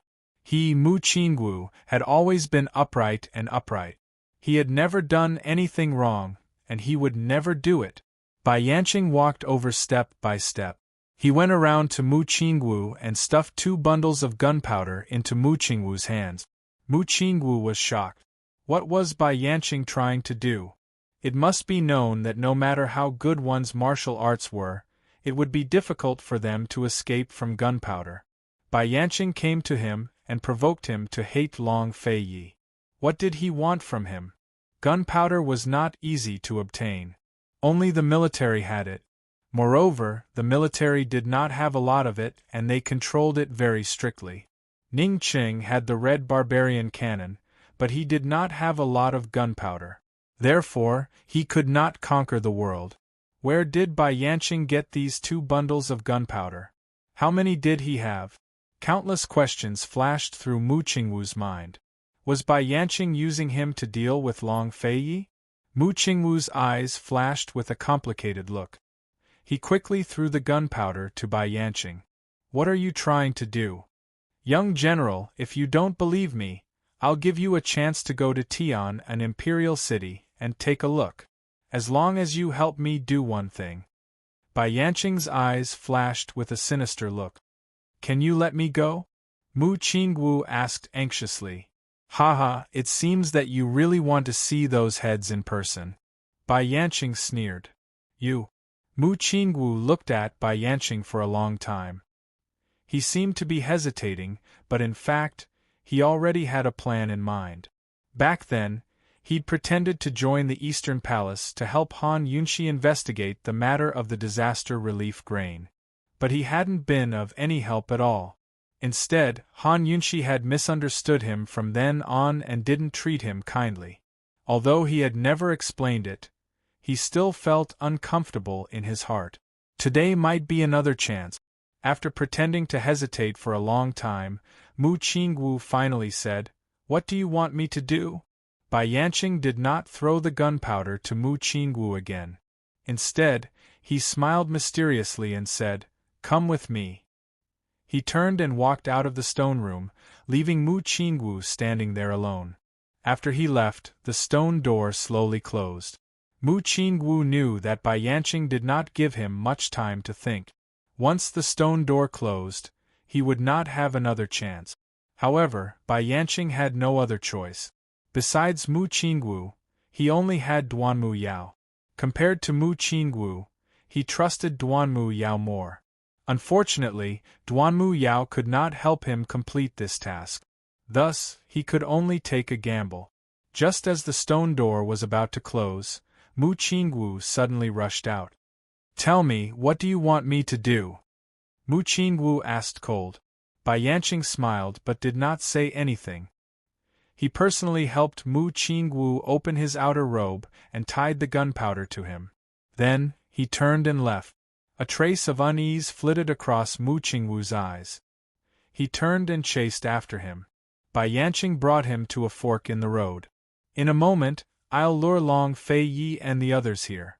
Wait here and tell them that I ran this way." Mu Qingwu grew alarmed. "Long Fei Yi and the others are here too? If the East Qin Crown Prince is here, then what about the princess? Did she come with him? Are they here to save Su Xiaoyu?" Bai Yanqing smiled. "Old man has brought the people who killed your father and sister to you." Mu Qingwu gave a cold snort. "They won't believe me, especially the Western Qin princess. We've long stopped being friends. Don't worry, they'll definitely believe you as long as you do as I say." As Bai Yanqing spoke, he stroked the gunpowder hidden in Mu Qingwu's stomach and back to make sure it was securely tied. Mu Qingwu looked towards the path Bai Yanqing had pointed out, but couldn't see anything out of the ordinary. He guessed that the path was either filled with traps or gunpowder. Everyone in Cloud Realm Continent knew that Bai Yanqing had an undying body, so Mu Qingwu naturally knew as well. Mu Qingwu couldn't figure out why Bai Yanqing would go through so much trouble to deal with the princess and the rest. "Young general, let's make a deal. If you try to trick the old man will burn you to smithereens." Bai Yanqing grinned. As soon as Bai Yanqing tied the gunpowder to Mu Qingwu's stomach and back, Mu Qingwu knew that Bai Yanqing was going to threaten him. "Let's make a deal. If you go back on your word, I, Mu Qingwu, won't let you off even if I become a ghost." Mu Qingwu said coldly. "Don't worry," Bai Yanqing's face was full of confidence. He turned on the switch and brought Mu Qingwu to a stone room on the side. Then he fed him a poison pill before pressing it against his ear. Mu Qingwu nodded. He assumed that Bai Yanqing would leave, but Bai Yanqing didn't budge from his spot to sit with him. Mu Qingwu really didn't understand. Wasn't Bai Yanqing supposed to lure the princess and the rest here? Why was he just sitting there without moving? After a while, Mu Qingwu finally spoke up. "Weren't you going to lure them here? Don't worry. The Princess of Western Qin is the most gifted genius in the history of our poison sect. She'll definitely find her way here and know you've been poisoned." Bai Yanqing was confident. Mu Qingwu was even more bewildered, but he didn't ask any questions. At the same time, Han Yunxi and the others were still searching for Bai Yanqing in the secret room. They'd used a secret passage to reach the highest floor, then searched all the way down. Han Yunxi hadn't reached the 3rd level yet, so her telepathy with Lil Thing was still a bit weak. Lil Thing's senses were better than hers, so she had to be very close to sense its exact location. They searched all over the place, but still couldn't find Bai Yanqing. By the time Han Yunxi's group reached the second floor, they'd just turned a corner when Han Yunxi told them to stop. "There's poison. Someone's been poisoned," Han Yunxi said in a low voice. "Who else could be poisoned here?" Gu asked suspiciously. "The young general of the Mu family, Mu Qingwu," Gu Beiwei said seriously. "Duan Mu Yao, who kidnapped the third venerated lord, should be with Bai Yanqing as well. Bai Yanqing wouldn't even let his own subordinates off. Who knows who he'd poison? Let's go take a look first," Han Yunxi said. "Could it be a trap?" Long Fei Yi pulled her back. "A trap is even better. We'll beat them at their own game." Han Yunxi narrowed her eyes. She couldn't wait for Bai Yanqing to be waiting for them there. "Poison lass, which way?" Gu hurriedly asked. "To the right. There's still some distance left," Han Yunxi said seriously. Gu immediately ran to the front to clear the path. Gu Beiwei said in a low voice, "This is a long path. There's a fork in the road about half a li away. There's a stone room at the side of the fork, and there's a secret passage at the top of the stone room that leads to another stone room. We'll probably encounter a trap about 20 steps ahead. Everyone be careful." Long Fei Yi commented, "Your memory's not bad." Gu Beiwei smiled. "Your Highness, please don't laugh at me." Gu Beiwei walked behind Gu, while Han Yunxi and Long Fei Yi followed behind. The four of them walked very slowly, moving forward silently. As they got closer, Han Yunxi came to a conclusion based on her judgment of the maze's layout and the detoxification system's feedback. She said in a low voice, "The poisoned person is in the stone room. The poison should be acting up soon. I can detoxify the poison, but we're still a little far away. I can't tell when the poisoning will happen." They were in the tunnel. There was still some distance between them and the stone room, but there was no place to hide. "There's no trap from here to the fork in the road ahead. There's only a secret passage at the top of the stone room. The fork in the road ahead is safe in both directions," Long Fei Yi said in a low voice. In other words, other than the secret passage at the top of the stone room, there were no other traps in this part of the maze that could trap them. If Bai Yanqing had an ambush, it would be here. Gu also remembered all the mechanisms in the maze clearly. He said, "That secret passage has 2 mechanisms, both inside and outside. I'll be in charge of keeping an eye on it. I'll leave the person in the stone room to you guys," Gu said as he walked forward. At this moment, there was a sudden movement in front of them. Someone fell to the ground. Almost at the same time, Han Yunxi said in a low voice, "The poison is acting up. The poisoned person is in danger." Everyone sped up and walked forward. Soon, they saw the stone room's door open in the distance. Mu Qingwu was crawling out of the door bit by bit. His face was pale, and there was black blood at the corner of his mouth. "Mu Qingwu." Han Yunxi was still a little surprised. She didn't expect to see this young general again under such circumstances. Bai Yanqing had just left not long ago, so Mu Qingwu didn't know where he went. However, he knew that Bai Yanqing must be secretly watching him. Bai Yanqing had just taught him a set of words to deceive Han Yunxi and the others. If he didn't follow Bai Yanqing's instructions, the gunpowder in his stomach would explode at any time. How would he choose? Chapter 1138. Although Mu Qingwu was an upright person, he wasn't stupid at all. Even if he really lured the princess and his highness to that path, would Bai Yanqing really let them pass and help him detoxify the poison and remove the gunpowder? That was impossible. Bai Yanqing was definitely a cunning man who'd give up on his lackey. Moreover, even if Bai Yanqing would save him, he wouldn't harm Han Yunxi and the rest just to save his own life. "Your Highness, Princess." Mu Qingwu was just about to tell Han Yunxi and the rest that there was an ambush on the right path ahead, and they couldn't take it. But who knew that the secret passage at the top of the stone room door would suddenly open and a torch would fly towards Mu Qingwu. At this moment, Mu Qingwu finally realized that he had fallen into Bai Yanqing's trap. Bai Yanqing actually didn't fully trust him, and Bai Yanqing didn't really want to lead the princess and his highness to the path ahead. Bai Yanqing tied the gunpowder to him just to make use of him to lure the princess and the rest and then detonate it to kill them all. Damn it! The torch was thrown fiercely at him. Mu Qingwu was poisoned and didn't have much strength left. He couldn't dodge it even if he wanted to. Although he was lying on his stomach, there was still gunpowder tied to his back. Mu Qingwu could only shout, "I have gunpowder on me, hurry up and leave! Hurry up and leave!" Han Yunxi and the rest were shocked. They didn't expect it to be like this. Seeing that the torch was about to hit Mu Qingwu, Gu Beiwei instantly shifted to his side and caught the torch in time. At this moment, Gu had already rushed up the secret passage at the top of their heads. Gu Beiwei and Gu's reaction was so fast that it was out of Bai Yanqing's expectations. If they didn't know that there was a secret passage at the top of their heads, how could they have reacted so quickly? But how could they have known that there was a secret passage at the top of their heads? Bai Yanqing didn't have time to think too much. If he didn't have any hostages, he wouldn't be able to take advantage of Han Yunxi and the rest. He could only escape and lead Han Yunxi and the rest to another trap. After Gu caught up, Gu Beiwei threw the torch to one side and immediately caught up. Long Feiyi wanted to bring Han Yunxi along. But Han Yunxi still took a pill and threw it at Mu Qingwu. Antidote. She didn't know if Mu Qingwu knew about the Li clan's annihilation, but based on his honest words, she had to give him the antidote.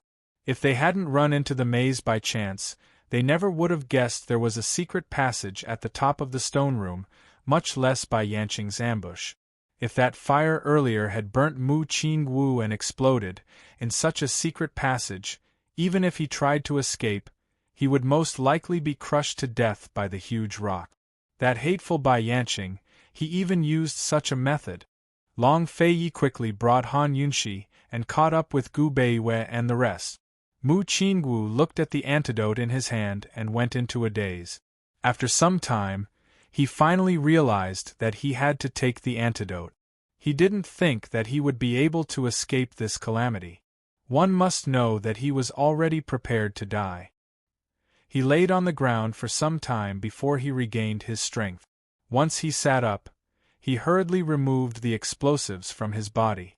He wanted to chase after the princess and the rest, but after hesitating for a moment, he didn't. Since Bai Yanqing had an immortal body, even if he had the explosives, he wouldn't be able to do anything to him. If he went, he would only add to the trouble. Helpless, Mu Qingwu could only wait in the same spot. At this moment, Han Yunxi and the rest were engaged in an intense chase with Bai Yanqing in the secret passage. This passageway made a turn upwards and went all the way downward. The further down they went, the narrower it became. Gu Beiwei was still afraid of Bai Yanqing's poison and didn't dare to chase at the front. Han Yunxi was pregnant and was always protected by Long Feiyi. Hence, they maintained the state of letting Gu chase at the front.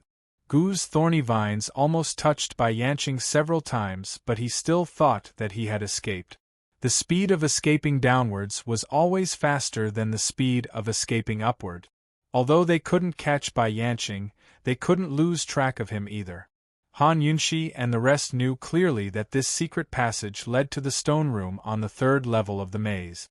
There was only one door in the stone room, and after exiting the door, there was another passageway. It would be best if they could catch Bai Yanqing in the stone room.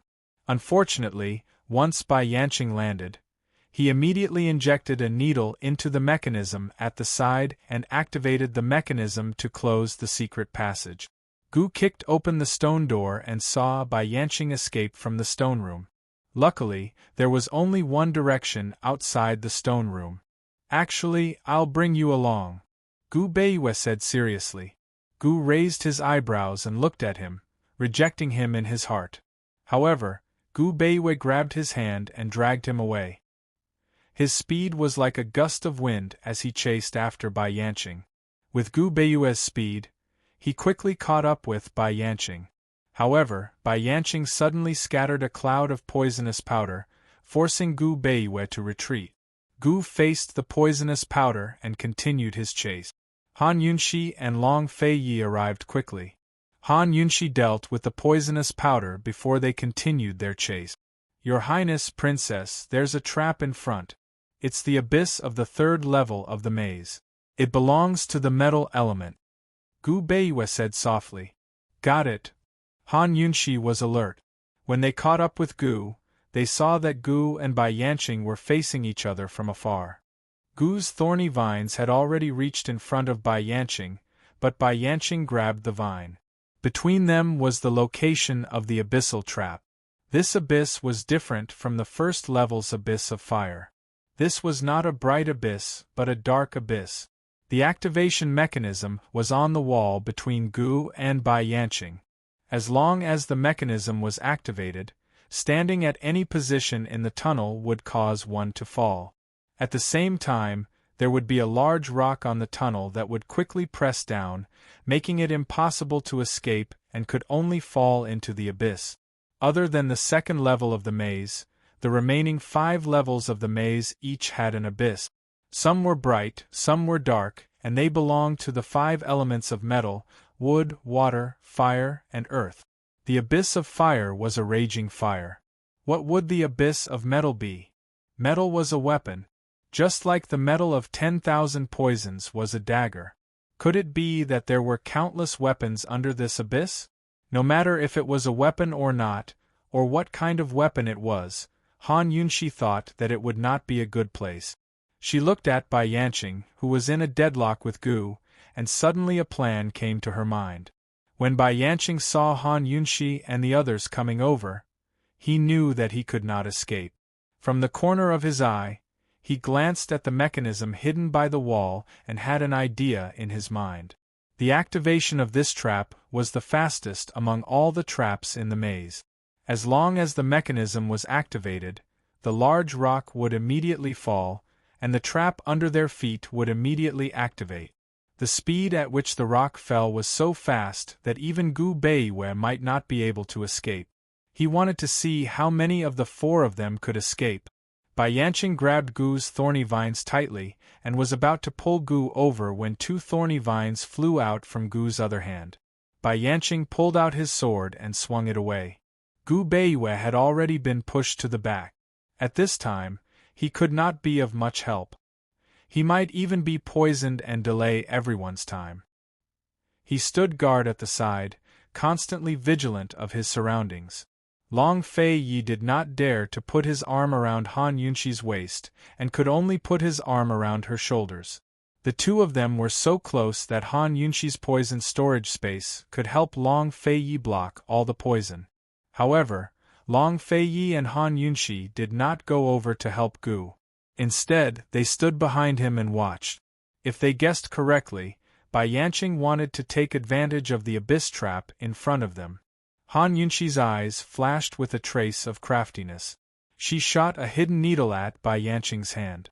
Long Fei Yi also attacked Bai Yanqing's hand at the same time.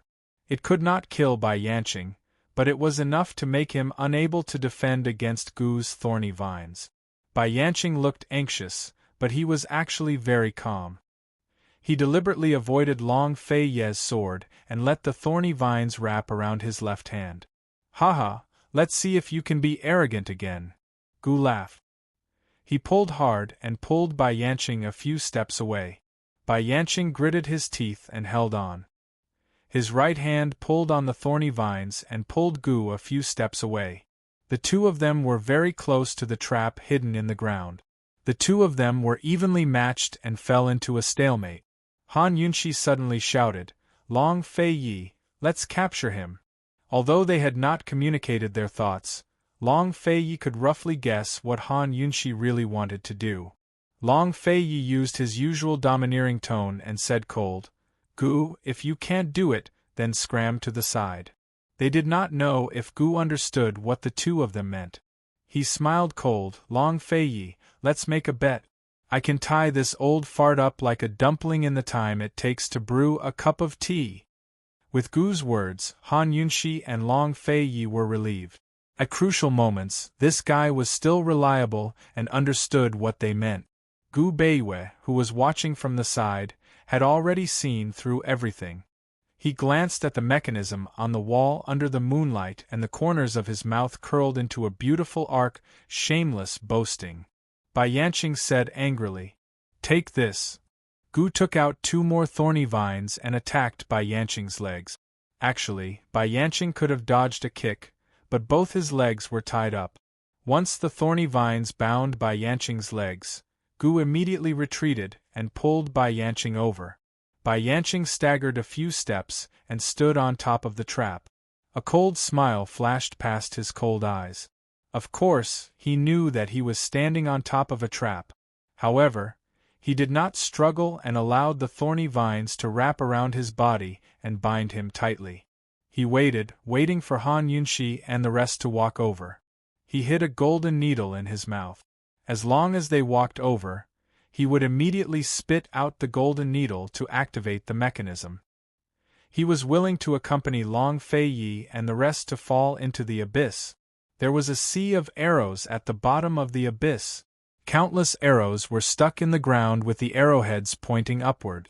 As long as a mortal's body was pressed down by a large rock, it would be pierced by tens of thousands of arrows. Gu did not pull Bai Yanqing over and turned to look at Long Fei Yi. Not even the time it takes to brew a cup of tea. I won. Humph, humph, so what if you tied up the old man? You can't kill the old man. Bai Yanqing deliberately provoked them. Relax, this prince does not want to kill you. This prince will personally properly serve you. Long Fei Yi said this and walked forward with Han Yunxi. Step by step, they were just a few steps away from stepping into the trap. Bai Yanqing was waiting for this moment. He gave a cold laugh in his heart as he looked at Long Fei Yi and Han Yunxi. The needle in his mouth was already prepared. But who would have thought that at this time, Gu Beiwei would suddenly throw out a small throwing knife that landed on the mechanism. Long Fei Yi and Han Yunxi suddenly stopped. In that instant, a large crack appeared under Bai Yanqing's feet. At the same time, the large rock above them fell down, pressing down on Bai Yanqing as fast as lightning. Long Fei Yi immediately chased after him with Han Yunxi. Gu Beiwei and Gu also chased after him. The large rock's falling speed was truly shocking. When they chased after him, before they could see what the abyss was like, they heard a large ping sound. Chapter 1139. Ping. With a loud sound, Bai Yanqing's huge rock fell to the ground in an instant. Bai Yanqing was pinned under it. Han Yunxi, Long Fei Yi, Gu Beiwei, and Gu were standing on top of the big rock. They didn't need to exert any pressure. With Bai Yanqing's internal strength, it was basically impossible for him to shake off this rock. Although they had seen the model of this abyss in the maze model, but seeing it with their own eyes, Han Yunxi and the others were still amazed. This abyss belonged to the metal element. Looking around, the entire abyss was an incomparably huge stone room. The ground was filled with sharp arrows. These sharp arrows were bigger than the spears used on the battlefield. Moreover, the arrowheads were sharp and were all dipped in poison. Looking around, this was simply a sea of sharp arrows. TSK, if we fell, we would definitely die, Gu said with emotion. With this speed, I can't escape. Gu Beiwei wasn't being modest. He was telling the truth. This abyss was very deep.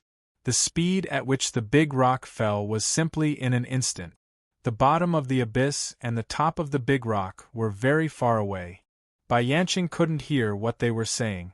At this moment, not only was he pinned under the big rock, but there were also several arrows piercing through his body. If he said that it didn't hurt, it would definitely be a lie.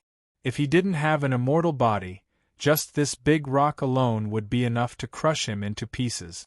Not to mention those sharp arrows that pierced through his body and limbs.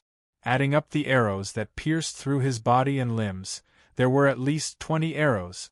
He was in pain. It was the first time in his life that he suffered so much.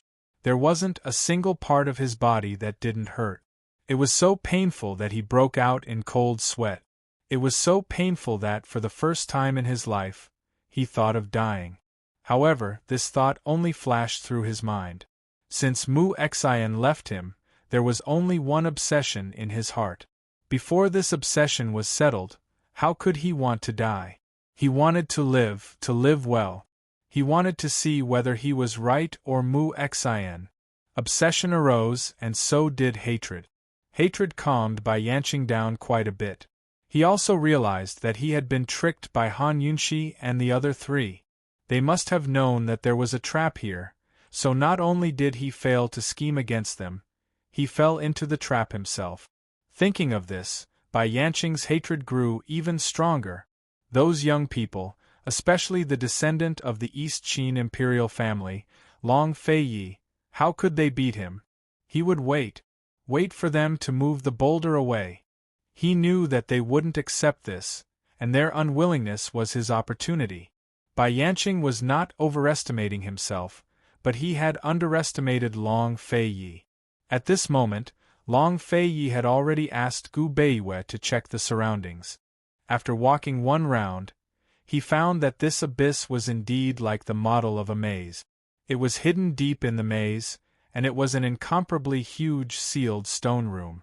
The only exit was the one above them. Long Feiyi said, "Gu, seal the exit." Gu raised his head to look at the huge exit. After pondering for a moment, he quickly raised his hand. Several thorny vines immediately flew out of his sleeve, and soon grew into a huge net of thorns at the exit. Han Yunxi looked up and was shocked. So many thorny vines. Gu rubbed his head. I'm a bit dizzy after raising so many. I'll leave Bai Yanqing to you guys. I'll be in charge of guarding the exit. As he spoke, he flew up and sat on one of the thorny vines to swing. He was as relaxed as he could be. Han Yunxi and the other two really couldn't tell why he was so dizzy. Your Highness, Princess, I'll guard the exit with 7th young master. I'll leave the rest to you guys. Gu Beiwei said seriously. In such a confined space, they didn't have to worry about Bai Yanqing escaping. With the princess around, no matter how good Bai Yanqing's poison skills were, they would be useless. Although Bai Yanqing had an immortal body, it would be difficult for Bai Yanqing to catch up to them with Her Highness's martial arts skills. Gu was also standing guard at the side. If there was any danger, Gu could block it at any time. At this time, they had the absolute advantage. Gu Beiwei couldn't be more relieved. He had retreated to the side because he knew that the princess and Her Highness wouldn't be merciful this time. They would be very cruel. He didn't like cruelty, but he wouldn't object to Her Highness and the princess being cruel. When Gu Beiwei and Gu flew up, Long Feiyi and Han Yunxi flew down and stood in the gap between the sharp arrows. This big rock completely covered Bai Yanqing, not even his head was exposed. Long Feiyi pulled out his profound frost sword and pried the big rock to the side. They finally saw Bai Yanqing's head. Bai Yanqing's head was deeply buried in the ground. He slowly raised his head. Hee, didn't you want to trap old man? If you have the ability, don't let old man out. Bai Yanqing sneered. Who knew that Long Feiyi would suddenly pull out his sword? The big rock instantly pressed down heavily. In that moment, Long Feiyi and Han Yunxi clearly heard Bai Yanqing cry out in pain. Long Feiyi's eyes flashed with a sneer. He brought Han Yunxi to the big rock. He took a step forward and heavily stepped on the rock. Very quickly, the full-level lust-bite power gathered at his feet, forcing the big rock to sink down, pressing down on the ground. Not long later, the big rock had sunk down by 3 inches. In the process of sinking, who knew how much pressure Bai Yanqing was under? His back, internal organs and bones were all pressed down, including his face. The pain was so much that he couldn't bear it anymore and exploded out with his inner strength to block it. But after blocking it, he realized that his inner strength was not even half of Long Feiyi's. He couldn't block it. Pain. The pain was unbearable. Still, Long Fei kept going. He had no intention of stopping. Just how long was this torture going to last? Meanwhile, Lil Thing, who was trapped in Bai Yanqing's poison storage space, could sense that Mama Yunxi was nearby, as well as Bai Yanqing's pain. It was so happy that it ran all over the space, jumping up and down. It was no longer a little squirrel, but a tall and mighty snow wolf. When it jumped around like this, it looked like an idiot. Bai Yanqing had trapped it for so long that it had long swept clean the poison storage space. Although those things were disgusting, it endured the disgust and ate them, recovering quickly. Now it was not only fully recovered, but even stronger than before. It bared its fangs and claws in excitement before suddenly turning back into a little squirrel.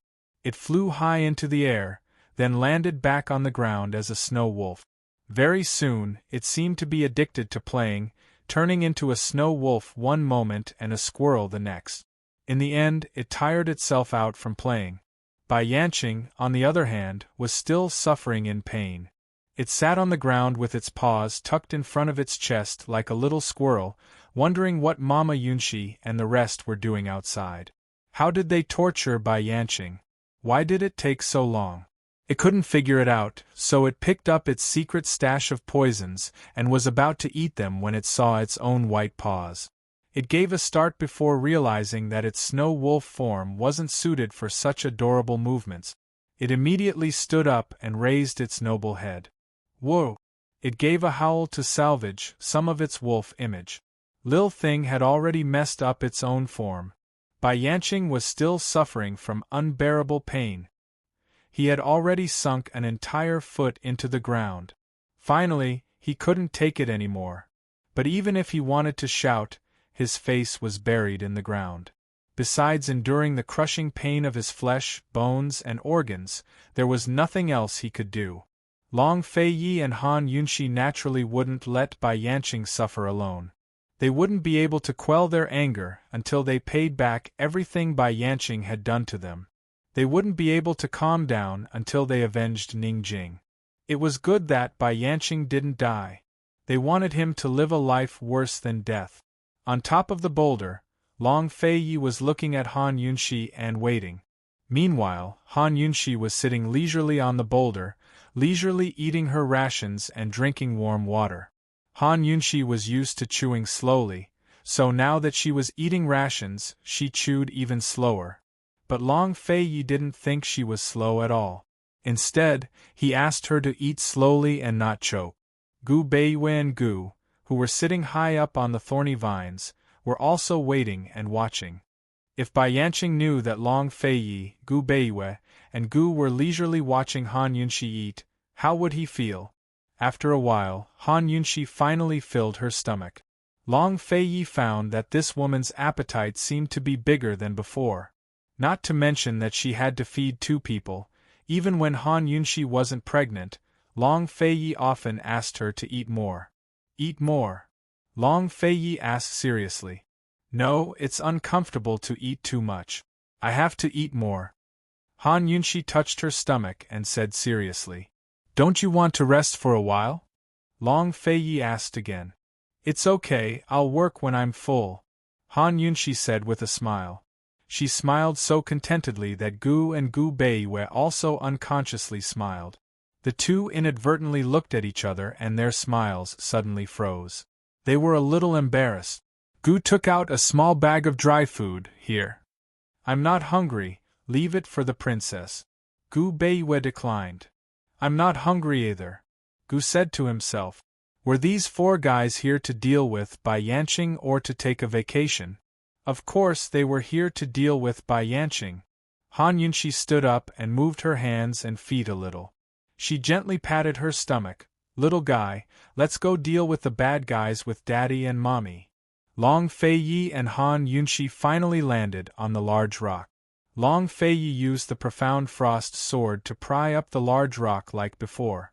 Bai Yanqing was in so much pain that he almost couldn't raise his head. At this time, he realized that his undying body was not bottomless, it could still be destroyed. Bai Yanqing, if you beg this prince will let you out. Long Fei Yi said. Bai Yanqing slowly raised his head to look at them, his eyes filled with hatred. Would he beg?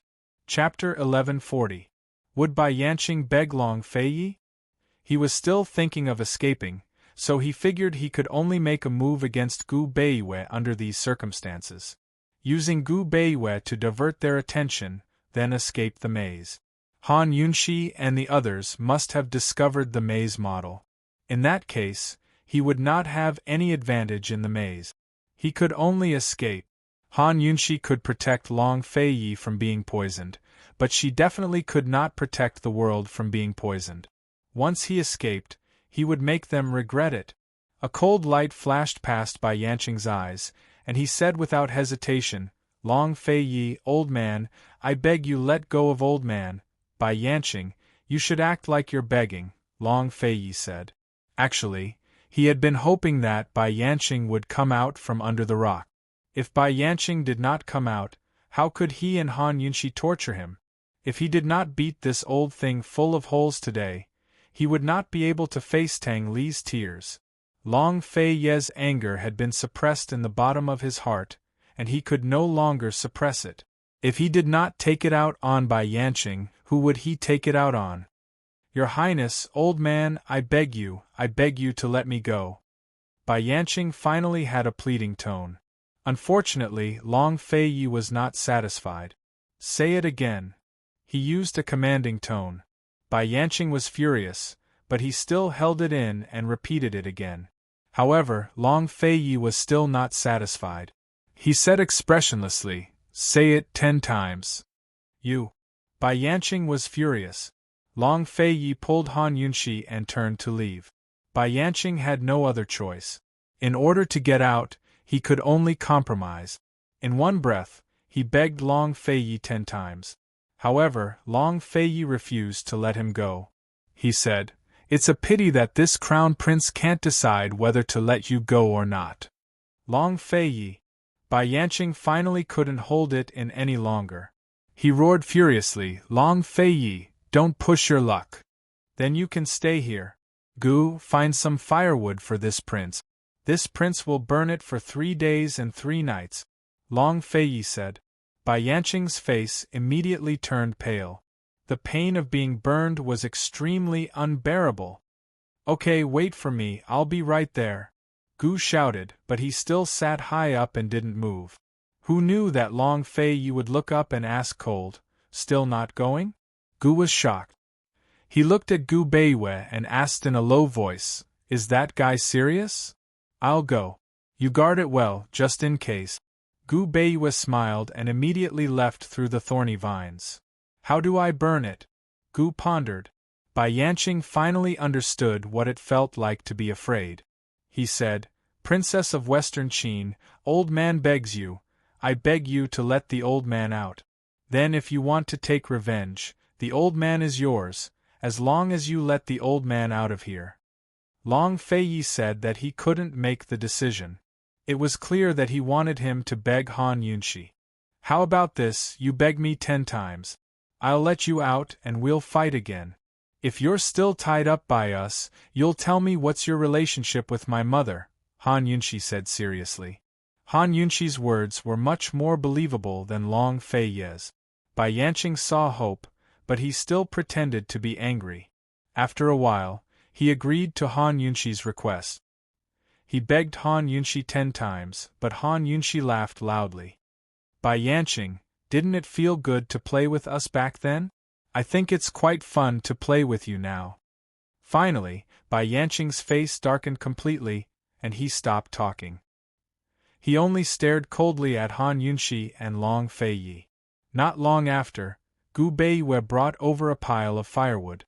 Long Feiyi personally threw the firewood into the cracks in the rocks, filling Bai Yanqing's eyes. "Undying? He." Long Feiyi sneered and casually threw in a torch. He said, "Bai Yanqing, this crown prince said, you should act like you're asking for help. Just stay here properly." The fire quickly spread to the firewood and gradually burned.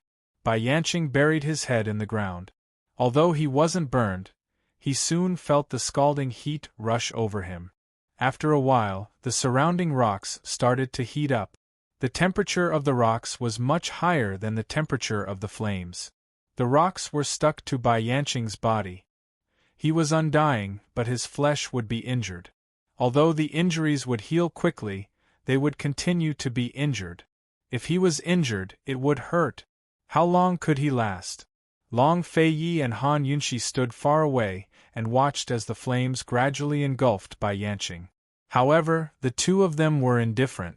They didn't feel that Bai Yanqing was pitiful, nor did they feel that they were cruel. Even if it was 10 times or 100 times crueler, it wouldn't be enough to redeem the heinous crimes that Bai Yanqing had committed all these years.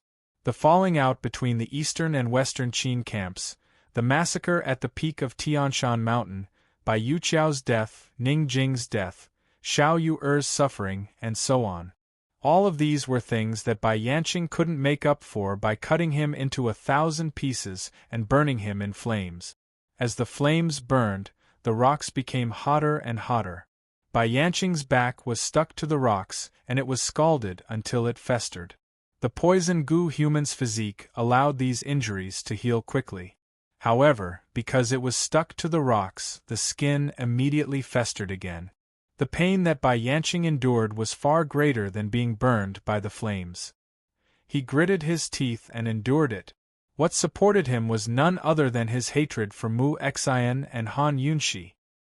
His hatred for Long Feiyi, the descendant of the East Qin imperial family. How long could hatred last? Hatred actually couldn't support anything. It could only give birth to hatred and make people go crazy. Madness couldn't support anything, but madness would make people stop at nothing. It seemed like a kind of support, but it was actually a kind of destruction. The fire burned for an entire day and night. Long Feiyi began to admire Bai Yanqing's willpower. But who knew that Bai Yanqing would compromise the next morning? He begged them in an extremely pitiful tone. Long Feiyi, Han Yunxi, old man, I beg you. I beg you to let go of the old man. Long Feiyi knew that this begging was still not sincere, but he still looked down on Bai Yanqing. If Bai Yanqing persisted, perhaps they would take the initiative to let him go. He didn't need to beg like this. Long Feiyi glanced at Gu and Gu Beiwei. The two waved their hands, indicating that they should be on guard. Han Yunxi hugged Long Feiyi and whispered, "Don't worry about the poison. I'll guard." "I know." Long Feiyi had absolute confidence in her. He gently hugged Han Yunxi with one hand and held his sword with the other. The sword that was originally prying up the big rock suddenly rose. The sword light shone brightly and cut the big rock into 2 halves. At this moment, Bai Yanqing suddenly rushed up to the sky and broke free from the thorny vines. He was about to rush to the exit when he saw Gu and Gu Beiwei guarding the exit. He immediately raised his hands and made a knot, riding the wind. Gu Beiwei immediately dodged. The wind blew past, only hitting Gu. Gu sneered and waited for Bai Yanqing to come over. He used the thorny vines to bind Bai Yanqing to death. This time, without the big rock holding him down, he would definitely not let go. Bai Yanqing immediately turned around and continued to attack Gu Beiwei. He didn't notice that Long Feiyi and Han Yunxi were already behind him. Just as he was about to control the wind with his hands again, Long Feiyi suddenly slashed a sword aura at Bai Yanqing's back. Not only did it cut open his flesh, but it also sent him flying. Bai Yanqing flew out uncontrollably and smashed heavily on the ground. Once again, he was pierced by thousands of arrows. Pain. It went without saying. He immediately flew up. The pierced wounds on his body were also bleeding. Gu Beiwei had already returned to Gu's side. The battlefield was left to Long Feiyi and Han Yunxi. Bai Yanqing stood in the air. Only then did he realize that Long Feiyi and Han Yunxi had let him out not to tie him up and leave the maze, but to torture him. He had to admit that he realized this when he didn't have the chance to deal with Gu Beiwei. He was very vexed and regretful. All his begging had been in vain. The more Bai Yanqing thought about it, the angrier he got. He said coldly, "All right. This old man wants to see what you can do to this old man." He stood in the air, motionless. Long Feiyi's sword didn't stop. The sword slashed again and again, slamming Bai Yanqing to the ground. Sharp arrows pierced through his body. Bai Yanqing didn't move. He just lay there with a sneer on his face.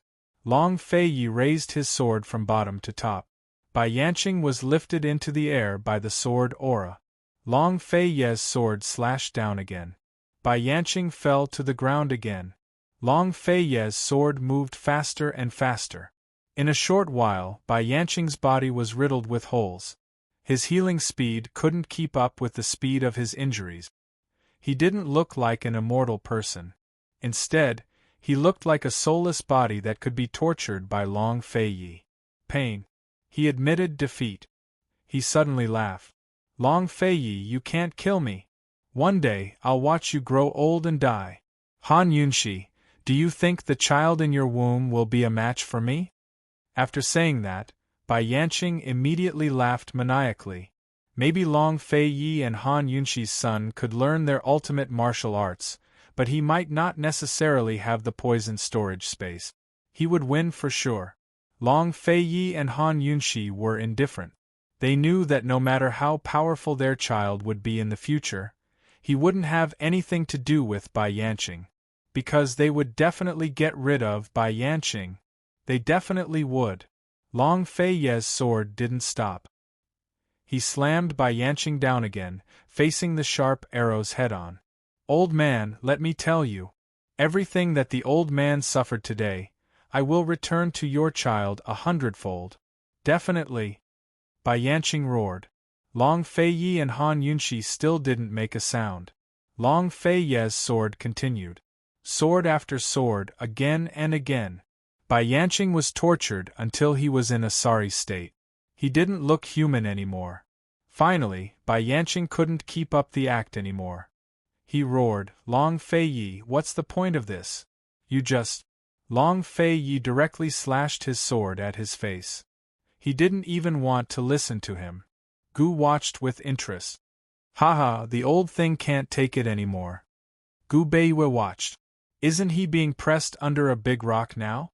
Ask him if he's willing to kneel down and beg for mercy.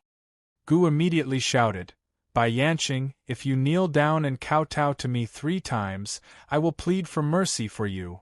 Before Bai Yanqing could answer, Long Feiyi replied coldly, Gu, don't even think about it. Long Fei had plenty of energy. He'd like to see how Bai Yanqing would admit his wrongs and beg for mercy in the end. Who knew that just as Bai Yanqing crashed into a corner and the ground was covered in blood, the ground suddenly caved in. Bai Yanqing instantly fell down. There weren't any hidden traps in the maze model. What was going on?